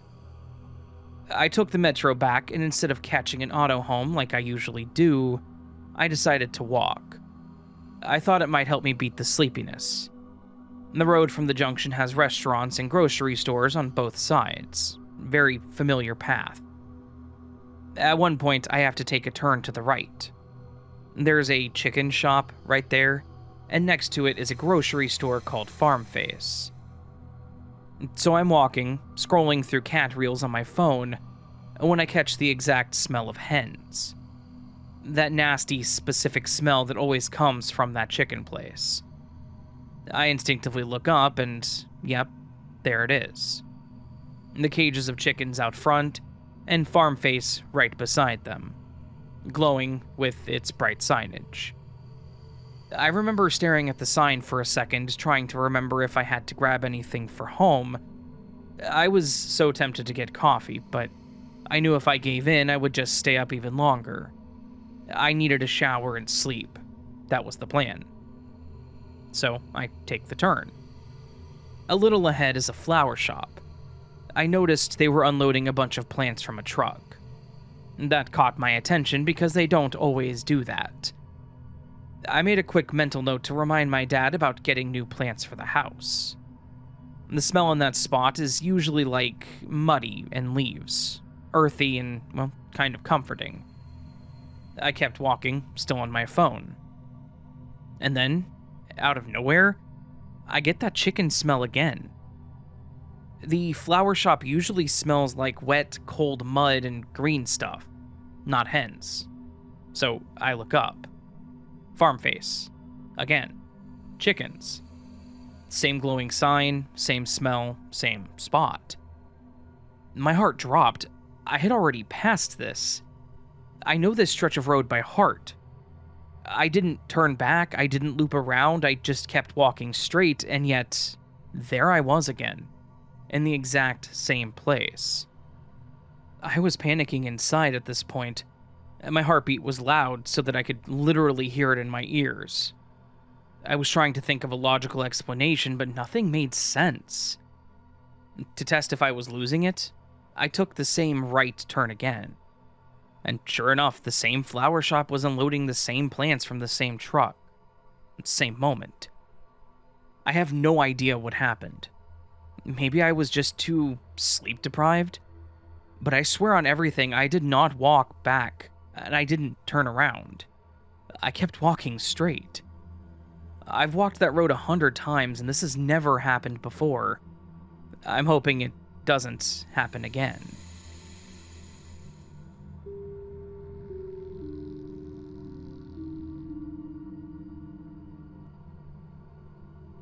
Hi, Raven. Greetings from Sweden. Hello. I'm a big fan. I binged your stories for weeks when I first came across them, and I really appreciate the sense of community you've created. Thank you for that. Thank you kindly. What I'm about to share is something that happened to me a couple of years ago, and to this day I still can't explain it. It started at a spiritual festival. One evening, I joined a fire ceremony where each participant was supposed to place a log into the fire, along with a wish or intention. Not long after I placed my log, a glowing ember, a pretty large one, suddenly jumped from the fire. It traveled surprisingly far for a stray ember landing directly in my lap, right on top of a crumpled up base layer shirt that I had over my legs. It was a synthetic shirt from H&M, the kind that will melt and burn when touched by fire. The ember burned an irregular, jagged hole into the fabric, right at the spot over my right elbow. I remember looking at it and feeling this strange, unshakable thought. This means something. I don't know what or why, but the feeling stayed with me. I wore that shirt for months, always slightly annoyed by the little burn mark. Eventually, I decided to replace it. I bought a new shirt from H&M, almost identical to the first one. About a week later, I was outside with a friend one cold November night in Sweden. We were sharing a joint and talking quietly. I was wearing my new shirt as a base layer, with a hoodie over it, the cuffs tied around my wrist and a coat on top. Out of nowhere, I felt a sharp, intense burn right at my right elbow. I yelped and grabbed my arm, blurting out that it felt like a bee sting, which didn't make sense at all. It was night, in late autumn and freezing cold. We didn't check it right then, it was too dark and too cold, but I told myself I would look at it when we went inside. But I completely forgot. A few days later, I was brushing my teeth and caught my reflection in the mirror. My right elbow caught my eye. There was a hole in my shirt. The new shirt. The exact spot as before. I froze. My head started spinning, and I felt like I was losing my mind. I yanked the shirt off and saw that it was a small, jagged burn hole. I grabbed the old shirt from my closet and laid them side by side. Same type of fabric damage, same location. I tried to reason it out. The only explanation I could think of was that maybe a piece of ember from the joint had somehow slipped onto my sleeve, rolled down my elbow and burned the fabric, but the hoodie's cuff was tight. I had a coat covering it, and there was no burn marks at all on either of those layers. I still don't know how it happened. All I know is that I have two shirts nearly identical, each marked with the burn hole in exactly the same place. I've kept them both. Sometimes I look at the matching burn marks and wonder if the universe was trying to tell me something, but to this day, I still don't know what.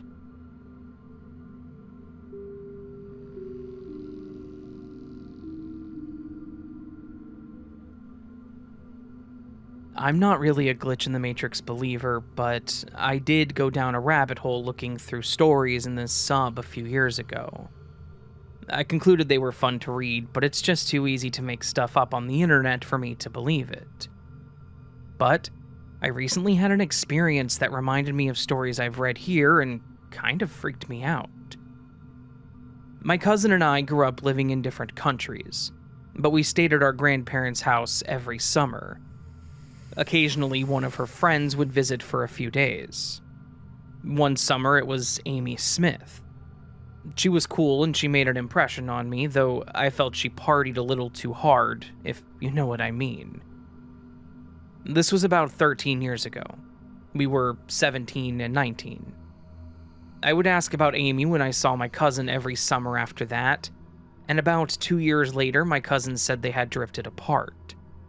Amy's brother had overdosed, and she got really depressed and spiraled into drugs.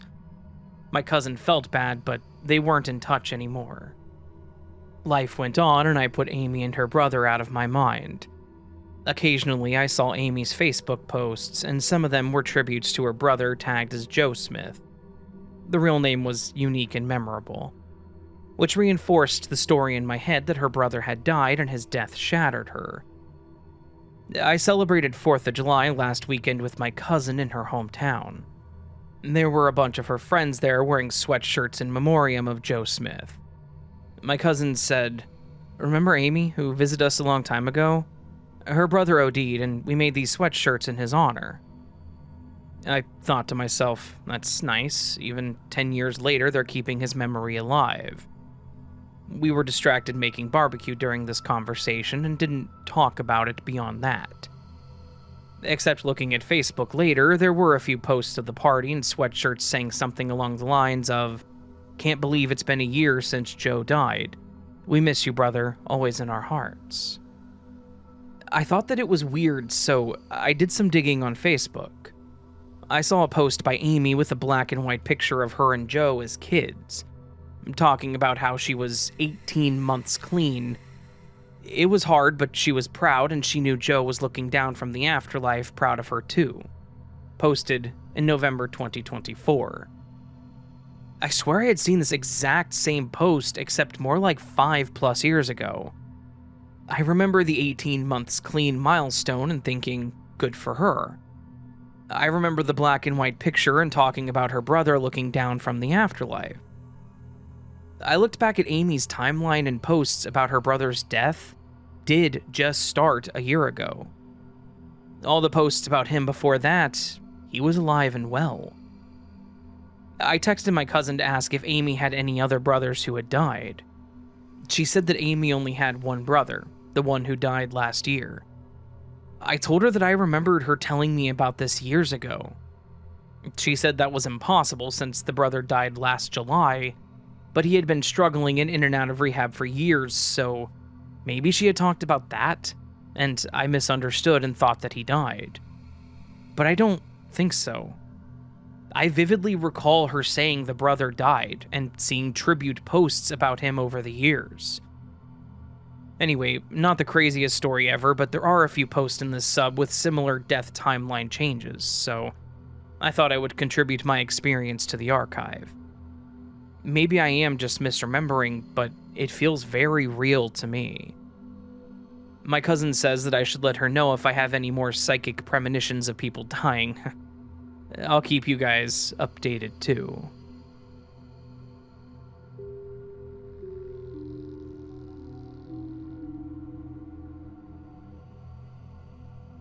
Hi, Raven.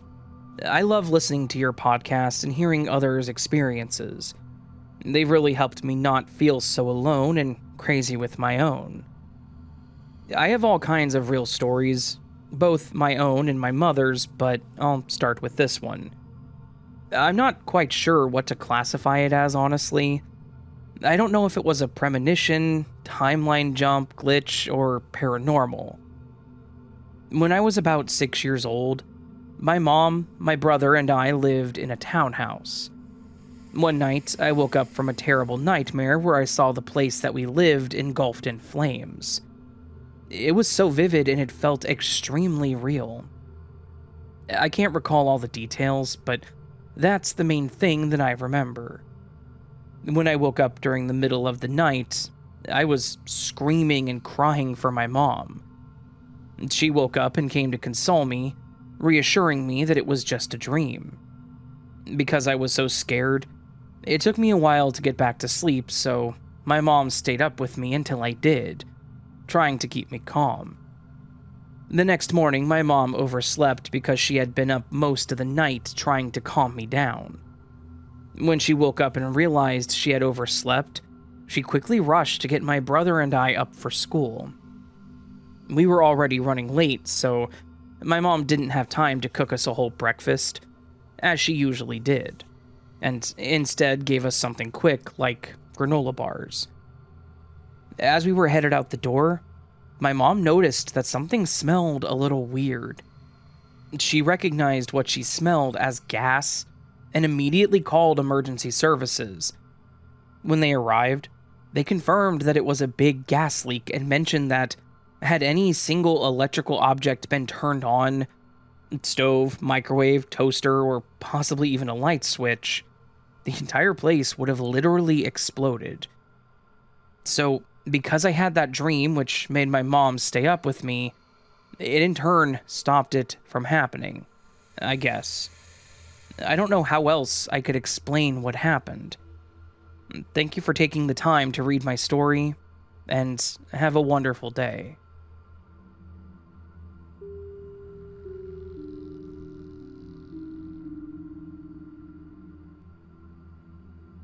This took place in the early 2000s when my husband was a supervisor for a major railroad company. We were living in a suburb of Atlanta, Georgia, at the time called Noonan. He had to travel certain distances, even to different states sometimes during the day because he had a huge territory. I will tell you all up front that I'm not and never was a drug user. I do not suffer from mental illness of any kind, and I was not and am still not on any prescription medications. My husband and I have always teased each other over silly things for fun, and at this time he had been teasing each other about who was the laziest or who slept the most. Goofy, I know, but that's how we roll. Since he was a supervisor, he was sometimes allowed to work from home, even back then, because unless he needed to go out in the field for something, his job mainly consisted of a few things on a computer and phone calls. I felt like I was the least lazy, because I had to get up every morning and take our daughters to school, and go pick them up, cook, clean, etc.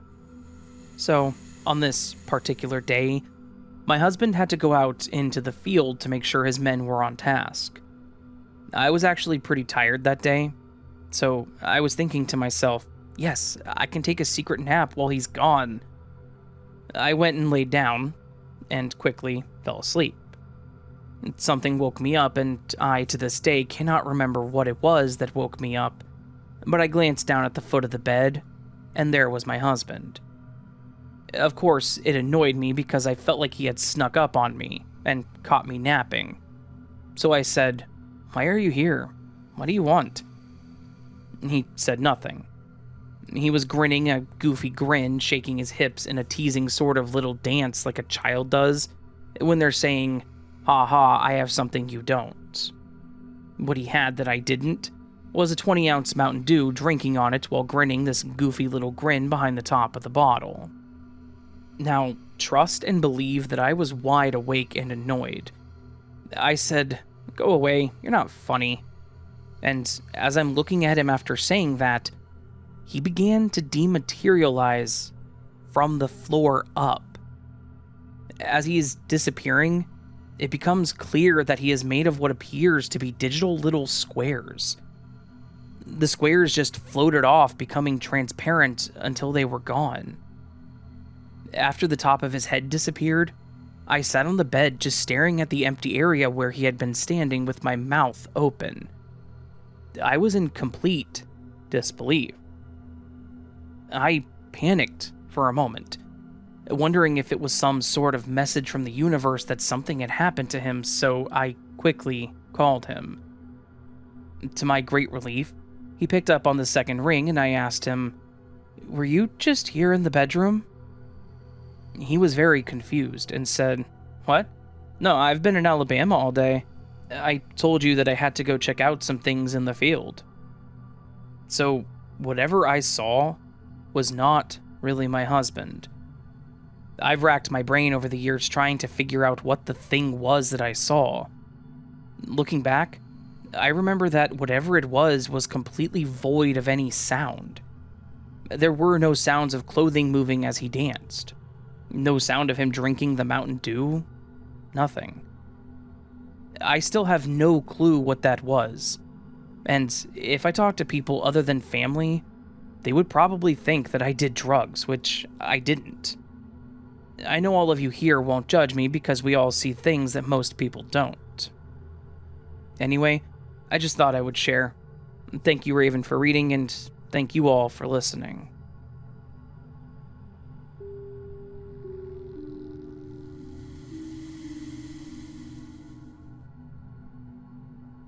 I have a strange story that I've been thinking about submitting for a little while, and then when you did your community post asking for stories, I figured now was the time.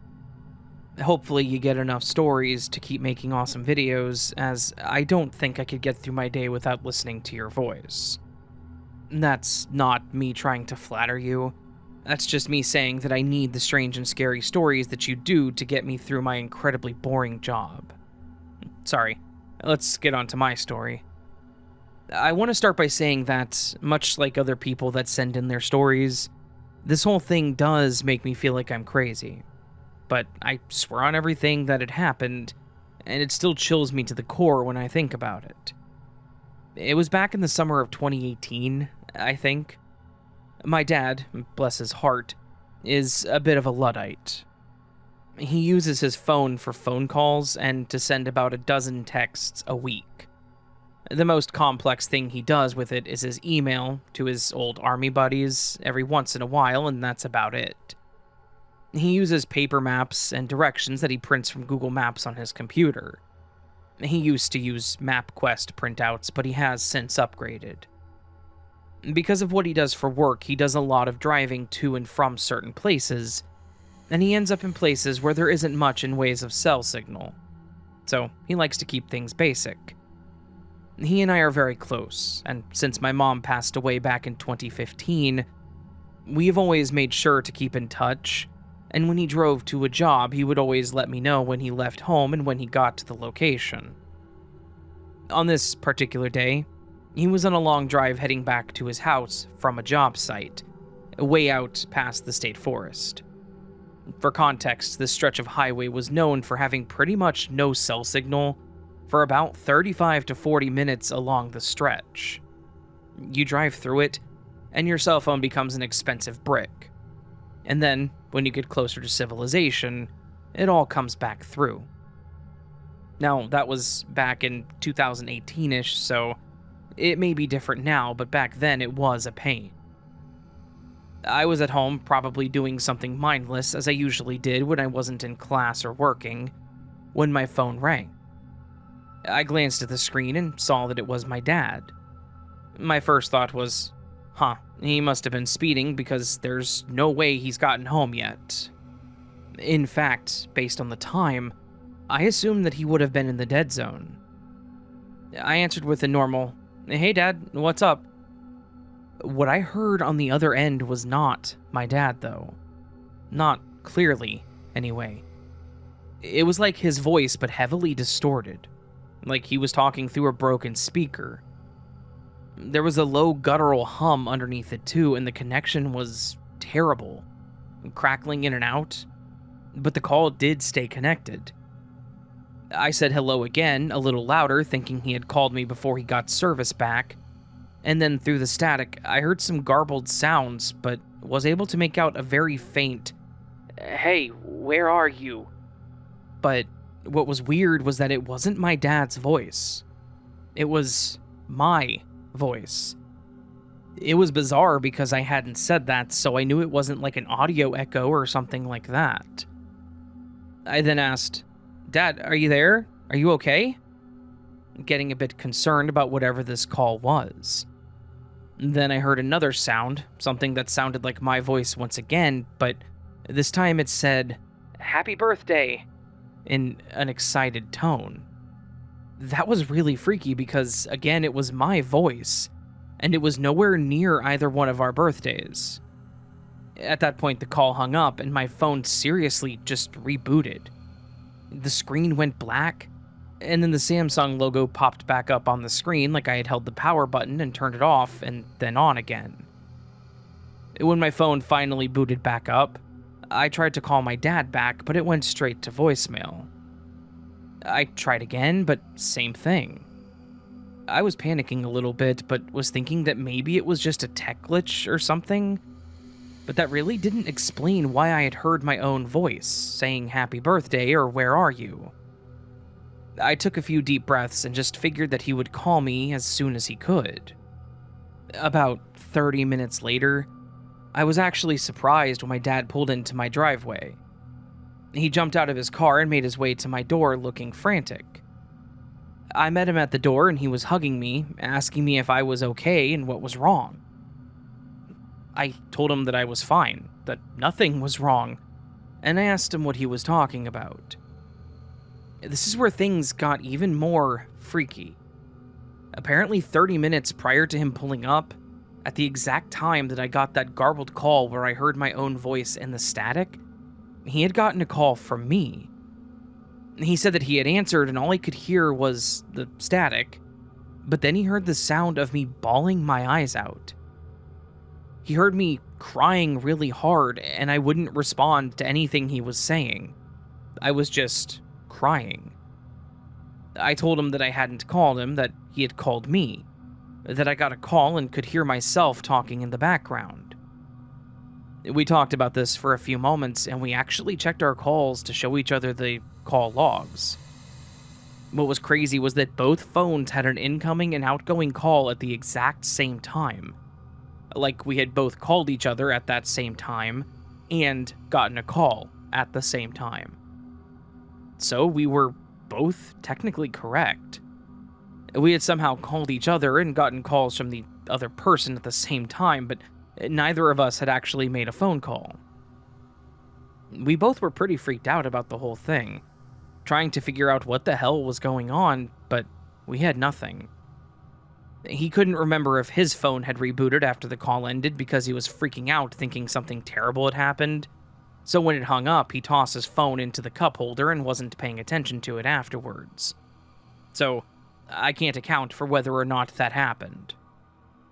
Thankfully, we were both okay, and we just ended up having dinner together after the event, but it was super creepy. The only explanation I could think of for this was some kind of tech glitch, but I don't know of any technical glitch that would have two phones nowhere near each other, calling each other at the same time, and then both users hearing a completely different phone call. I don't think this was some kind of glitch in the phones. I'm thinking it was more a glitch in the Matrix of some sort.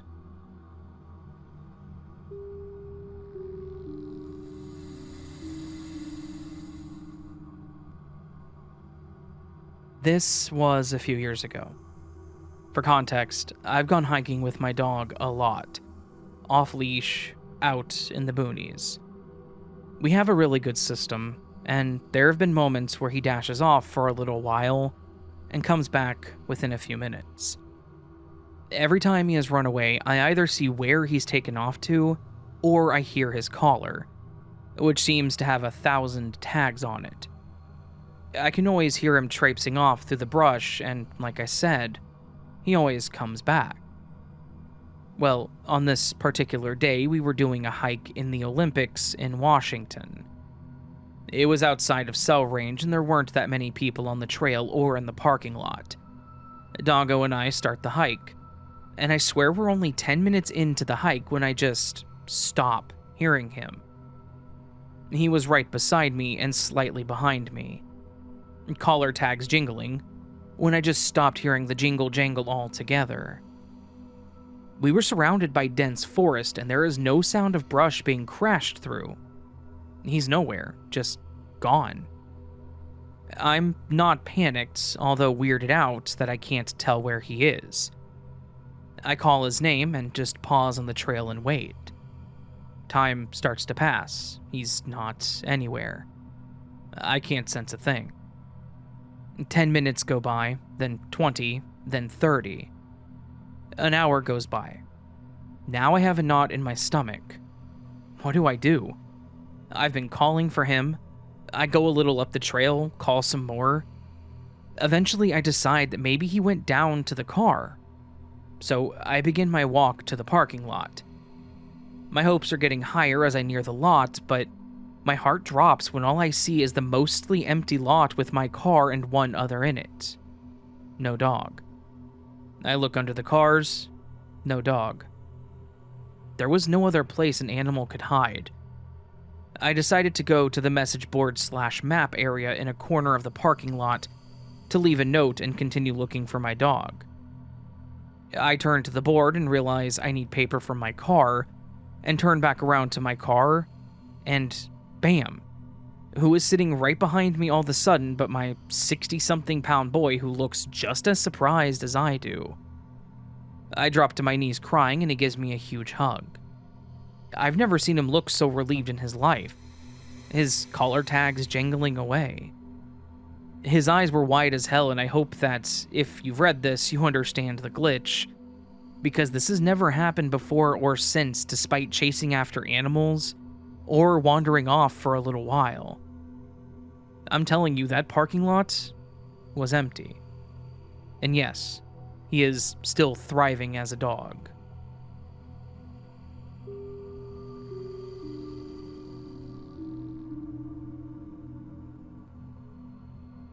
Hello, Raven. I've been listening to your stories on YouTube, as well as many other narrators, for just over a year. It's my favorite time of day. After work, or whatever I've been up to that day, to rush home, gather my snacks, get in my jammies, and turn on my old and outdated Samsung tablet, and just zone out to your stories. I'd like to preface this story by explaining that I've been going through a ton of changes in my personal life in the last few years. There's been a lot of stress, but also a lot of growth and discovery about myself. I've often felt myself operating on autopilot, but feeling completely out of my own body, as if I'm watching myself. Instances like this have happened since I was a child, but more recently, I assume because of the added stress of moving and starting a whole new life in another state. I've had strange things happen to me over the years, but could never really put a finger on the odd changes visions at the corner of my eye, maybe an invisible touch, or the feeling of not being alone, as well as having forgotten or misplaced items. In the last year, I've really been hoping to be able to put something solid together to submit to you, and, well, here we are. Last night was a little different. While I typically would have worked, I had taken the day off due to not feeling well. An upset stomach. No biggie. I had been lightly snacking throughout the day, and by 6 p.m., I realized I hadn't had any fruit or vegetables and thought maybe I should make a fruit salad. I walked into the kitchen to my fruit bowl sitting on my table. I normally keep apples, tiny oranges, and bananas around for this sort of thing. I went to grab one of each fruit and realized that I didn't have any apples left. Thinking to myself, that's funny. I could have sworn I still had one large gala apple left. Oh well, I'll just make do without one. I knew that I had grapes in the fridge, so I would just substitute with those. I gathered the rest of the fruit and put them on a towel on my butcher block table. I turned around to find a bowl, grabbed my grapes, maple syrup, and whipped cream. Yes, I know it sounds weird, but it's actually quite delicious mixed with fruit. I then grabbed a small knife from the drawer and a paper towel from the roll on the countertop, and when I turned around to prepare everything on the butcher block, what was sitting on the butcher block next to my tiny orange? A giant gala apple. This apple was definitely not on the butcher block when I set the other fruit down. Where did it come from? Or, better yet, where had it gone when it went missing from my fruit bowl? It had made me stop dead in complete bewilderment. I took a few seconds to recover, and then I made my fruit salad and thought, this would be a great entry for a Glitch in the Matrix story. I'm excited that I finally got to submit something. And thank you for reading, Raven.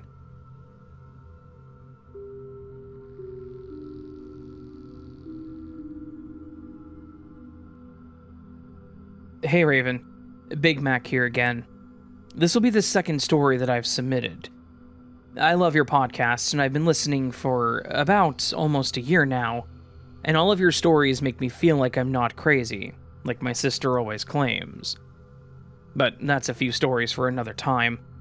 I want to thank you for this podcast, because if I didn't find you, I would probably start believing my sister. Anyway, this is something that happened to me just now. I'm not sure if it could be considered a glitch or not, but it kind of caught me off guard anyway, just like most glitches that happened for me throughout my life. So, today is Saturday, March 8th. It's currently now 1:43 p.m. So, let's go back about 15 minutes. I was sitting in the kitchen on my phone looking through my Snapchat memories for today. After you finish for the day, some random pop-ups. If you have Snapchat, you know what I'm talking about. So between 1:28 to 1:35, I finished with the memories for the day, and a few randoms came up next. As I tapped through them, I looked at a picture of my two kids together from Halloween of 2024. My 11-year-old is a huge anime fan, and she was Naruto. My 5-year-old son, who is into anything new at the time, was Montgomery Gator, or Monty, from the Five Nights at Freddy's movie. I looked at the picture for about a minute or so, and swiped off Snapchat, and then looked at the time, which was now 1:37. As soon as I sat my phone on the table, my daughter walks around the corner into the kitchen, in none other than her Naruto costume from this previous Halloween. I was confused, but also found it a bit funny, but just caught off guard a bit by the whole thing. I kind of laughed as I told her, this is crazy. You know, I was just on Snapchat looking at my memories. Hold on, let me show you. And I pull up her picture with her brother to show her, and she laughs as well. She just said, wow, unenthusiastically, might I add, and then proceeded with, can you button this for me? I laugh again and say yes as I reach to snap her Velcro patches into place, and when I finish, she walks away unbothered. I guess she wasn't too much moved by the situation like I was, but I just immediately thought, what a weird glitch. I didn't ask her what she thought of it, and maybe I should have, but she knows that I watch your Glitch in the Matrix playlist daily. Well, thank you. So she is kind of familiar with it, and I'm pretty sure she already knew what I was thinking. Plus, she will hear something in one of your videos as I'm listening, and she says, "Mama, something like that happened to me," and try to explain it. I can submit some of her stories if you'd like. Sure, I'd appreciate that. But I just wanted to know if something like this has happened to someone else before. I'm not sure if it's considered a glitch, or seeing into the near future a few minutes, or what to consider it. I believe it would be some sort of synchronicity. It felt like just one of my normal glitches that I've experienced throughout my life. Can anyone help explain it, where I can possibly understand what just happened? But I'm gonna go eat now while I listen to your podcast.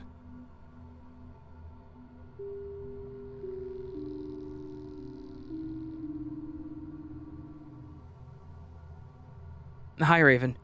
I think I just experienced my first glitch. I've been a long-time listener of yours and had previously submitted my story about sleep paralysis, but I've never had a glitch. Until today. My job is one of those corporate jobs that tries to make the employees feel like they're all family. We do team building exercises, have employee appreciation days, and we're one of those places that passes around birthday cards for people to sign. We also send out sympathy cards when there is a death in someone's family. This glitch has to do with a sympathy card. Whenever a card is being passed around, we have a red folder with a list of all employees' names on the front, and a short description about who/what the card is for. When you sign the card, you check your name off, and then give it to someone else whose name is not checked off so they can sign it. Today, someone dropped off the folder at my desk. I opened it and saw that it was for one of my coworkers whose brother-in-law had passed away. I never knew what to write for these types of things, so I read a few of the other messages to get an idea. There were already a bunch of messages saying, "My deepest sympathies, my condolences, I'm sorry for your loss, thoughts and prayers, etc." So, I took bits and pieces and came up with, "My condolences for your loss," and then signed my name. I wrote it on the left side of the card toward the bottom next to the middle fold. I read it again and thought that it sounded a little weird. Like the words really didn't mesh well or something, but I had already written it in pen and I couldn't go back to change it. I flipped to the front of the folder to check my name off, and that's when I saw that there was already a check mark next to my name. Weird. I don't remember signing it. Did someone accidentally check off my name instead of theirs? I opened up the card again to compare those who had already signed to the ones that were checked off. As I was skimming through the card, I froze. I saw my weirdly phrased message, "My condolences on your loss," with my signature. But this time it was at the top right corner of the right side of the card. I looked back at the bottom left side near the fold where I had just signed and it was still there. "My condolences on your loss," and my signature. I closed the card, not believing it to be true, and then opened it up again, and sure enough, both messages were still there. How did I write the exact same weird-sounding phrase twice? Also, if my name was checked off, why did someone put the folder on my desk for me to sign? Apparently, the card had been circulating the office since last week. There were already quite a few signatures when I got it, but I don't remember signing it. And I did not see my message when I was reading what other people had wrote for inspiration. This whole thing has me tripping out, and now I'm wondering what else has glitched without me noticing.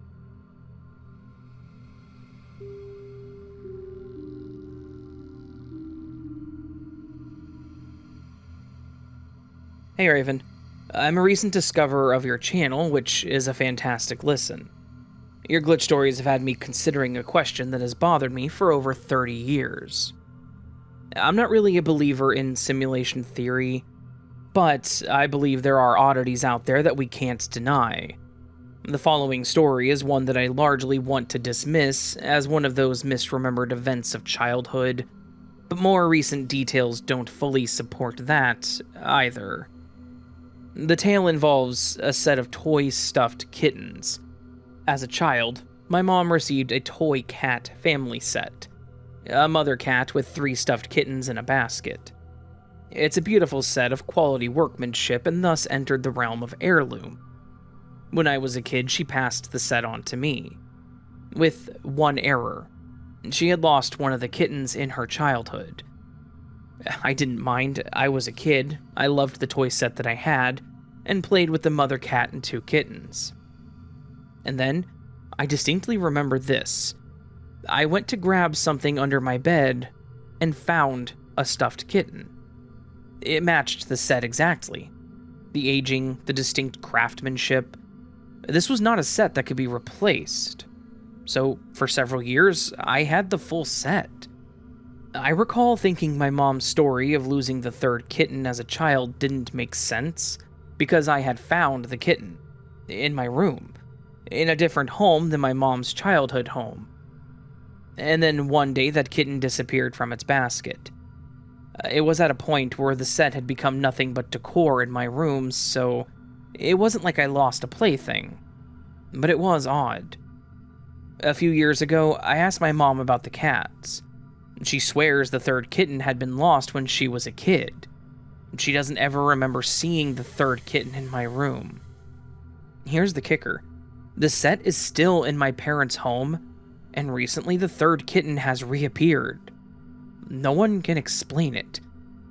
I suppose this could be nothing more than false memories of events, or even some elaborate practical joke, but it's been a lifelong oddity to me.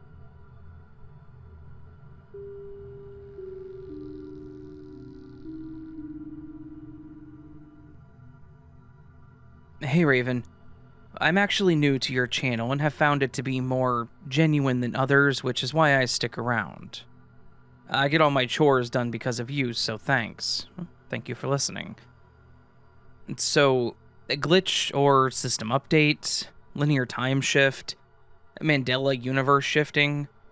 This story fits all of these categories. Let me paint the picture a little bit. I'm currently 38 in 2025, and have been a fan of conspiracy or occult subjects for most of my life, since I was around 12 to 13 years old. When I was about 3 or 4, I had my first glitch or Mandela effect happen without knowing what any of that was. It wasn't until my adult years did I recall the incident and was able to relate it to something I had a better understanding of now than I did then. I only had one grandpa my whole life until I was about 22 years old. Then I finally met my mother's parents. I always knew of them, but because of the distance, money, and time, me meeting them was never a priority. So, all my childhood, my dad's father was my only grandpa. We would regularly spend a night or two with them when we visited, again because of distance.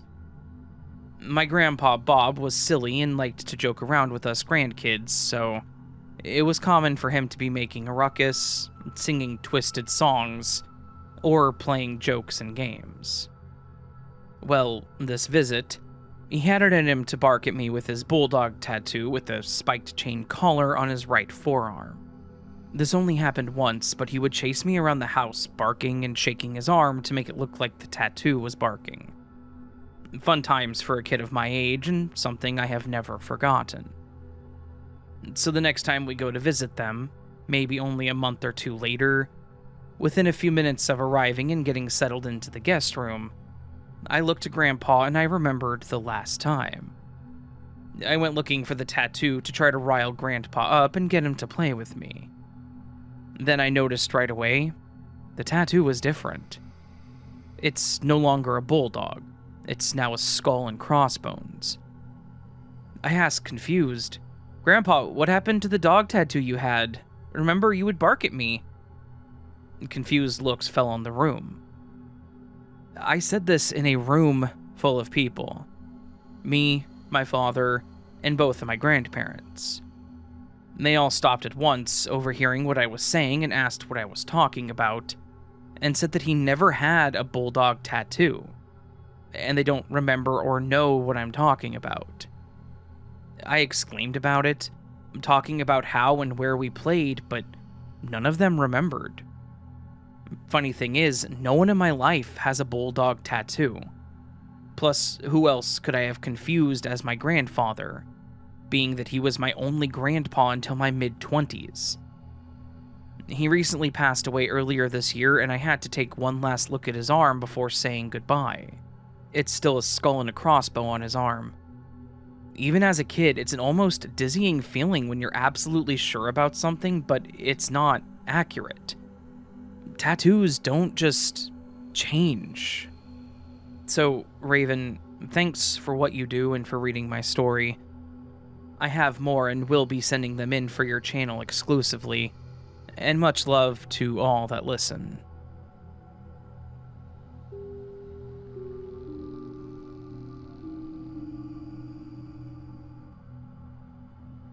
I have a glitch story that I'm sure will be looked at as boring by some people, but I figured I would post it just in case someone found it as bizarre as I did. It happened a few years ago. I was living in my first grown-up apartment, freshly out of school and broke AF. The story involves probably my prized possession, something that I spent way too much money on and absolutely adored. That item would be a hoodie about a certain YouTube channel that doesn't exist anymore. The hoodie itself being half black and half white, and that should tell many people everything they need to know about said hoodie. It was way too much money I didn't really have, but it was something I loved and I wanted my piece of history, so I bought it. I wore that hoodie way too much. It was also sentimental, because I actually bought said hoodie with money that my grandmother had given me for my birthday, literally 3 months before she passed away. So, my point is, I loved that hoodie for multiple reasons. I know this is a lot of context, but it's somewhat important to the whole thing.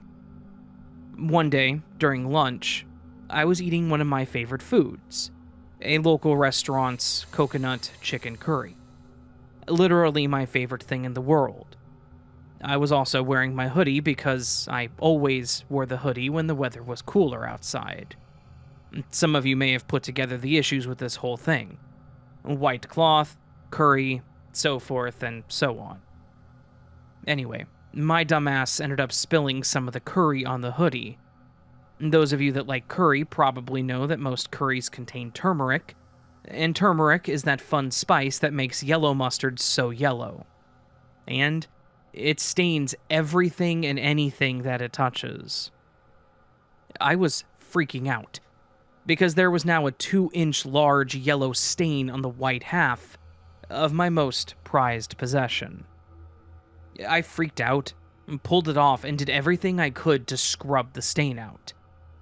I thought I got it, but I decided to wash it and run it through the dryer to be absolutely certain. Come to find out, this was the dumbest thing I could have ever done. Apparently, heat will actually set turmeric stains, if you don't let the item air dry. So by washing and drying my hoodie so quickly, I made that yellow circle a permanent addition. I ended up hanging the hoodie up and keeping it in my closet, right at the front so I could always see it, but I didn't want to damage it more than I already had. The big yellow stain always taunted me when I looked at the hoodie. I got to the point where I ended up moving it closer to the back so I didn't have to look at it after a couple of months, and eventually it did as all things do, left my mind entirely, and I had moved on with my life. I had bought another hoodie and started wearing it more when I could, but I really didn't think about the stained one much because it wasn't always in front of me. The next year, which would have been around 4 months after the incident occurred with the curry, my lease was up on my apartment, and I was going to move in with one of my friends a bit further into town. It was a move up, so I was excited. The only thing I wasn't looking forward to was packing everything up in boxes. Thankfully, it was just me, so it wasn't like I had a whole lot to pack. I got to my bedroom and started packing up all my clothes when I got to my closet. I was pulling all my shirts and jackets out and got to my prized half-black, half-white hoodie. I was immediately reminded that there was a massive yellow stain on the front of it, and that was why I didn't wear it anymore. Then I got that pang you get when you get reminded of something upsetting. I grabbed the hoodie from the hanger and started looking at the white half to see where the stain was, and I was genuinely surprised. There was no stain. I was shocked. I combed over every single bit of the white. I turned it inside out. I stretched the fabric a bit, trying to see if it was still there in the deeper parts of the cloth, but there was nothing. No yellow stain whatsoever. The hoodie was pristine. The white half was perfectly and immaculately white. There wasn't even a shadow of the stain, no faint yellow, no outline, nothing. It was as if the whole thing never even happened. I stood there just staring at the damn hoodie, my brain doing that full reboot. I'm sure that I had that buffering circle on my face while I tried to piece together what I was looking at, and what I knew to be true. Turmeric stains do not fade, especially when it's set into white fabric, so there was no possible way for this stain to have just vanished with time. Not to mention a few months sitting in the closet wouldn't have been enough to fade. I actually used the flashlight on my phone to look closer at all of the white, and there was absolutely nothing whatsoever. I know that this sounds ridiculous, and again, not creepy like the other stories that you get, but this was such a strange occurrence for me. I loved this hoodie more than anything else I have ever owned, and I was so upset that it had gotten stained. I was brokenhearted that I had damaged something so treasured, which was why I actually put it away, because I was thinking that I didn't want to damage it any more than I already had. It was the strangest thing to be looking at that hoodie and not see a stain, but I was elated that it was back to perfect. I still have the hoodie, stain-free and still in near-perfect condition. I wear it from time to time, but never while eating curry or anything with tomato or chocolate. I pretty much don't wear it while eating, that's the better way to put it. So has anyone else ever had an item they had go through a miraculous fix like this? Anything similar that has left you wondering if you had witnessed reality bending? I considered sending in a picture of the hoodie, but then I realized that I would just be sending you a picture of a plain, unstained hoodie, so that would be silly. Anyway, thank you for reading, and I hope everyone has a lovely day.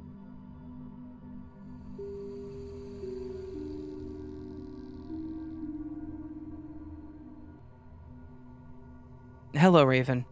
You've not heard from me before, but I sincerely doubt you won't hear from me again.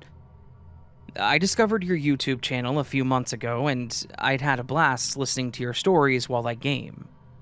Nevertheless, it's reminded me of a couple of glitches, per se, of my own. I'm not well versed on this sort of topic yet, and I'm a goody two-shoes Christian boy, so I'm not certain I entirely buy into the simulation theory. But either way, these experiences are truly, at least in my opinion, unexplainable. This one occurred about 10 years ago as of the writing of this, when I was but a wee lad. I had a bad dream, not really a nightmare because I don't consider bad dreams to be nightmares unless they make me wake up in a panic, which this one did not. But in my dream, I was in a dark place, very cramped and square, almost as if I was under a desk in a very cramped office, except that there was like some rusty sheet of metal, like the kind that wobbles with the funny sound. It was blocking the front opening. I was kneeling to be able to fit there. I didn't recognize the place at all. All I knew was that I was hiding from something. The metal sheet had some holes in it from the rust, and I remember hoping the sheet wouldn't fall, but then it began moving to the left, as if being pulled by something. I knew it would be bad if I let it open all the way up, so with both hands, I grabbed onto both sides of the sheet of metal, using just my grip strength to try to pull it back into place from the edge, given there was nothing to increase my grip since it was a metal sheet. And I was too scared to poke my fingers through the rusted holes because something might pull at me and, well, rust, tetanus. So I was frantically pulling the metal sheet back, but my hands kept slipping and I had to keep grabbing onto the side of the sheet. I could feel something staring at me through the holes in the sheet, but I wasn't brave enough to turn to look. Before I knew it, I had woken up, and this dream had pretty much faded into the recesses of my mind. I know that none of this sounds like a glitch, but the glitch actually happened about a year later, and all of this exposition was needed because, after about a year, a very well-known indie horror game released, Five Nights at Freddy's Sister Location. On the second level, Night 2, imagine my shock when I was playing a Let's Play of the game when, almost detail for detail, a one-to-one recreation of my bad dream from about a year ago, at the time, showed up. Well, in 2D, but nevertheless the same. Hiding under the desk, the metal sheet in front, the holes, the sheet opening, the player needing to keep their mouse tracking the side of the sheet because if they just clicked and kept the mouse still, the sheet would slip out from under it gradually toward the left. The eyes of the bitty babs staring at you through the holes. Almost everything was one-to-one to my dream. I legitimately have no idea what to call this. And if you know what this would be called, please let me know, because I vividly remember pausing the gameplay to call out what happens after. And what I called out did happen after, the sheet of metal sliding gradually. So I know this was not just a deja vu. I believe they're called prophetic dreams, which are a glitch in my opinion. Anyway, thank you for reading my story and for making all of our days a little brighter. You could not believe how much I appreciate it. I might share some more glitches that happened to me at a later date, some more recent ones.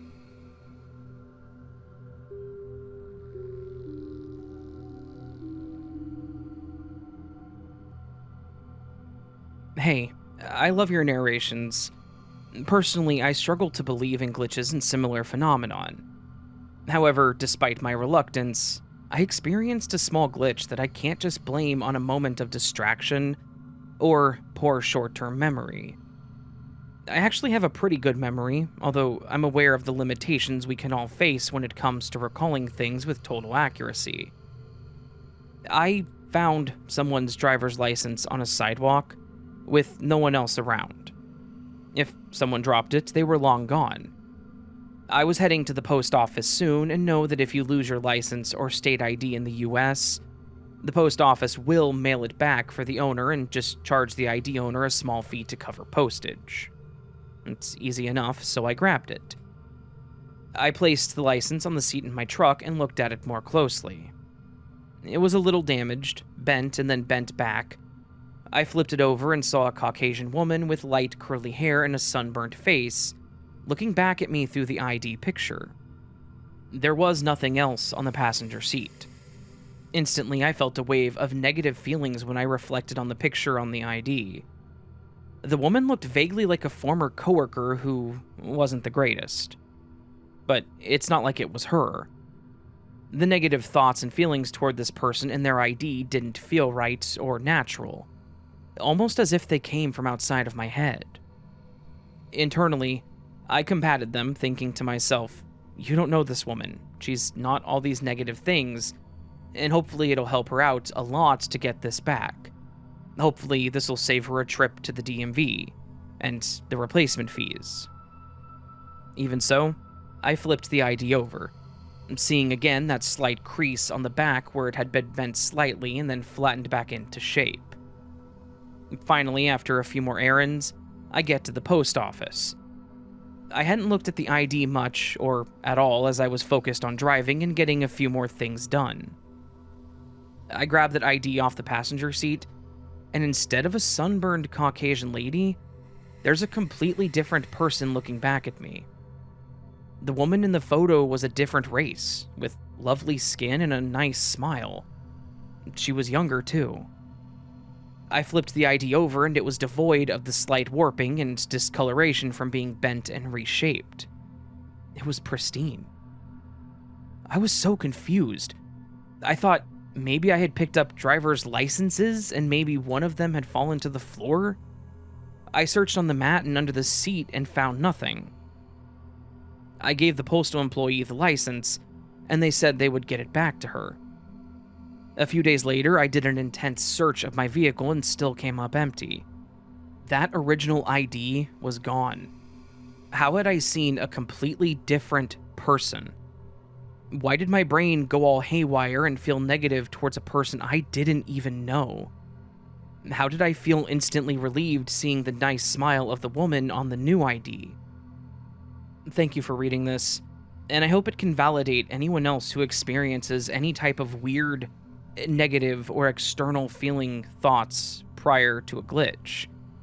If I'm the only one with that type of experience, that's fine too.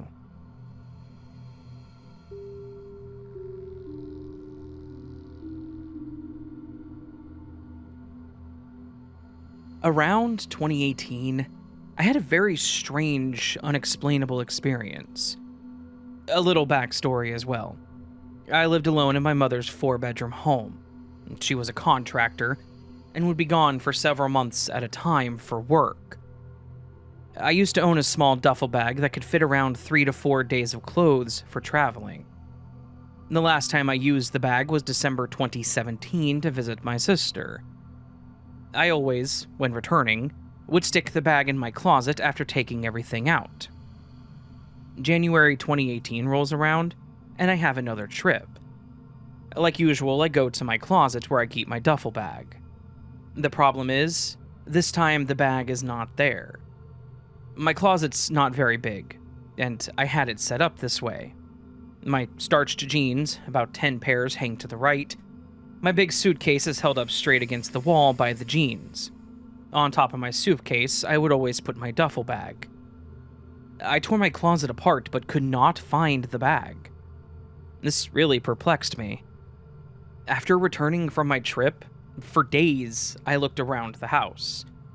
At this time, I couldn't imagine where it could have gone. It was literally nowhere to be found. I would tell everyone who would listen, and even went as far as accusing my sister of stealing it, which made no sense because I definitely brought it back after visiting her. I was trying my hardest to rationalize where it could have been. For months, I brought it up to family, coworkers, clients.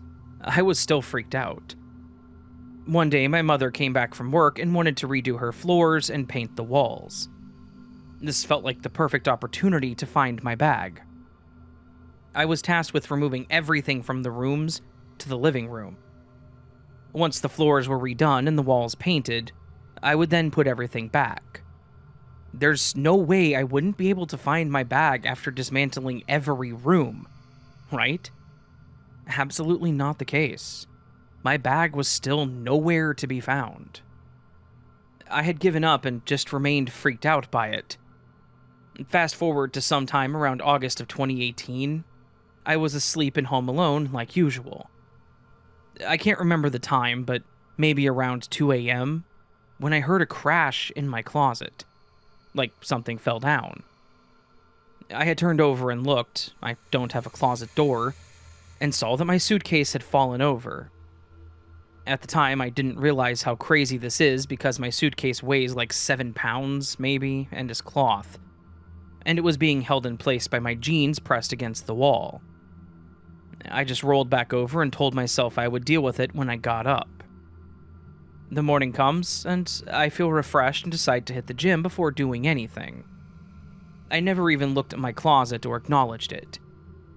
When I returned from the gym, I told myself that I would straighten my room up.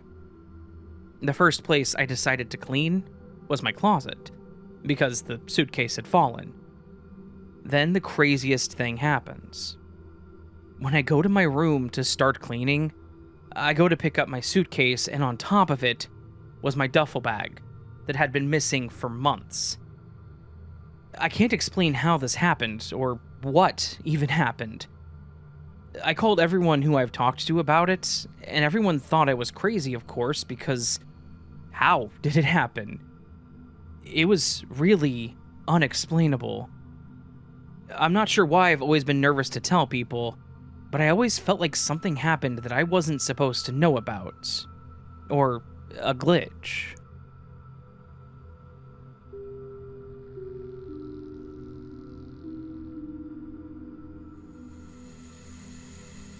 This is a glitch that happened to me and my siblings many years ago. I was at a park with my 2 sisters and 3 stepsisters, all of different ages, me being the youngest.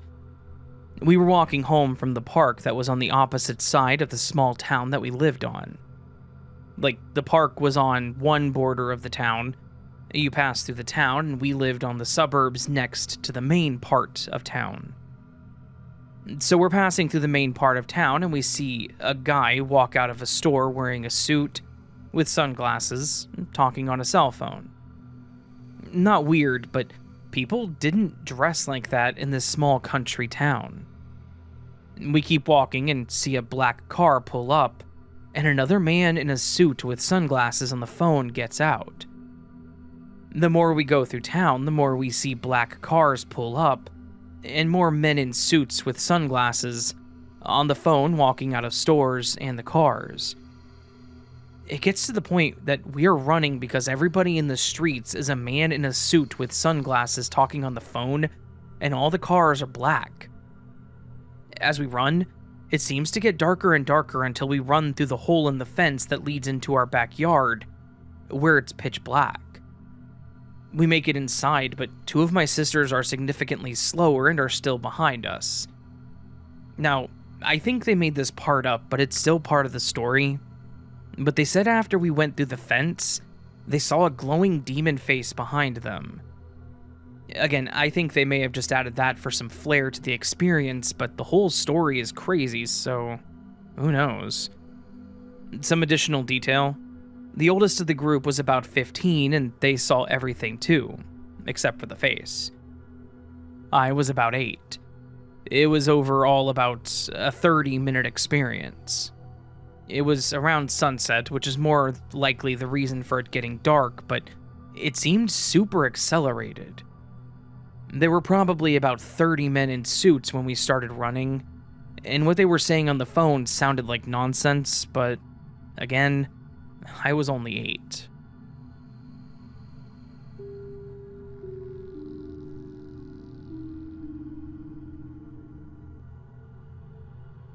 This happened to me a couple of years ago. I was biking to work as per my usual routine, and I was at a crosswalk waiting to cross when I heard tires squealing. I was on my phone but managed to look up in time to see a red pickup truck run a red light and slam into a black BMW on the driver's side rear panel. The BMW spun violently and nearly flipped into the air. The tire was torn off and thrown into a parking lot, hitting a car. The red pickup, knocked off his trajectory, sped toward the sidewalk, slamming into a light post. Thankfully, the 3 people there managed to flee before the pickup hit them. The impact was so loud and violent, and there was debris everywhere, and yet, aside from the car alarm from the damaged vehicle in the parking lot, everyone was quiet. I looked around at everyone's stunned faces before my EMT training kicked in. I took a class a few months prior, and while I didn't pursue that as a career, I did value the training that I received. I immediately took out my phone and dialed 911, as I told people to check on the driver but not to move them. I relayed everything I saw, as much clear information as I could, to the female operator. When I heard a man shout out that there was a baby in the BMW, I felt my heart twisting up in fear and sadness, but managed to keep my composure and I looked up to get the street names. When I looked back for the wreckage, it was gone. There was no car accident or anything, just a regular boring street. The 911 operator must have heard my confused expression. I think I muttered something like, "What the f-?" I explained to her that I must have been mistaken, as there was no car accident. She asked if I was okay, and I told her that, yeah, I guess I was just confused. I apologized, and right before I was going to hang up, the accident happened. Just as I remembered it, every single detail. And probably even more since I saw it fully. The 911 operator must have heard the crash over the phone and asked me if there was a car accident just now. I said yes, and she sent the police immediately. I stayed on the phone with her for a few minutes as we both tried to figure out what the hell had just happened. We were both very confused as to the situation and just decided to leave it behind us. I don't really believe in the supernatural, and I for sure would have just dismissed this as a random fleeting thought if it wasn't for the fact that I had a 5-minute call with 911 on my phone. The OP added an edit.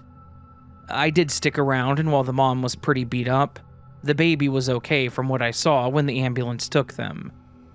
The red pickup driver was drunk, as evident of him trying to run and fight people who held him back until the police cuffed him.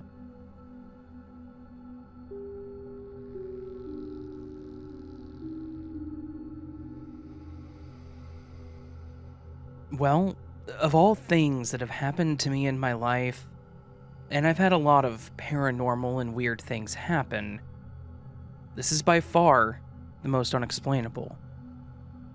Basically, a ring that was lost in 1996 reappeared this year. Which I'm sure in normal circumstances this isn't so strange, but the circumstances that surround the event make it completely crazy. So going back, in 1996 I was 12, and living with my mom and siblings. I loved silver rings, so she would buy them for me as a gift, but she had also gifted me 3 silver rings she had handcrafted herself, during a stint making rings in the 70s. Being handmade, they were highly unique and like no other rings anywhere. So one day in 96, her friend, Duncan, stopped by to offer us all a lift to the beach as he was headed there. We lived about 40 minutes drive from the coast and didn't have a car, so we were all excited and got our things together, and then jumped in Duncan's van. When we got there, it was totally empty, and we all put our things on the beach to get ready to go into the water. I didn't want to lose my rings in the water, so I wrapped them in a small plastic bag and tucked them deep into the toes of a pair of lace-up sand shoes I'd been wearing. I then put my other stuff folded neatly on top of that pair of shoes. I was very particular, as I really did not want to lose the 6 that I had been wearing. We swam for about an hour, with several of us in the water. At no point at all did we ever see anyone else come onto the beach, and I had been looking back over our things often. Our stuff wasn't too far from where we'd been swimming. When we got out of the water, I went straight over to get my rings, and to my surprise, my shoe was completely empty. I searched everywhere, but there was no sign of the bag that had my rings in it. We searched for a long time, but in the end, we had to leave and go home. At the time, it made no sense to me at all how they could have just vanished, because nothing I left on top of them had been disturbed at all, and we hadn't seen anyone on the beach. I told myself that I would find them someday, though I wasn't sure how. So, time passed, and eventually the internet became a thing. I sketched the rings I had lost, well, the one that mattered most. I would go on to Facebook groups for that area every year or two asking if anyone had found them, or seen them, or knew anyone who had them. I never heard anything back from anyone. Shortly after I lost the rings in 96, we had to move.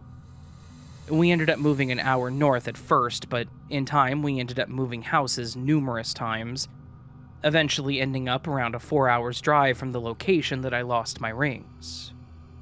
At one point, due to a family member's partner's violence, we had to leave everything and just run, so we didn't have any furniture that we kept with us. This will make sense later. And we kept very few personal possessions. And this was prior to us moving to our current city.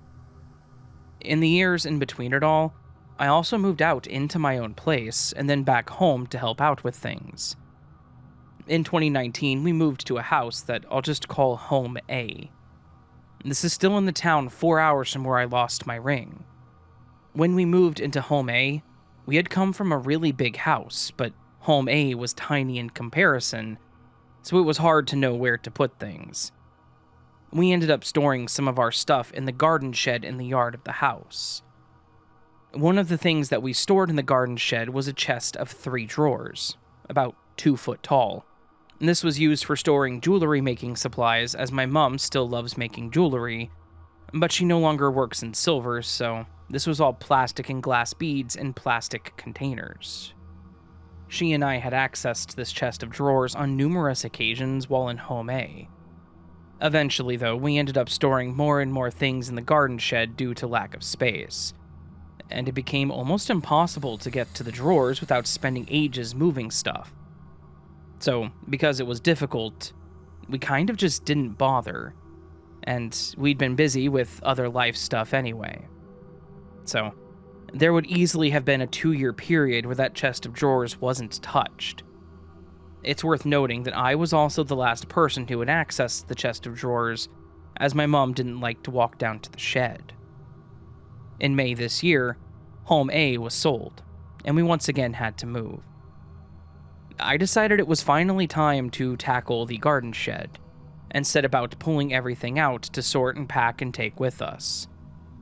When I got to the chest of drawers, I was excited to finally have a look back in it, as I knew it was full of containers of pretty beads.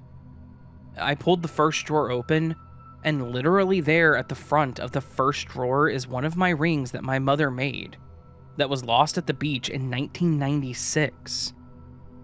Just there. I instantly started crying my eyes out and ran to show my mom, who couldn't believe it. Neither of us had seen this ring since '96. It was one of the distinct rings that I had drawn and posted about on numerous occasions, once the internet was a thing. It was not there the last time I accessed that drawer. The drawers were also sealed, so it's not like a rat could have climbed in there and just left it either, which would still be weird. No one came into our yards. We have dogs that will go crazy if anyone does, and there's no way on earth anyone could have snuck it in through all the boxes and boxes of junk and stored items, and some of them large, that we had packed into the garden shed. We also don't even know anyone from that area where the rings went missing anymore. We pretty much lost contact with all of our family friends as soon as we moved. So, people have had some theories when I've told them about this, mostly thinking someone felt bad and brought the ring back. Okay, sure. I could believe this if the ring had reappeared in our mailbox in 1996, maybe. But who exactly would have seen my Facebook post, felt guilty, decided to return just one ring 3 decades later, somehow magically figure out my address? I'm not publicly listed and I have a very common surname anyway. Drive 4 hours north, then rather than sitting it on my doorstep or in the mailbox, decided to go find a garden shed in the backyard, evade my dogs, painstakingly move all the crap in the shed, pull this one drawer out, leave the ring, put all the crap back, and then sneak back out again. Why would anyone do anything so crazy when they could have just sent me a DM and said they found it on the beach? I don't believe this theory is viable.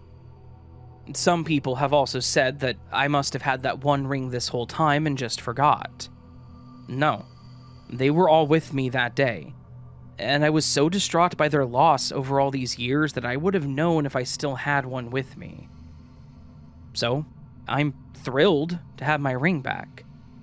I wish I got the others back too, but I really have no explanation at all for how they went missing in such a strange way, or how one reappeared under such strange circumstances.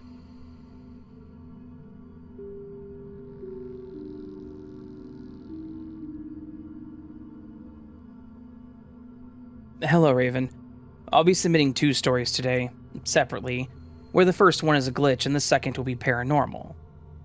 This glitch actually happened with my dad, who doesn't have any idea about glitches, nor does he believe in anything supernatural, be it God or demons. He has been a logical and rational person throughout his life. So, about a year ago, while I was still in school, a classmate of mine and I used to take English lectures from the same English teacher at my place. He was a middle-aged married guy and also a good teacher. The only negative thing about him was that, after giving us some work to do, he would start gossiping with his friends or relatives over the phone, and honestly, it was pretty distracting for me and my classmate. My parents also noticed this but couldn't really confront our teacher. After he'd be gone, our parents would criticize this habit of my teacher behind his back. My dad is a school teacher himself, and he really loathed my English teacher due to him being so unprofessional during teaching. One evening, our English teacher gave us a test paper to solve, and then started scrolling through Facebook and watching videos. Yes, the sounds were distracting, but I'm pretty good at noise canceling myself and focus on my work. My test went nicely, and by 9 p.m. both my teacher and my classmate left. At the time of dinner, I heard my parents having a light quarrel. Then my dad beckoned to me and asked, "Where did your teacher go in the middle of the class?" I was trying to process what he had just asked me. Go? He didn't go anywhere. He was sitting in front of us the entire 2 hours, I said. My dad had this stern look on his face, with his eyes fixed on me, his expression screaming, "Oh yeah? Now you're trying to defend that unprofessional man who leaves his students alone during a test?" He again asked. "He was sitting there the whole time, huh? Don't try to defend him, I've seen it with my own eyes. Your friend and you were writing your test, and your teacher's chair was empty. He wasn't in the room." I was so confused. I admit that I had the whole self-noise cancellation on, but I'd have definitely noticed if he walked out of the room. And of course, my friend and I would have taken advantage of that, because who doesn't cheat during a practice test? But I'm absolutely sure my teacher didn't even stand up from his chair.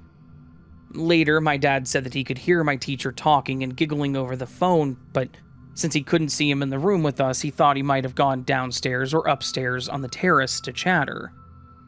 And that assumption made my dad even angrier. He went downstairs, checked every corner, but couldn't find my teacher. Now, my dad's got knee pain, so he decided not to check upstairs, as he thought if my teacher was not on the ground floor, nor on the first floor as us, he must be on the second floor, which was basically just the terrace. According to my dad, my teacher was on the terrace chattering over the phone, and his chair in our room was empty. He saw that with his sober eyes. The next day, I told my friend about this, and he was also confused, as he, like me, did not see our teacher leave the room. My dad doesn't believe in supernatural stuff, so he still thinks that I lied to him to defend my teacher. I, on the other hand, cannot explain what happened that evening.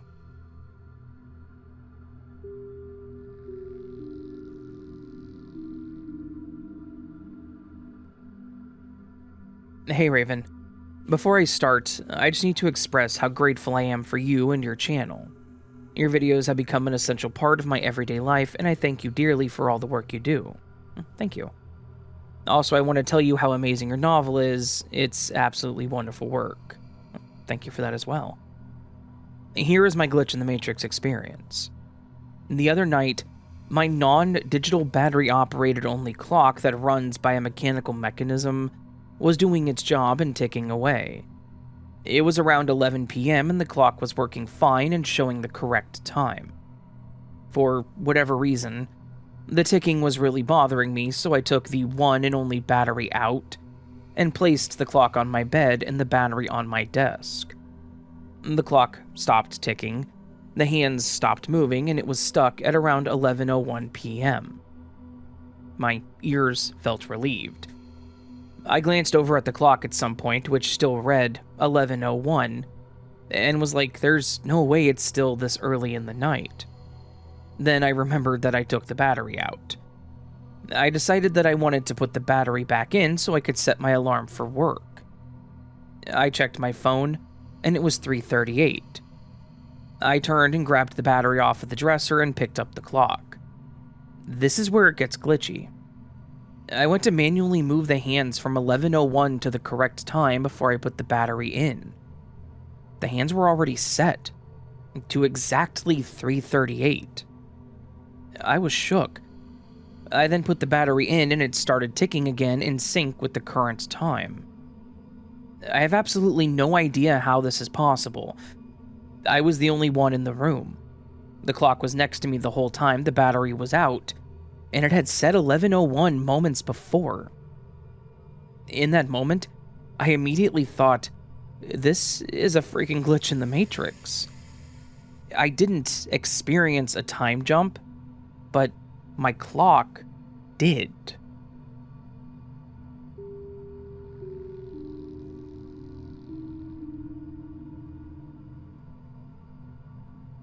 Hi, Raven. My dad used to kayak a lot in his young adult and teen years. He also led excursions and camp activities. On one occasion, he had kayaked somewhere with the plan to spend the night camping on the beach. While he was sleeping on the beach, he woke up in the middle of the night and saw a young girl pointing out at the water. He was alone at the time, and my sister and I were not born yet. Then she disappeared, and he went back to sleep thinking he was just tired or something like that. However, the next day, the ocean conditions were horrible. He had not expected a storm, and my dad does a ton of research before a trip. It was too dangerous to go out on the water. He believes that the girl was trying to warn him. The next scenario happened about a decade and a half later, when my mom was pregnant with my sister. My mom has given birth to 3 kids, and never wanted to know whether we were boys or girls before we were born. She likes to be surprised. Anyway, one night, a few months before my sister was born, my dad woke up to see that young girl again, the same one from the boating trip. This time, she was standing at the window, looking at him, and he could see her face. He said that she looked like me, but definitely not close enough to be me. Then, like before, she disappeared. When my sister was born later, and as she grew up, he realized that the girl was her. He's also never seen the ghost girl again since my sister's birth 21 years ago. My sister has had her own, quote, psychic dreams as well. A couple of times she predicted the deaths of people who have died suddenly the following day. Before my uncle had his heart attack, though, she dreamed that he would get sick, but he would be okay and recover. When he had his heart attack, he did die, but then was resuscitated. He was sick/weak for several months after, but completed rehab and is fine today. And that was 2 or 3 years ago, and the heart attack truly came out of nowhere. My uncle was an avid biker and only ate healthy meals. I also have a short glitch story that isn't long enough, but I'll share it anyways if you want to put it at the end of this. Growing up, I loved monkeys, gorillas, and orangutans. I would research them, read about them, buy stuffed animals of them, and visit them at the zoo. I was obsessed. One day, my mom and family friends took me and my sibling to the botanical gardens. They had a special rainforest exhibit with rainforest plants and golden lion tamarins. I loved seeing them and was so surprised that they were there. Years later, I brought up this memory to my mom and boyfriend at the time. They both said that the botanical gardens never had tamarins, only butterflies. However, I literally can picture in my head where in the exhibit room I saw one. I was so confused that I ended up calling the gardens. They said they don't and have never had tamarins. I have no idea where this memory came from then because I distinctly remember seeing them and being so happy. I guess I'm just lucky to have a positive glitch experience, but I feel a little insane. Also, one other thing is when I typed Golden Lion Tamarins in the Google search bar, those botanical gardens are an autofill choice that pops up, even though I haven't been to those gardens or that area in years since moving. Just another weird thing. I have some other stories, but these are the ones that I can share right now. Let me know if you want to hear the others.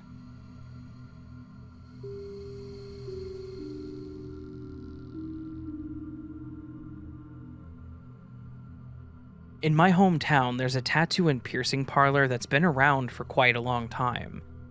I've purchased jewelry from them on many occasions, and I even had a piercing done there once. Long story short, I know the place, and have been going there for years. Now, here's where the weird parts begin. A few years back, I was with a friend and wanted to stop there really quick to buy some new jewelry. I drove out to where it was, but it wasn't there. I drove up and down the shopping strip several times just to make sure that I wasn't losing my mind. No sign of it. So I looked it up on Apple Maps. To my relief, this place did indeed still exist, but it was somehow not located where I remembered it always being. Weirder still, it's only a few streets down. Also, in a strip mall, but a totally different one. I actually got lost trying to find it, and when we did, I had absolutely no memory of it ever being there. I distinctly remember the day that we went there, too. They had just pierced my nose. And I had a very frightening experience with vasovagal syncope, which has unfortunately remained quite memorable. Fast forward 2-ish years, I'd been to this place numerous times during that time. I, as of quite recently, no longer live in my hometown, and I was only there visiting for the one day. I decided to go to the piercing shop because I wanted a new nose ring, and they do their jewelry in a way that has to be unscrewed and changed with professional tools. Weird for some, but convenient for me, because I don't have to worry about it falling out. Anyway, I digress. I drove out to where I had finally learned it was the new location, which was a bright green-colored strip mall building in an inconvenient parking lot right on the side of the road. I parked, and I got out of the car before I realized the store wasn't freaking there. I did a triple take, and when I still didn't see it, I drove up and down the strip mall several times before parking and searching Apple Maps for the location of the store. Once again, I did find it, but it was once more in a completely different spot from the first and second locations that I remember. Even better, it's in the freaking building facing the original place that I remember. Yes, I'm sure it's not the same building. I've lived in that town pretty much my whole life, and we were talking about 3 places within a few streets of one another by the beach. I don't even know what to think anymore. Maybe one day I'll wake up to find my nose unpierced because the shop never actually existed, or something. Such strange, silly, inconvenient things that the Matrix does sometimes.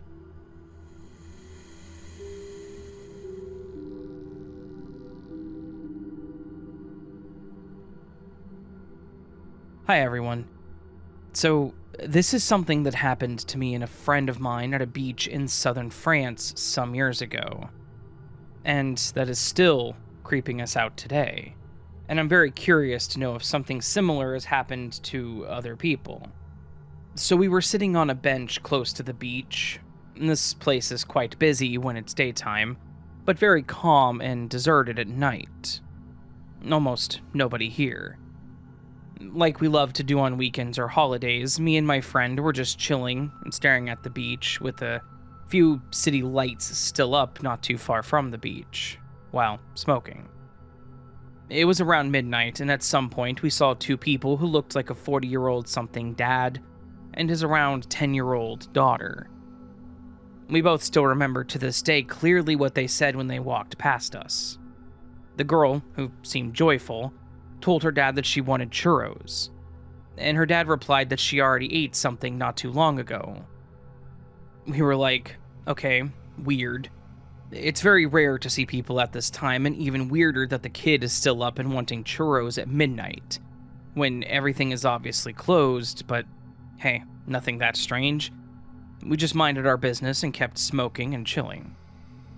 1 hour later, at around 1 a.m., the exact same dad and daughter were just walking in front of us again.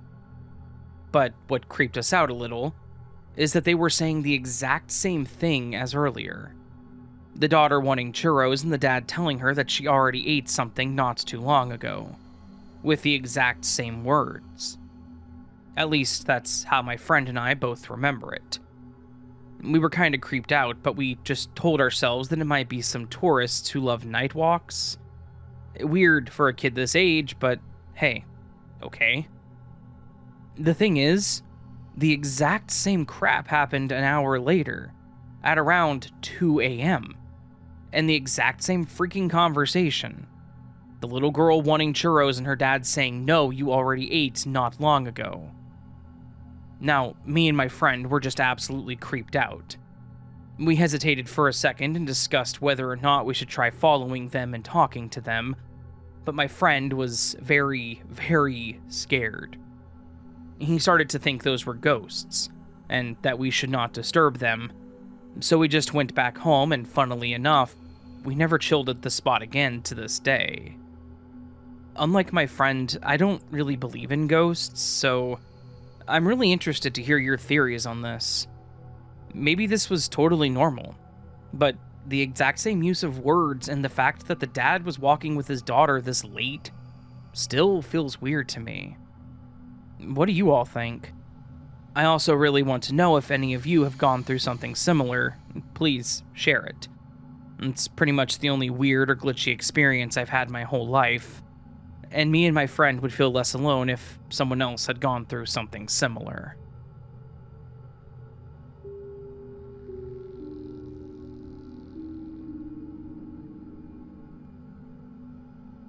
Hi, Raven. I actually wanted to take a break from sharing the crazy recycle center stories and go back to something you've posted recently, particularly in the glitch category.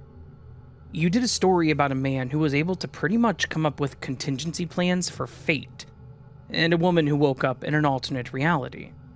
And it got me wondering if I should send in the story about an ability that I stumbled across when I was a kid, and still have to this day.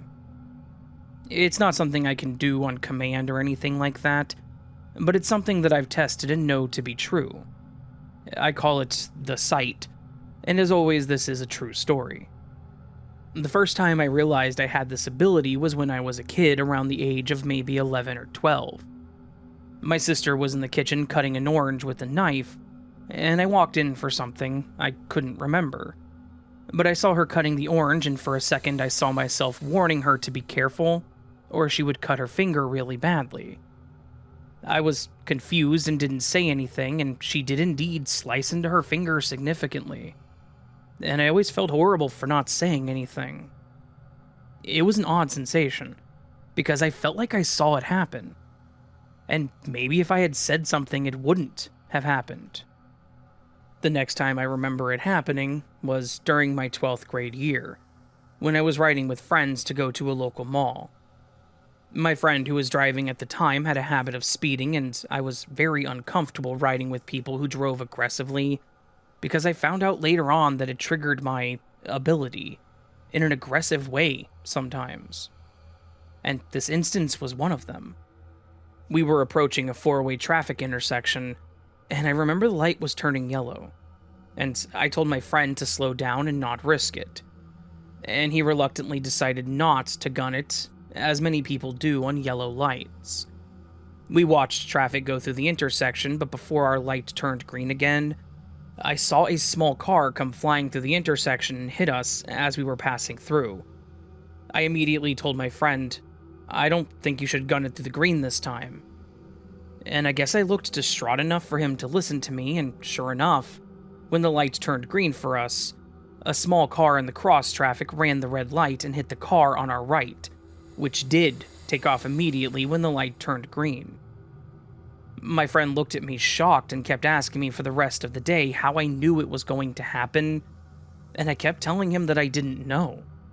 But it's been something that happens on and off with me since I was a kid.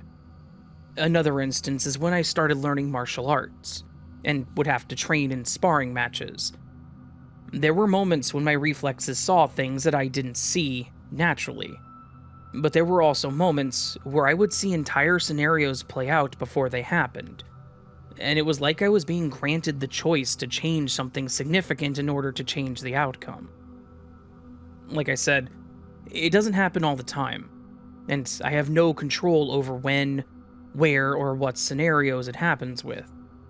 But I do know that there was a fight that I was in for my black belt, where I was up against an older, higher-ranked black belt, and he threw a blind back kick at me that I saw and dodged before it actually happened. It's on video, so there's proof of this. And after the fight, the higher black belt told me that even he didn't plan to throw that kick, and he wanted to know how I knew to dodge it. We basically just said reflexes. There have even been conversations with my wife where I've seen what happens when I say certain things. I'd see the conversation play out and go horribly wrong if I said the wrong things, so when that moment actually came in reality, I would say something different and change the outcomes of the event. The times I changed nothing, the conversations would go just as planned. And I even got into the habit of telling my wife when I see certain things play out, just so she knows that I'm trying to avoid the negative outcomes that I've seen before. She's very understanding about it, and both of us are believers, in case anyone out there is wondering, and she has her own glitch stories that she's told me about, so this isn't an untouched topic in our household about odd things that shouldn't be there. If you choose to read this story for your audience, Raven, I wanted to make sure that the lady from the alternate universe and the man with the ability to counterplan against fate understood that they're definitely not crazy, and they're not alone out there at all. And I hope these instances from my own life help. Your platform has given a safe space and a community to many people that otherwise wouldn't have been able to feel safe or sane otherwise. And we all thank you for what you do, sharing our stories with the world.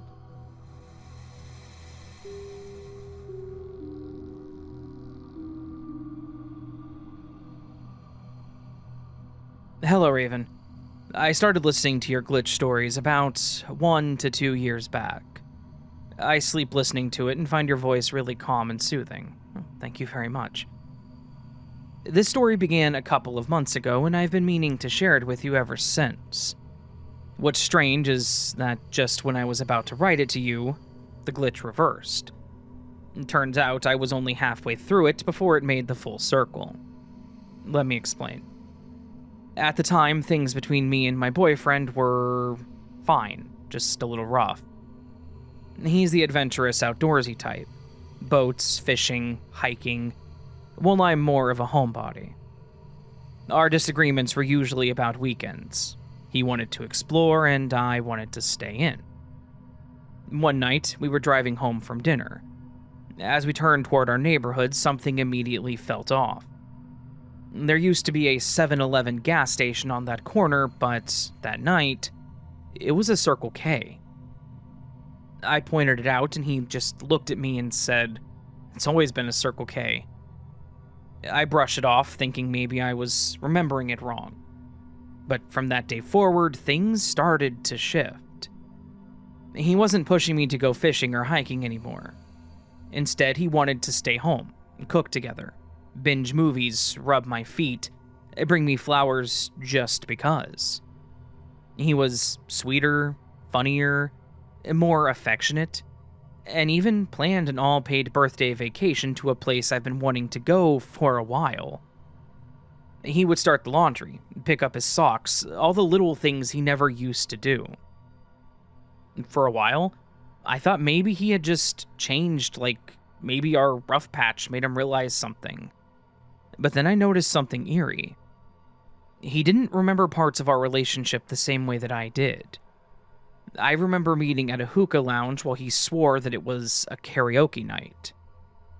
I remember trips to Vegas and Florida during COVID, and he only remembered Vegas. All of our photos from the Florida trip were gone as well. It was only me at those places in Florida in my pictures on Instagram. And that's when it hit me. This wasn't just a personality shift, it was like I was living with the same person, but from another timeline. I was ready to write to you about how a small gas station glitch changed my boyfriend completely, until one night it flipped back. We were driving down that same road and Circle K was gone. The 7-Eleven was back. I pointed it out again and he said, "When was there ever a Circle K? It's always been a 7-Eleven." And just like that, he was back to his old self. Same memories, same habits, same arguments about weekends. I tried to convince myself that it was all coincidence, maybe my imagination. But then it all started happening again. Every time that gas station is a Circle K, life feels easier. He's loving, peaceful, and everything flows. Every time it's a 7-Eleven, things go back to the way they were. Normal, messy, and imperfect. Now, whenever we drive past that corner, I hold my breath and cross my fingers, hoping to see the Circle K sign glowing in red. Because in that world, everything seems perfect. And I can't help but wonder, how do I make it stay that way forever?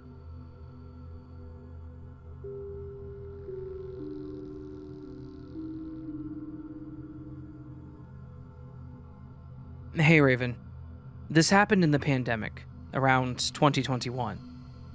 I just felt like I should share this now. I've been listening to your podcast for half a year now, and it's supported my crazy happenings, whether it be a scary story or a glitch in the Matrix. Me and my family, which consisted of my father, mom, brother, sister, and I, had moved out of our house and bought an RV to travel in. Going to a bunch of national, state, and small parks around the northwest part of the US, mostly. We were in Durango, Colorado at the time of this glitch. A few weeks before, we had decided to take the train ride in Durango along the cliffs and through the wilderness to see more of the area. My dad had booked the tickets and done all of the planning. My father is the kind of guy who would book it, do all the work getting the tickets, and then pass it on to my mom to do the rest. When we got to Durango for the train ride, we were staying in some small RV park just outside the city. So every time we wanted to go somewhere in it, we'd have to drive about 20 minutes to get into Durango. The night before our train ride, we had went to one of my mom's friends' houses. Since they had moved to Colorado from where we lived before the pandemic, we ate dinner with them and explored the backyard behind her house, which was a bunch of trees and forested area. Once we got back to the RV and had gotten in bed, everyone had fallen asleep except me. That night, I was restless, and when I finally fell asleep, I had a very vivid dream that I still remember to this day. The dream was that we were driving to go to the train station so that we could ride the train. When we got there, my dad told us that we were running behind, since he didn't wake us up on time. When we got there, they told us that we had missed the train. The dream ended and my dad actually woke me up. We got ready and I passed the dream off as last-minute anxiety. My dad had decided this time he would do all the planning himself. And as soon as we had all eaten breakfast and gotten dressed and ready, my dad drove us to the place he said they told us to be for the train. The drive was about 25 minutes, maybe a little more. We drove away from the city into the forest, deeper, past our RV lot, which I thought was weird since the train station was a different direction. When we got there, the lot was empty. And that's when I started feeling like we had made a mistake. We got out of the car thinking people just hadn't arrived yet, and we were the first ones there. I got my bag filled with stuff to keep myself entertained on the train, and we waited for around 30 minutes before we figured there was actually no train coming to this place. And I sat there realizing my dream was becoming true. My father called the company, and they told us that they had re-emailed everyone saying they had changed the starting place, meaning we missed the train. Somehow that email had never been sent to my father. He looked through his emails and there was no other one from the company saying they had changed the starting location. The lady on the phone told us to get in contact with the train and see if they could pick us up. The train ended up stopping and pausing the route for us to get on. The scenery was beautiful, even if we missed part of the train ride. In the end, I decided that my dream felt a little too real and predictive to be chalked up as just last-minute anxiety. And of course, thanks, Raven.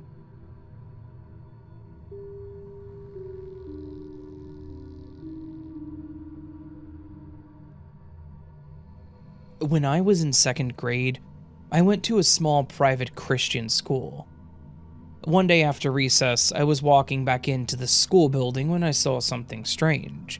A girl standing against a wall in the hallway.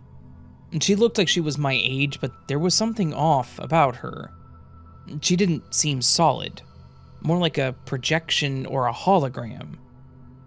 Curious, I walked up to her and asked her name. She told me her name was Chelsea. I introduced myself, let's call myself Buddy for this story, and we talked for a moment. I don't remember much of what we said, but I do remember telling her I had to go back to class.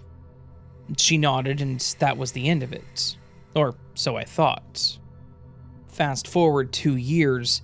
By then, my family had moved to a new city about 8 hours away, still within the same province. Now I was in the 4th grade, attending a completely different school. One day I met a girl in my class who looked oddly familiar. It took me a moment, but then it hit me. She was the same girl that I'd seen standing in the hallway 2 years prior. I asked her if she recognized me, and to my shock, she said that she did. Then she told me something even stranger. She had seen me in her school the same way I had seen her. She said I looked like a projection, or a hologram, standing in a specific spot in her school. She even took me to that spot like she wanted to prove it really happened. We didn't become close friends or anything, and that was pretty much the end of it, but even now, years later, I can't stop thinking about it. Why did we see each other like that?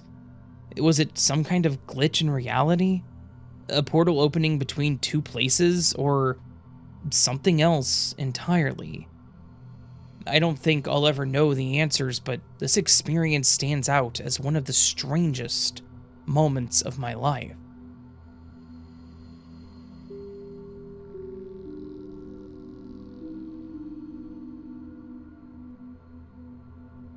Hello, Raven. Love the podcast. Thank you. Myself and my partner have been debating sending this in for a while now, but I have the time to spare right now, so here goes. We live on a tiny island in the Irish Sea, 13 miles wide by 33 miles long, so tiny. It's a place shrouded in folklore and magic, and tales of giants, fairies, and fantastic creatures are woven throughout our island's history. And I, for one, love living here. This, however, is not a tale of magic or beasts, more a tale of pure confusion that to this day still has us scratching our heads. We own a camper van. It started off life as a tradesman's work van, and over the years we've done it up together, putting solar panels up, fully built-in bed and fridge inside, little touches here and there to make it a full-on home away from home when we're camping out. Anyway, there's a place at the northernmost tip of the island that we would camp very regularly. We love it there, vast open seas, a beautiful pebbly beach, wildlife, and birds to watch whilst we relax in the quiet of nature. We often see the odd dog walking, dolphins, and seals. A few other camps there too, but always far enough away as to not bother the others. Not far from where we camp, about an hour's walk away, there's a more inland area where permits were essential for camping, and you can express interest to the government about getting one, and they'll review your application and see one if they see fit. We applied a few years ago, just as somewhere else to go for a change of scenery. We were sent a permit and were excited at the fact that we could now, if we wanted, wild camp at this idyllic spot. We decided one afternoon to drive to the spot and have a little look around, scope the area and find a cute little area to camp at some point. Like I say, our island is so small that having lived here all our lives, there's not many places we don't know, or haven't been as children or explored on our own since being grown-ups, with a camper. We're both mid-40s now. Okay, so we decide to drive up to the Airs, the name for the spot that we received the permit for. Think naturally formed little camping spots, quite spread out from each other, lush green grass in places and more sand dunes and mounds in others. Motorhomes and campers dotted the area here and there, but no one bothering anyone else, and room enough between, making this so, rather easily. You get to this area by driving down a very long straight road almost to the sea, but the area opens out before you actually reach the sea. Where we normally camp, we're right on the beach, but this area requires a short walk to the sea once you've found your spot. So back to the story. We decided one day to take a drive out to the Airs and scope out, like I said. From our home to said spot takes about 40 minutes to get to, over the one and only mountain on the island. So we arrive at the top of the long road to take us to the camping area. We turn down and begin heading down the tree-lined track, seeing the area sprawl out ahead of us right the way down to the sea. We get about halfway down the track, and before we hit the end where the road opens up to the left, where the camping area really opens out, we come across a smaller area with lots of trees and an open gate on the left of the road that we are on. So, out of curiosity, we turn into said area.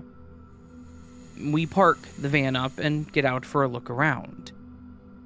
The area was almost circular, surrounded by large trees, and there was one continuous loop that you could drive around to come back the same way that you'd come in. A large raised mound in the center that the track went around and thick trees all around the outside. I will add that the day was glorious sunshine, but in this area it was darker and quiet. We didn't think much of it as we walked around looking for a suitable place that we could camp in the future. Like I said, this area was small. From on top of the center mound, it was maybe 5 meters across, and the track around it was just that, a track.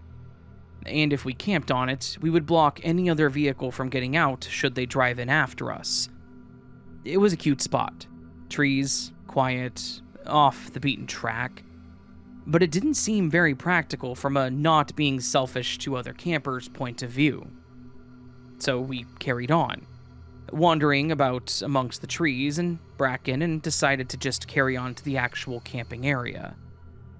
We couldn't work out the relevance of the area with the mound. It wasn't leading anywhere. There was no need for a turning spot as it was tucked away off the main straight road, but who were we to judge its reasons for being there? We got back in the van and carried on, but never came to the area that we were originally looking for. It was nowhere. It should have been straight down this road. The road only went to this spot, highly signed as an area of natural beauty and a place to camp. By this time, we were tired, and as this was just a reconnaissance type outing, we decided to head home and come look another time, laughing that maybe the area we were at was it. The small clearing with the mound was all there was. We knew this not to be true, but we were baffled as to how we had gone so wrong on a road that only leads one way. We thought maybe we'd missed an opening in the mound area that led out to the full-on wild camping ground. But we walked the whole thing, looking through trees, standing on the mound for a better view, searching everywhere. Nothing. So we reluctantly drove home, saying that we must have made a wrong turn and that we would return another day, giving us more time to find exactly where we needed to be. It was a few months later when we returned to the area. We turned onto the long road headed down to the sea and expected to have the chance to go look around the mound area again. But on traveling down the road this time, we drove slow, looking to the left, waiting to see the tree-covered clearing with the gate, with the circled track and mound. But it never appeared. We drove straight down the road, veered around to the left, and lo and behold, the landscape opened out to the large area that I spoke of earlier. The naturally formed little camping spots amongst the green grass and sandy dune areas. All under a huge open sky, mountain to one side of your view and the sea to the other. We were stunned. This is the spot we looked for the first visit, but this was not here that time. We drove straight to it. It was simple, off the main road, drive straight down and here we are. It couldn't have been easier. We drove about a little, saw people parking up, having a great time in the sun, flying kites, making food, enjoying the day. So we just thought that last time, for whatever reason, we'd missed it. How? We weren't sure, but we put it down to it being our mistake. On finally finding the area and how easy it was to actually find the area, we stayed a while and then decided to head home. Satisfied we knew where to camp out next time we visited. We discussed the tree area on the way back up the long road and drove so slowly as to find it again. We looked right all the way up, as we were coming from the opposite direction. Nothing. Not even a break in the hedgerow for a vehicle to turn into. No gate in the hedge growth. Nothing all the way up until we got back onto the main road. It was straight all the way up. We even drove back down again once we got to the top, convinced that we had missed something, but no. We ended back down at the bottom at the camping ground type area. To this day, we've been up there many, many times, and never ever again have we found the tree-lined mound area. We were there. We walked around it. We talked about how cute it was. We commented that maybe this is it, as we didn't find the real place the first time. I felt the darkness from the tree that blocked out the sun on that glorious day. But we never have found that place since. I'm not sure what to put it down to, but I know that I'm not crazy, as my partner was with me. We both had this experience, and we still talk about it now. Anyway, we still wild camp, but have never had anything like that happen before or since. Thanks for taking the time to read this, and thank you for your podcast. We love it. Signed, Rebecca and Andrew.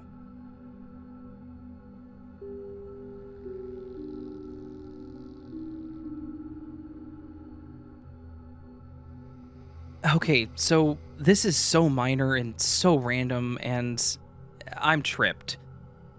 It was Friday, sunny. We went for a midday walk around the neighborhood. Okay, so we leave our place and walk to the street, past the empty curb. I noticed it because most weeks the neighbors put out the bins, and I take them in the morning. This time, someone else took them in. I was like, huh, okay, won't get my minor hit of adulting this week, I guess. We come back from the walk, and again we walk past where the bins would typically be, and I remember even then kind of noticing the moment, you know? At that point, my mind was definitely wandering. We were walking a path I've walked for 8 years, and was on autopilot. Then I remember becoming suddenly very aware passing that spot. No one said anything. We go inside, I putter around the house a bit, drink my latte and go to do the dishes. Classic day off type of stuff. Our sink is in front of a window facing the street, aka the curb. It makes doing dishes more scenic. I grab the sponge or whatever, look up, and I see the garbage bins. by the curb. I remember this making me uneasy. I'm like, okay, I guess I'm really misremembering things. That's so effed up. Have my years of poor choices caught up to me? Like, hell, am I going crazy? Then my roommate comes in and I'm like, hey, I'm gonna go outside and bring the bins in. She's like, what? They're already in. I'm like, go look. She does. Then, both her and I freak out for a minute and are like, this is wild. She also swears to God that she noticed the bins not being on the curb on our walk. The only rational explanation? Neighbors have a grandma who's got Alzheimer's. She must have been confused and put them out again, thinking it was Thursday. Okay, makes sense. I feel odd as I bring them in.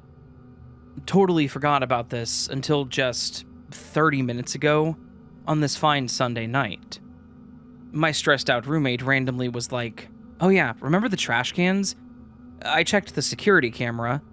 The neighbors installed a security cam by the building's front door because of the aforementioned confused older grandma and gave the password. This camera faces the driveway, not the curb, so they would have seen people walking up and down the driveway to get the bins.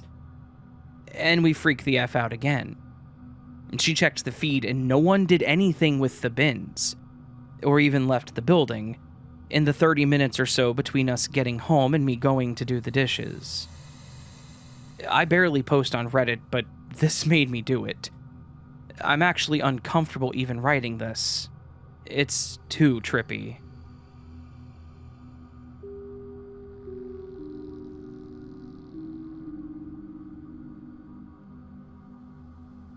Hey, Raven. I told you I would send a story about this, and due to my life, I'm finally getting around to typing it out. So, I've had dreams on occasion that have played out in real life later. I've already sent the one about Halloween. This one is just about a summer afternoon, and I hope you all enjoy. I lived in northern Nevada at this time, out in a giant trailer park/neighborhood. This wasn't one of those rent-the-lot type. There were 1 acre and 1/2 acre lots. If you lived on the edges, you had even more room because it opened out onto open desert. My dream was very clear and detailed. Like, my vision in the dream was better than my vision in real life. It felt more real than real life. That is the way of these types of dreams. In this dream, I was over at my friend's house, and we were practicing archery. We were both trying to get an archery badge in Boy Scouts. The air was clear and very little wind. We had placed the hay bales and targets at about 50 yards. My friend Mike was really good at archery. I was less so.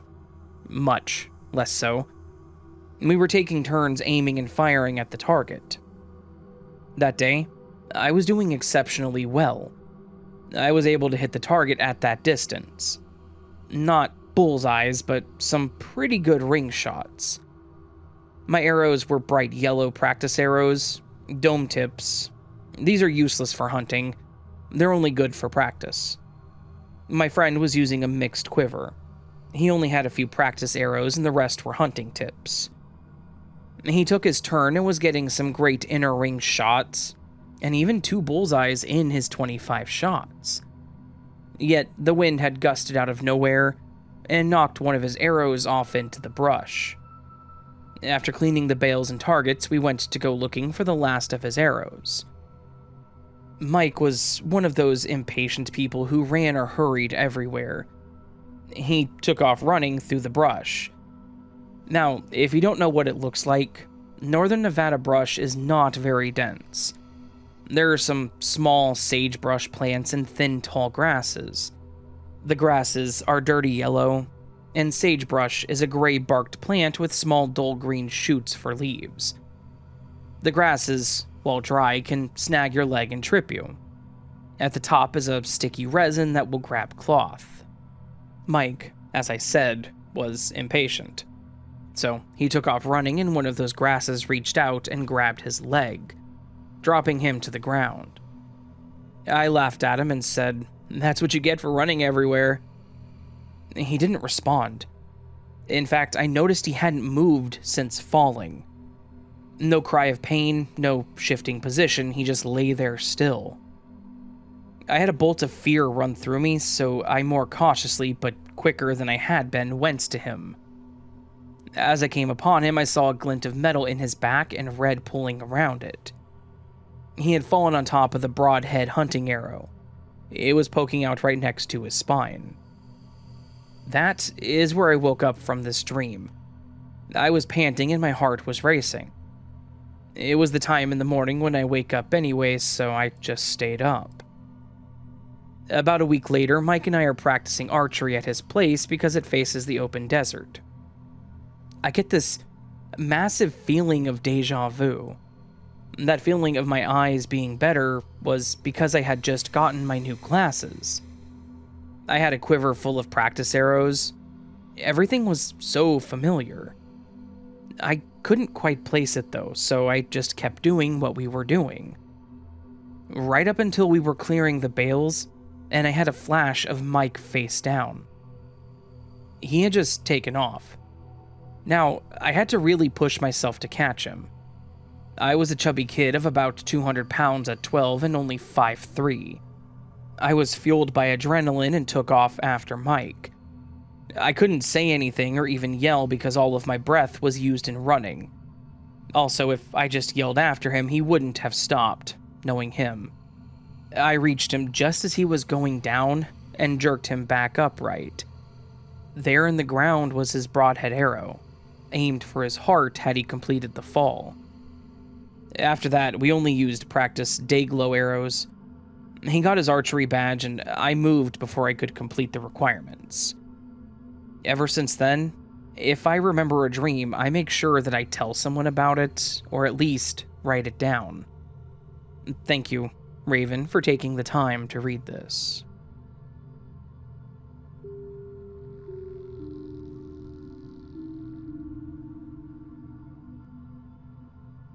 Hey Raven, I know I've been telling you that I had glitch stories, but things escalated, so I wanted to double check that my theory was correct. I confirmed my theory November 30th, 2024. This is going to be long, but I promise you it's worth it, so stick with me. I'm gonna hold you to that. All of this is centered around a pink flip-flop and a yellow swimming cap. My mom's side of the family holidays at the same place every year, the Sapphire Coast, on the south coast of New South Wales here in Australia. We would make the 8-hour drive from Victoria up to two particular towns, Pambula and Merimbula. I know there's a number of Aussie listeners that are sitting up and paying closer attention due to the popularity of these resort towns. My parents, sister, and I would rent beach houses every summer for 3 weeks in Pambula, while my grandparents, aunties, and uncles, and my 8 cousins stayed in Merimbula. We had a view over the water and an easy walk to the beach. We would spend 3 amazing weeks swimming, bodyboarding, playing beach cricket with the other kids that we met up with every year, and doing all the tourist trap stuff for the giggles. Anyway, my best friend would sometimes join us. There's an 8-year age gap between my sister and I, so my parents knew that I would like to have someone my own age. We've been friends since we were 1. We have so much history and shared memories. So, the pink flip-flop. Yes, I know that we say thongs, but I don't want to throw off the USA listeners. Fair enough. We would have been around 10 years old. We took a walk along the beach after dinner. The sun was setting, the sand had cooled down, and the ocean was its usual amazing blue color. We found a mini sand dune and decided to jump off of it and see how far we could jump. My dad drew lines in the sand so we could try to jump further each time. My bestie took her third jump, and her left pink flip-flop threw off her foot and landed to the left of the dune. I had taken mine off, but she wanted the challenge. We all laughed while we headed to the spot where it landed. We couldn't find it. It was a baby pink flip-flop. It should have been easy to find. We spent 10 minutes looking. We finally gave up, and my dad piggybacked her back to the house so she wouldn't have to walk on the gravel. We spent the rest of the holiday checking to see if we could find it, but no, it was gone. But being the weirdos we are, we checked every year as a joke. Have you found it yet? Nope, not there. And next, the yellow swimming cap. My sister had joined the swim team at school and needed a yellow Speedo racing cap to match the color of the team. My mom and I picked it while we were doing some shopping at our local shopping center. We brought it home and my mom put it on top of the washing machine, while her towel and bathing suit were in the dryer, so she could pack it all into the sports bag when it was done. Yeah, you can see where this is going. The dryer beeped and my sister went to the laundry with her sports bag to pack everything. Mom, where's the cap? It's on the washing machine. It's not here. What do you mean it's not there? It's not here. But I put it there. It's not here. My mom groaned and stomped into the laundry. Me, being the nosy older sister, followed. No yellow swimming cap.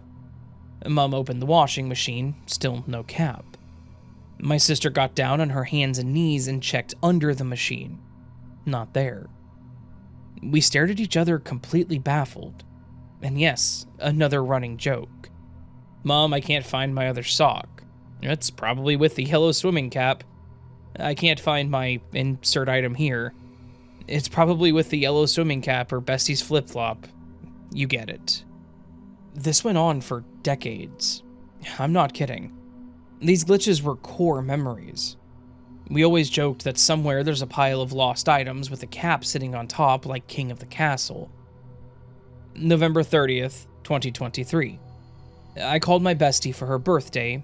As usual, we started talking about the old days, and we joked about the pink flip-flop. January 2024, this is where everything got weird, and why I hadn't sent you these stories. I was having dinner with my parents and sister.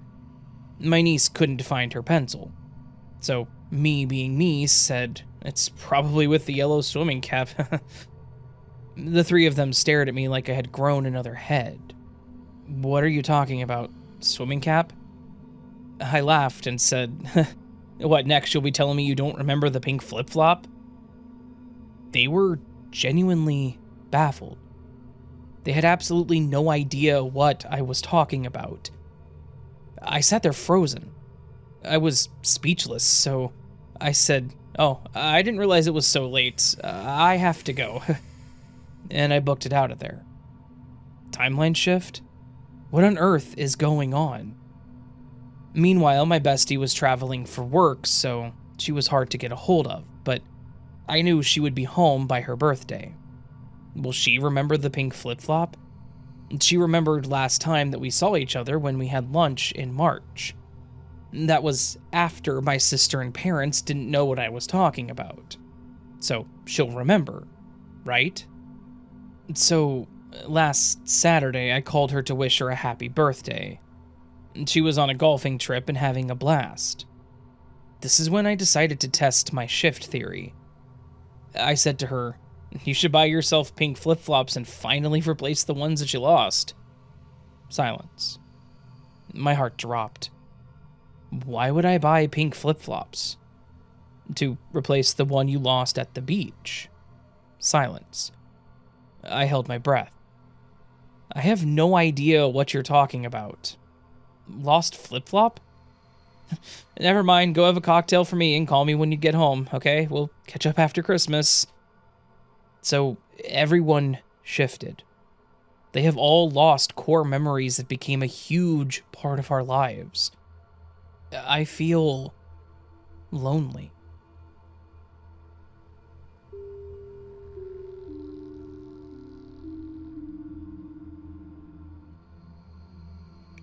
Today, I went to pick up my daughter from school and bring her to her father's house. On the way there, I knew that I needed to go to the bank after I dropped her off. She asked if we could get coffee before I dropped her off, and then the errand of going to the bank slipped my mind, and after I dropped her off, I went home. Within 5 minutes of me being home, I remembered, oh, crap, I need to go to the bank to withdraw money to pay my rent.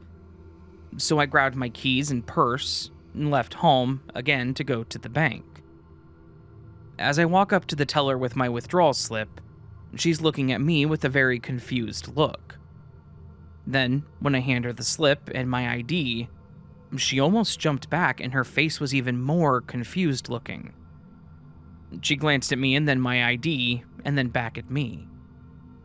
I was almost thinking she didn't think that my ID looked like me, and she said, "I'm sorry, but weren't you just here for this transaction?" I laughed and said, "No, I certainly wasn't, I just got here." She processed the withdrawal, and all the while it seemed like she thought I was messing with her, like one of those videos you see on the internet with identical twins. I don't have a twin. Should I ask to see the security footage? Do you think they'll show me, or think I'm crazy? If I had gone at the time I had planned to go and had not forgotten, I would have, in fact, just been there. And even weirder, later in the day while working my bartending job, a woman asked if I lived in the city that I live in, and said, "I swear I saw you gardening earlier. I always see you in your garden." But I don't live in her neighborhood. So, what is going on?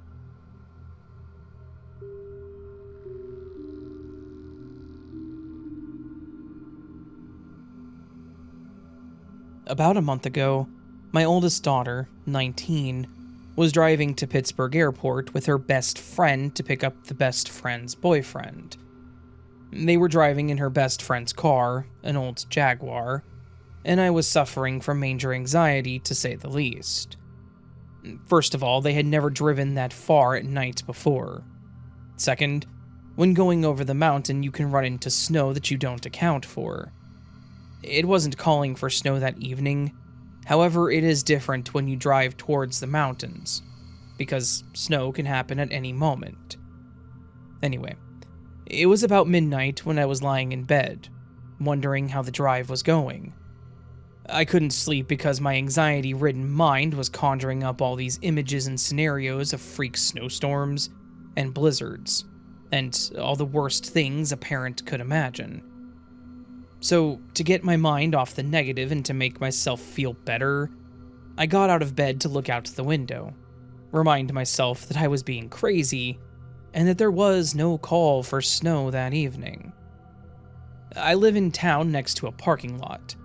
My bedroom is on the second story of my home overlooking our backyard and parking lot next door. Our bottom driveway is connected to the adjacent lot. So, a lot of the time, cars will drive in and use our driveway to turn around. Well, it just so happened that a car was pulling in and doing just that as I looked out the window. I could see snow falling heavily through the cast of light created by the car's headlights. The car lit up our backyard, and I could see the snow plain as day through the car's headlights as it was turning into our driveway. I could make out what looked to be at least 2 to 3 inches of snow already laying on the ground. And not only could I make out this freak blizzard from the car randomly turning around in my driveway, but I could also see it because of the streetlights in the parking lot. I was shocked, because less than an hour earlier there was no snow and the sky was clear. I immediately panicked. I went to grab my phone off of my dresser and called my daughter. I told her about the unexpected snowstorm we were getting, and asked her if she had run into any snow. She seemed confused and explained that they hadn't run into any snow at all the entire trip. I was relieved, and just assumed that the snow had come from the opposite direction, and by the time it would reach them, they would be safely in Pittsburgh. I told her to be careful, hung up the phone, and walked back to the window to look outside. By this time, the car had gone. Except this time when I looked, there was no snow. There weren't 2 to 3 inches on the ground. There was no snow falling heavily through the beam of lights being cast by the street lamps in the parking lot next door. There was absolutely no snow anywhere. and the sky was once again clear. From the time I got up, looked out of the window, called my daughter, and hung up the phone, and then returned to the window, maybe a total of 5 minutes had passed. I was in shock. I am a logical person. I can usually rationalize things and explain them away, but this is a hard one for me. I know without a shadow of a doubt that I saw a full-on blizzard happening. I watched it fall. I saw it accumulating on the ground. I saw it cover our trampoline in the backyard. This has me confused. My rational mind is telling me that I just thought I witnessed a snowstorm. I even walked outside to make sure that I wasn't going mad. How does a person mistakenly see snow when there is none? Especially if the light being cast gives you a clear view of the ground and air. What did I see falling from the sky? What did I see lying on the ground because it wasn't green grass? How did the sky clear up so fast? Is it possible my mind created a glitch in reality because of my intense fear and panic? Like, my thoughts were so strong for that moment, it created the very thing that I was fearing the most? And after talking to my daughter and realizing they were safe, the glitch resolved? I don't know. Has this ever happened to anyone else? Nothing like this has ever happened to me. One minute, I'm watching a full-on blizzard, and the next, I'm not. And no, I 100% was not asleep. And that's the weirdest part. I couldn't fall asleep at all. I was up and down and just couldn't stop worrying about her. I don't know. I guess maybe I could have been so worried that I saw what my mind was obsessing about. It was very strange. I asked myself, how could I have mistaken things so badly? How did I create a blizzard scene out of worry? It's weird how the mind works.